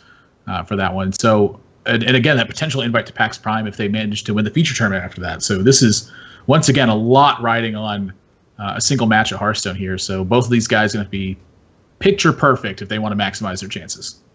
Yeah, I mean, not only are you playing for a lot of money here today, you're playing for $6,000 at the feature tournament, and then was it $25,000 or $30,000 at PAX? Is it $25,000 prize? $25,000, yeah, at PAX, and that is not a small amount of money. So this game is worth so much value down the line. It's not just what they're getting today. It opens up big avenues for them in the future as well. So I expect to see a little pressure. Hopefully it doesn't get to the players, but we saw earlier Villain and Dude kind of reacting to their plays. Didn't expect to see that much from like Chalky and Phone Tap because it's, as you said, it was kind of a once they lost, it almost was like an exhibition match for them since they've already locked their spot. But I expect this match to be very tense. Yeah, I would assume so as well. I mean, just again, so much on the line. Haven't really seen much from Villain in the past outside of this series. And with Dude, I know he has a bit of a tournament experience, but still a lot on the line. I mean, this may still be one of the biggest matches he's played in quite a while. So we'll see where he goes with it. Oh, it is going to be Dragon Warrior for Dude in game 1 versus what looks like Dragon Warrior for Villain as well. A good old-fashioned mirror match that could be settled by turn 1, Sir Finley Murgleton into the right hero power. Yeah, just as well. And you know what? That's a no Nixie on the other side. This is a card you don't always see in these decks. I mean, I've seen some people not play it and stuff, but it's starting to become kind of ubiquitous in all of the decks. And, I kind of wondered why some people weren't playing it at first. Yeah, it's kind of rotated into these Dragon Warrior builds as pretty much a mainstay. I mean, just being able to put that much extra pressure on board. You think about how Dragon Warrior loses the game. Usually its threats get checked in order. They have one big threat at the end. The big threat gets killed. Yeah. The Onyxia gives you all the wide space on board to work with as well. So that can be a really big swing. Ravaging Ghoul is not often a card you can just save in this matchup. You're pretty much using it at any single time that you can grab tempo from it. Well, looks like we're going on an adventure, Nathan. Which hero power are you looking for in this matchup? Life tap. Hands down. It's the best one. Discovered will not show us the options here. And does have Shapeshift in the mix, so I can tell you for a fact that Life Tap was not an option. Yeah. I will say this. If you're not going to get Life Tap, you could do worse than Shapeshift. It does actually do a good bit of work in this matchup. It helps enhance your Fiery War Axes, gets in a little extra damage. It does some work. Yeah, I mean, being able to take away a Frothing Berserker with the Fiery War Axe and the hero power means a lot. And the fact that you can set the Fiery War Axe and then use the hero power afterwards, I mean, obviously you can pretty much always do that, but it means something in this matchup. The extra damage can impact the board by quite a bit. Frothing Berserker, Azure Drake, Blackwing Corruptor. I mean, there's a lot of minions that, with this hero power, that you can kill now that you could not kill before the Fiery War Axe. Yeah, that card's looking like a bad draw. Yeah. It's pretty good on turn one. I'm actually really interested why the N'Zoth's First Mate would be included in a tournament lineup. Like, for ladder, it makes sense. You can run into Zoo over and over again. For tournaments, you can only face Zoo one time. If you beat it. And so the N'Zoth's First Mate really aimed at that early game spot. But in a tournament, I'm really curious about that. That's interesting. Good dragon pickup there.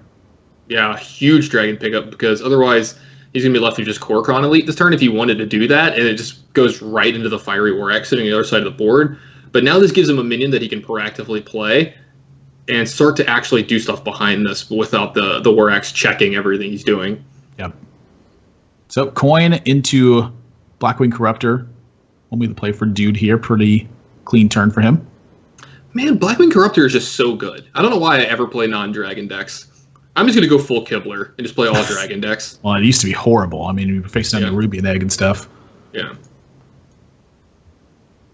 Ooh, Alex Rise Champion, not too bad of a pickup. Will allow you to use hero power and Fiery War Axe, take out this Blackwing Corruptor, and add some pressure to the board. Before was relegated to pretty much just passing. Yeah, absolutely. Great pickup here. It's going to let him get in 3 damage, and like we talked about earlier, this Shapeshift, it's no life tap. He would love to have extra cards here, but being able to use 1 charge of a Fiery War Axe to deal 4 damage, he'll take it. Yeah, I'll definitely take it. No questions asked. I might ask 1 or 2, but... Can I get that to go? Does this come in red? Oh, it's red, all right.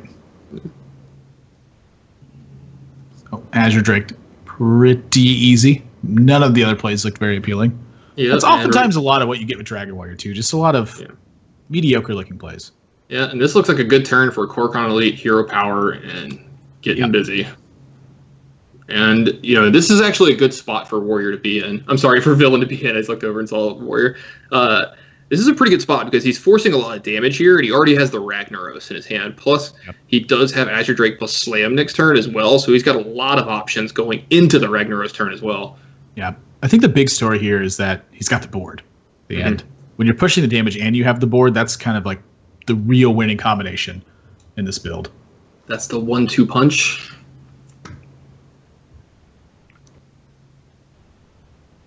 That's a card I'd like to see. 1-2 punch. What, like just a minion that's a 1-2 and his name is just punch? Or would that be the funny way to do it? Or? I was thinking like some sort of spell, like deals the damage, then deals 2 damage. You find 2 different targets, or I mean, it'd be pretty cool if target the same one. I feel like you could target the same one if you wanted. Yeah. Yeah, it'd be sweet with Frothing Berserker and stuff. Or if you have spell power, it deals 2 and 3. Instead of just getting 1 buff, it gets 2. Yeah, that actually would be a cool spell. So N'Zoth's First Mate looking pretty good. Yeah, it curves into this Drakenor Crusher too. Everything is coming up villain in this game. I'm curious how he'll end up going about this. I mean, the N'Zoth's First Mate just looks way too good to pass up here with the 6/6. Yeah, that, or you could Azure Drake slam it, draw a card, and then use the Rusty Hook. That way you don't lose your 3/3, but I think this just puts you in a better spot because you get to get the 6/6 in play. You know, and then you could still have Azure Drake and Slam in your hand in case something goes crazy and wrong Those here. are not good ways to activate execute.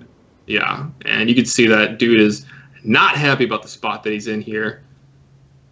He's got all the executes in the world and no ways to activate them that don't cost him an important card or a lot of mana. I mean, I'm looking at this and wondering if I have to draw Blood to Ichor to win this game. Yeah, dude agrees. I think it's the right call. The dude abides. I think it's absolutely the right call. If he picks up Blood to Ichor there, maybe there's a chance he gets back into this game, but this is going to go downhill very quickly. With the Slam in hand as well for Villain, I really cannot imagine playing the Grom this turn. I think this is super easy with just either Azure Drake and Slam or just Ragnaros and push.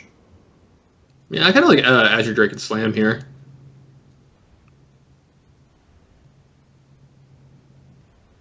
Yeah, you get to get another card here. Doesn't have the Slam for Grom anymore, but not sure it's needed. Yeah, I mean, you're playing against Dragon Warrior on the other side. You know there's not a Brawl in his hand here, and you're just presenting so many different threats. Ravaging Ghoul, not a terrible top deck for a dude here. It'll allow him to do a lot of executing. Yeah, doesn't pick it up, and instead will be relegated in his plays. And honestly, I'm not sure there's a way a dude wins this game at this point. Yeah, I'm trying to think of something like, you know, if you just YOLO Ragnaros here, or you put a Grom into play and kill the Azure Drake, there's still 7-8 damage on the other side of the board.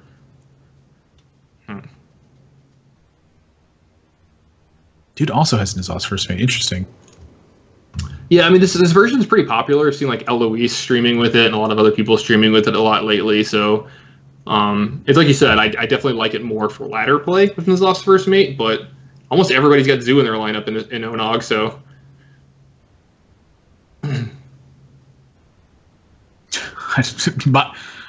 My brain is the same as dude's right now. Yeah. I don't know. How did we get here? What did I do to deserve this?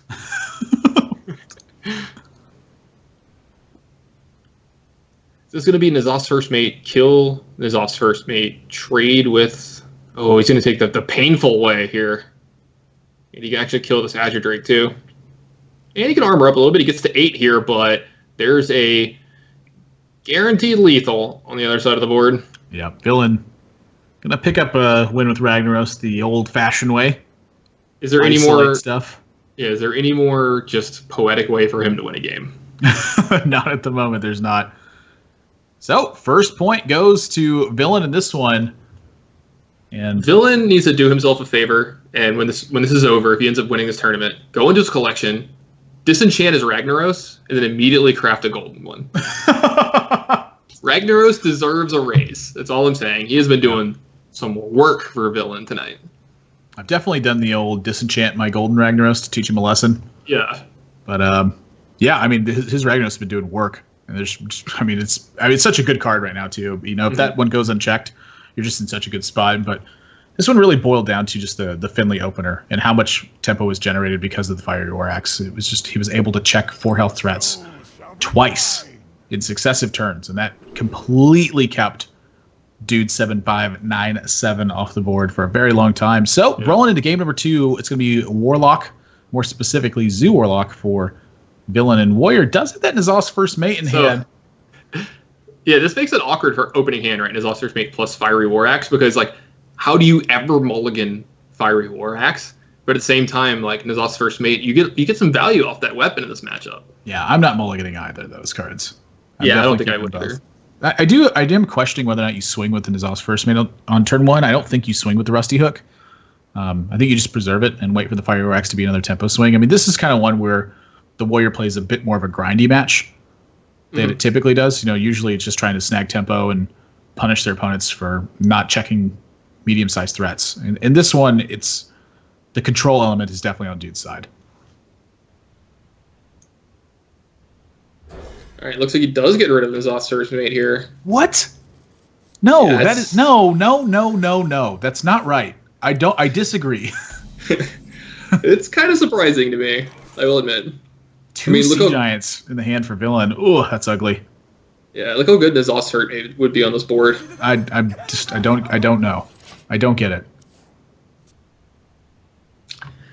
I feel like I've been criticizing Dude a little bit harsh. It's maybe because I know him. Mm-hmm. Oh yeah, I'm definitely way harder on my friends than I am anyone else. I just expect so much from them, you know? I expect so much from Dude as well. I hyped you up, Dude. We'll see what ends up happening here. He's obviously got some sort of plan in mind. I'd like to see it come to fruition and figure out what it was, because if he plays his All First Mate, be able to kill this possessed villager. Just armor up, say go. Would have seen something similar to this on the next turn. Then you can fire your axe, check the next one. I don't know, maybe it's right. Well, now that's a bad draw. Just all the weapons this game, yeah.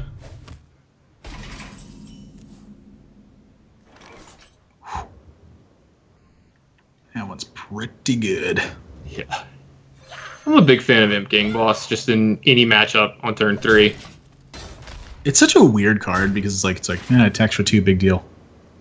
But that card just it just never dies. Like there's just always something there. Yeah.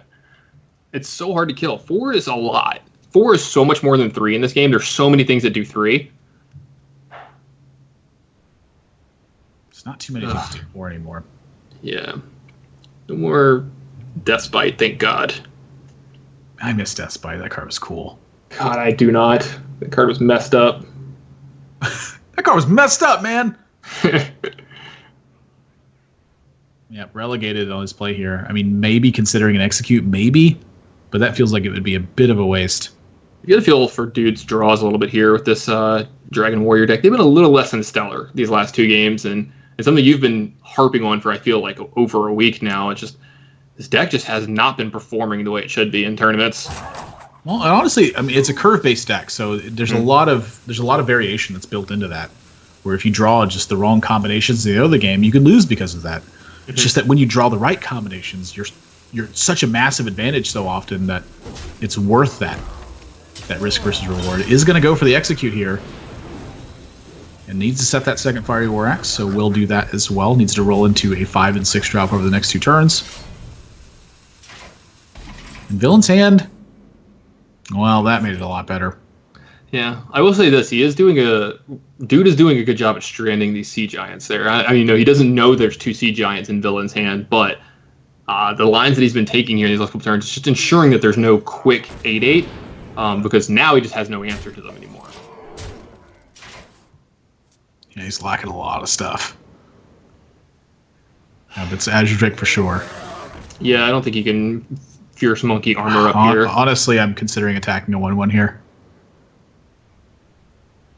Which one do you attack? Do you attack the lone one, not the possessed villager? Because something I'm thinking about here is how Direwolf Alpha or Defender of Argus impacts the board. Of which he has both. Yeah, that's it could get gruesome.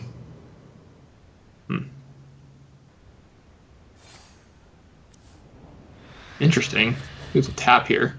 Well, I actually don't mind the tap, and I think the tap might be a little bit better. Just because Direwolf Alpha, then you have the Ardent Squire to back it up, and so I think Direwolf Alpha is better than Defender of Argus is. Mm-hmm. And now the Voidwalker potential, and so I would guess to set the Voidwalker on the inside, just for the extra damage. Like at this point, you're so far ahead that you're not trading anymore, I don't think. Yeah, I think at this point trading is just done with. What could I was gonna say he needs a taunting dragon here. I was gonna say that's not a terrible draw here, but I just think it's too little, too late. Yeah, I just don't know how he fends it off. I mean, if you attack the Voidwalker here, you go to 12.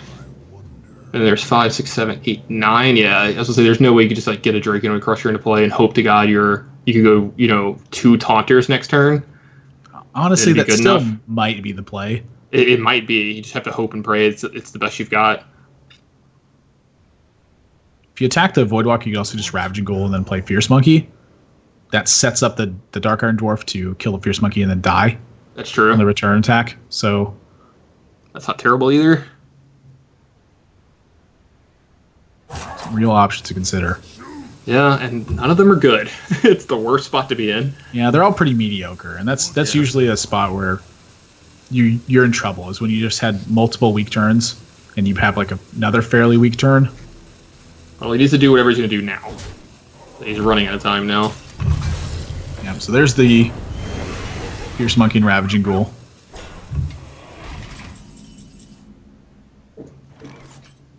And Defender Vargas is looking really good.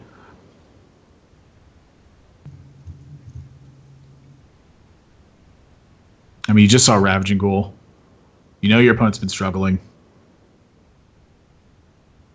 Yeah, I mean, he's had such awkward turns like the last 2 or 3 turns in a row. I mean, you got to know this hand is super clunky. I guess taunting up the Argent Squire is better than the Direwolf Alpha as well. Yeah, I was actually just thinking the same thing. I think it is. That, or you could just be trying to get a Sea Giant into play this turn. Yeah, that's another good point. I think Sea Giant's like kind of a trap, though. That's like one of the ways I think that you can lose this game is like a slam execute something. Yeah, or like Ravaging Ghoul execute. Those are all nightmare scenarios if you move in with an 8/8 here. But are you going to get another opportunity to play this card? I just don't know if he needs to. I mean, that's just how far ahead he's pulled. Yeah, I would definitely do it this way. I like taunting up the 2/2 here for sure. Divine Shield taunt is just so annoying. Well, that's not a bad one.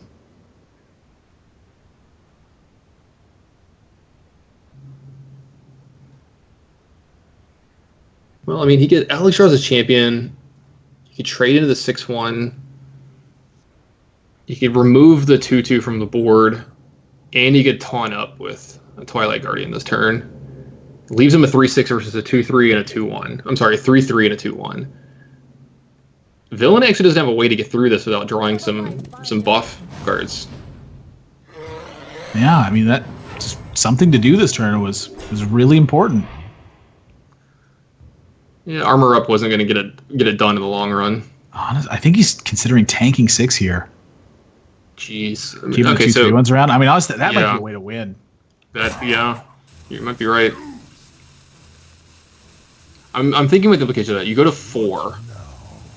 Are there Soulfires in Villain's deck? There's definitely Dark Feathers. So we'll elect to not take the excess 4 damage. Well, you can actually Direwolf plus Sea Giant here if he wants. Yep. That's looking pretty good to me. Direwolf Sea Giant, run over the Twilight Guardian. 8/8 and 2/2 versus 3/1 and 8 life. Go ahead. Yeah, I mean, getting an 8/8 into play versus an opponent that has 8 life seems pretty synergistic to me. Synergistic. Yeah, synergy is in your Power guy Blast kills, has got kills great synergy with 10 health opponents. Yeah, I mean, it's honestly just it's perfect. Perfect synergy, Nathan. Debate it. I don't think you're using that word correctly, Tannen. I mean, it's kind of correct, it's just not the way you're thinking of it. Yeah, obviously. It's been a long day.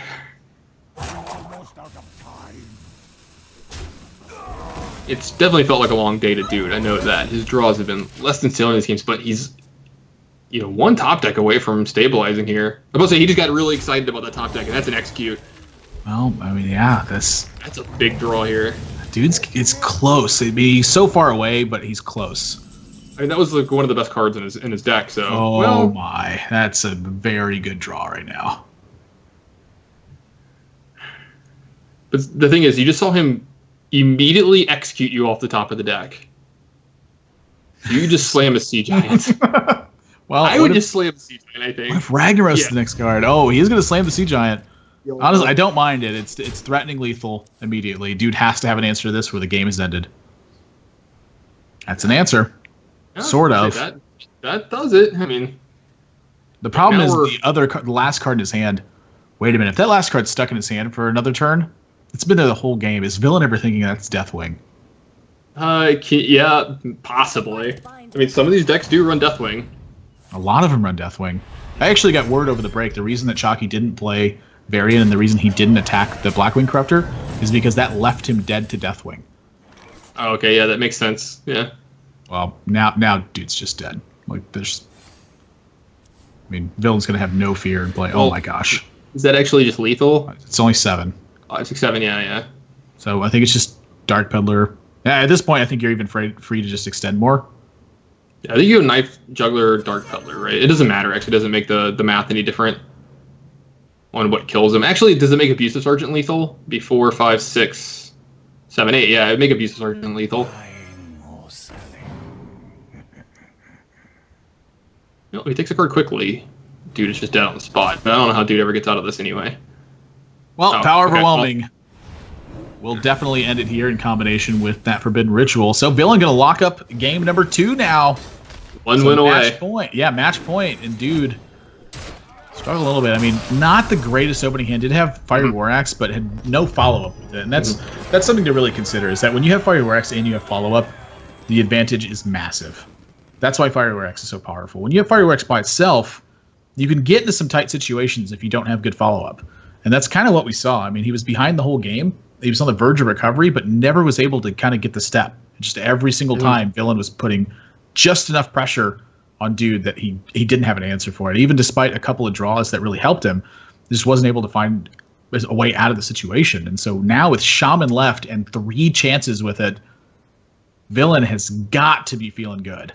Yeah, you got to be feeling great. I mean, this is considered, or widely considered, one of the best decks in Hearthstone right now. You know, I remember hearing TJ joke, how does anyone ever beat Shaman? You know, and dude's got to do it 3 times here. And Villain only needs 1 more win to put himself into that feature for the Onog circuit here. And if you're dude, I think you can kind of see it in his face. He looks like he's just resigned to his fate here. You know, he's like, I'm down 0-2. I don't know if I can win or whatever. I mean, this is where I like to see people rally back, you know, really focus. To be fair, he's looked this way the entire time. Yeah. I've probably given too hard of a time. You show him, dude. You look like you're beat even more. Yeah. Well, I mean, yeah. You know, we mentioned this earlier. This is a huge game for these guys. This is one of the biggest matches they've probably ever played in their life. So it could possibly be the biggest match they've ever played in their life of Hearthstone. It's a big one. It really is. Mm-hmm. It's not just worth the money and points they're getting. They're going to get into the feature, and then if you win that feature, you get a real chance at a big breakout win. So here's the opener for dude. I'm liking the Possessed Villager over the Voidwalker. 100%. You play one of the minions that you want to trade with. Not only that, but in the face of like Coin Totem Golem, Voidwalker looks way worse. Oh yeah. At least I think so. Maybe not, but looks pretty bad. Villain's hand is good. I feel like we've been saying that a lot here in the finals. Well, he's playing good decks. I mean, yeah. Good decks, good draws. Good win. You can't fault a guy. That card can be kind of big in this matchup sometimes. Sea Giant added to dude's hand. Yeah, not only that, but the way that the board is building too. Oh yeah. I mean, we might see Sea Giant next turn. Yeah, I was going to say, if he's going to, but if he doesn't use Rockbiter here and just goes minion, which kind of feels weird. If you were to do that, that's a Sea Giant on turn 3. Well, we're going to see Finley first. So I don't blame him for that one. Total Trog, I think, is better left in the hand at this point. Try to find some overload to couple it with. Really wish we could see these Discovers. Alas. We get all the other ones. We just don't get Raven Idol. We don't get Sir Finley. Is there a world where Villain plays Tunnel Trog? I mean, there is a world. And in that world, dude gets to play an 8/8 on turn 3. But Rockbiter is just so good here, too. He's thinking about it. Rockbiter was very necessary to not lose this game if he'd have played the Tunnel Trog. Now, to be fair, Villain plays Sea Giant in his zoo list, so I'm sure that was on his mind. Yeah, he's going to go ahead and start cleaning up some minions here, too. Yeah, he's thinking about it for sure. Oh, second Direwolf Alpha looks miserable. I love me some Direwolf Alpha. I am not a fan of it in games like this. Sometimes you draw that card and you're like, can I just have anything else? Just any other card. Come on. So many possibilities. This is rough.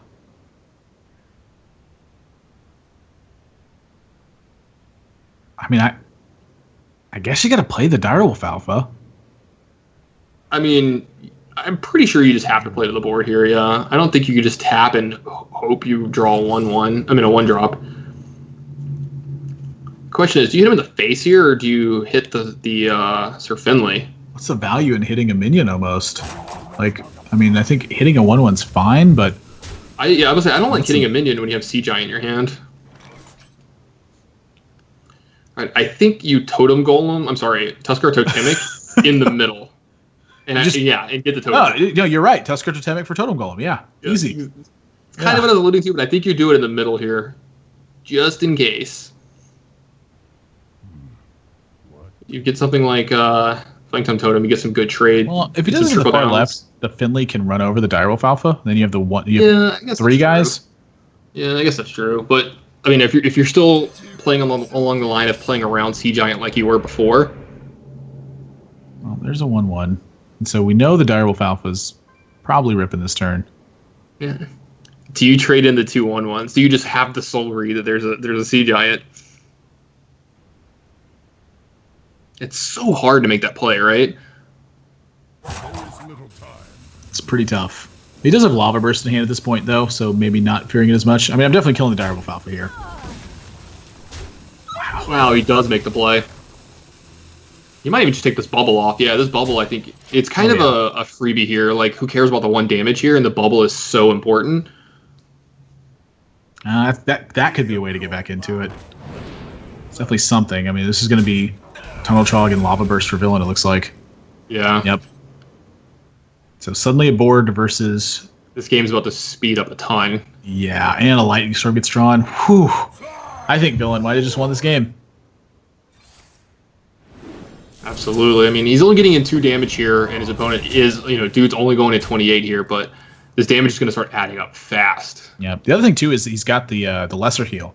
So Tunnel Trog now is threatening trades on things as well. At all times. Yeah, and it's kind of rare, but, I mean, suddenly, look, Direwolf Alpha's just dead. Yeah, this whole board's dead. Oh, mama. Yeah, that's a good next turn, too. Yeah, I would just kill his whole board, heal my Tunnel Trog, and let's rumble. Absolutely. Yeah, it looks academic from here. Yep. Beautiful turn for villain. Mm-hmm. And this is going to strand the Sea Giant yet again, too. He's going to need some massive help if he's going to get back into this one. I'm thinking Forbidden Ritual that turn maybe could have turned it around, but second Defender of Argus. Yeah, no, that's something that possibly could help him out a little bit here. Well, that was a... Yeah, Doomhammer knows. The Forbidden Ritual could have helped turn. Yeah. Doomhammer, though, just like once again, Tunnel Trog runs over Imp Gang Boss, Doomhammer kills charge, push just a little bit to face. Like, villain needs to keep the board restricted just a little bit longer, and the game's locked up. Yeah. It's going to be hard to lose from here. I mean, dude's hand is about as bad as you can have 3 cards in a Zoo hand at this point in time in the game. I can't think of, like, this is one of the worst hands I've ever seen Zoo have at this point in the game. He just got destroyed early on him. His opening was good. He just got beat. Villain had Rockbiter. He had a ton of 1-cost cards. He's able to get value from the hero power, like pretty massive value from it. What could he draw here? Ooh. That's actually not terrible. All right, maybe some light at the end of this tunnel. This juggle's going face. You know it is. Yeah, it needs to hit that 5-1. If he doesn't hit this 5-1, it's probably over. Yep. Oh my gosh. I feel like we're saying that every turn. I mean, villain's draws have just been so insane. They've been so good and so impactful every time. Honestly, the second Lightning Storm's pretty bad here even, but just Feral Spirit, heal up the Tunnel Trog, kill the Knife Juggler with the Doomhammer. You take 6. Consider killing the Defender of Argus. Mm-hmm. He could even attack the Knife Juggler here in Lightning Storm, and then evaluate whether or not he wants to attack, or needs to attack for that matter. I was gonna say I kind of like hitting 7 to the face here. At some point in time, you have to try to like end the game. Yep. And there's not many cards that can. I can't think of a way the Zoo punishes you from here. That's not one of them. I think he's got a tap. Yeah, he's got to tap and then hope to draw a 2-drop. A 1 or a 2-drop here into Defender Vargas and kill off something, and then even then you're just dead. No, you're just dead if you tap, right? You're at 12. Well, you don't know that the Lightning Storms are in hand.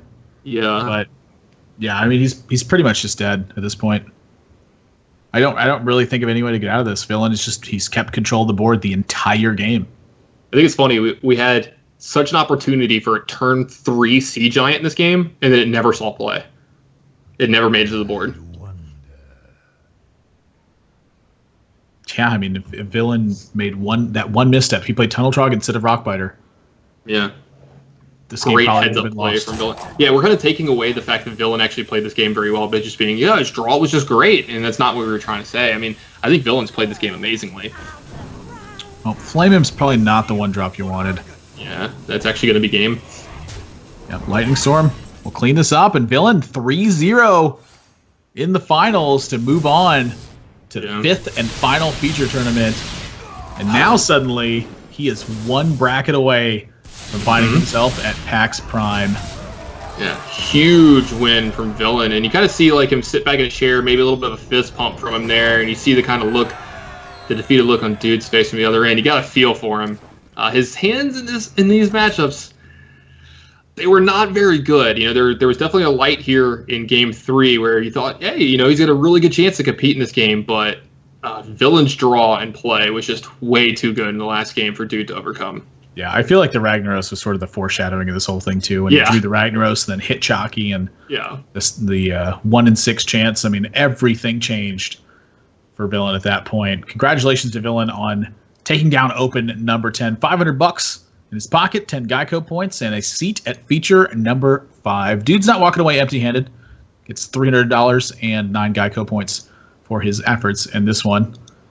And overall, pretty darn good event. I mean, once again, we've seen 2 very consistent players in the top 4 of this, and a couple fresh faces. You know, I was very familiar with Dude before this, but Villain, player that's new to me. And so seeing the play, honestly, pretty solid overall. I thought he played great in the top 8. I mean, sorry, the top 4 here, and I loved watching him play. I thought the Ragnarok shot was amazing. I love seeing stuff like that happen. It sucks to, you know, have it happen to Chalky or anyone to be sitting on the other side, but it's exciting to watch. And as I said, if I was him, first thing I would be doing is doing a little bit of celebrating, and then I would go craft myself a golden Ragnaros. You can definitely go do that. So tomorrow, more casting is taking place, more Hearthstone's taking place. Feature number 5 is taking place, $6,000 up for grabs. The player pool in that one, of course, is going to be a Villain who's going to be fighting for his right to party in that one. He's going to be taking on Trump, Dart, VX14, Ratsma, Battlefrog, Yoet's Flow, and Fatalocity. Fatalocity won the last Open that took place and earned his seat there. So if you guys are looking for more Hearthstone action, it is there tomorrow, 7 p.m. Eastern Time, 4 p.m. Pacific. For those of you who want to catch it, you can follow the Twitch channel here, follow at Onog Esports on Twitter. I'm sure Tannen and I will be tweeting out links to it as well, so you can follow us at That's Admirable and at the Tannen Grace. So Tannen, I think it's going to wrap up the day. Do you have anything you want to say before we head off? Nah, man, always a pleasure working with you. And I want to have a shout out to Onog. You know, this is the last Open of the year leading up to their features. And what a tournament series they've been. There is not another Open series like this anywhere in the world. It's just the best one I've ever seen. Best prizes, best casters, you know, if I can go ahead and say that real quick. And I love that I get to be a part of it. I was actually planning on playing in a few of the last ones, but you know, I had to work instead, which is fine, actually. I rather prefer to do this instead of actually play because, you know, I always win when I get to hang out with you, Admirable, so you've made it a good day. Yeah, but I always lose. Best circuit that's out there right now. I definitely agree with that, but it wouldn't be possible without the help of the sponsors for this event. GEICO for being the title sponsor of the entire circuit, $60,000 in prizes. If you insure anything, and I mean anything at all, you can save some money with GEICO. Head over to geico.onog.gg and get yourself a free quote. And while you're there, sign up to win a CyberPower Gamer Extreme 1000 PC. If you need a new rig, they're just giving one away. could be yours, but the only way to get it is to sign up at the website, geico.onog.gg, and also to Video Game Voters Network, a grassroots network of gamers encouraging the esports community to get out there and vote in the 2016 election. Host a lot of contests and giveaways and stuff like that. Check out the website, videogamevoters.com, and also to Razer. And so that's going to wrap it up for everyone here at the production for One Nation of Gamers, for Tannen Grace and for myself. Thank you for watching, and we'll see you tomorrow.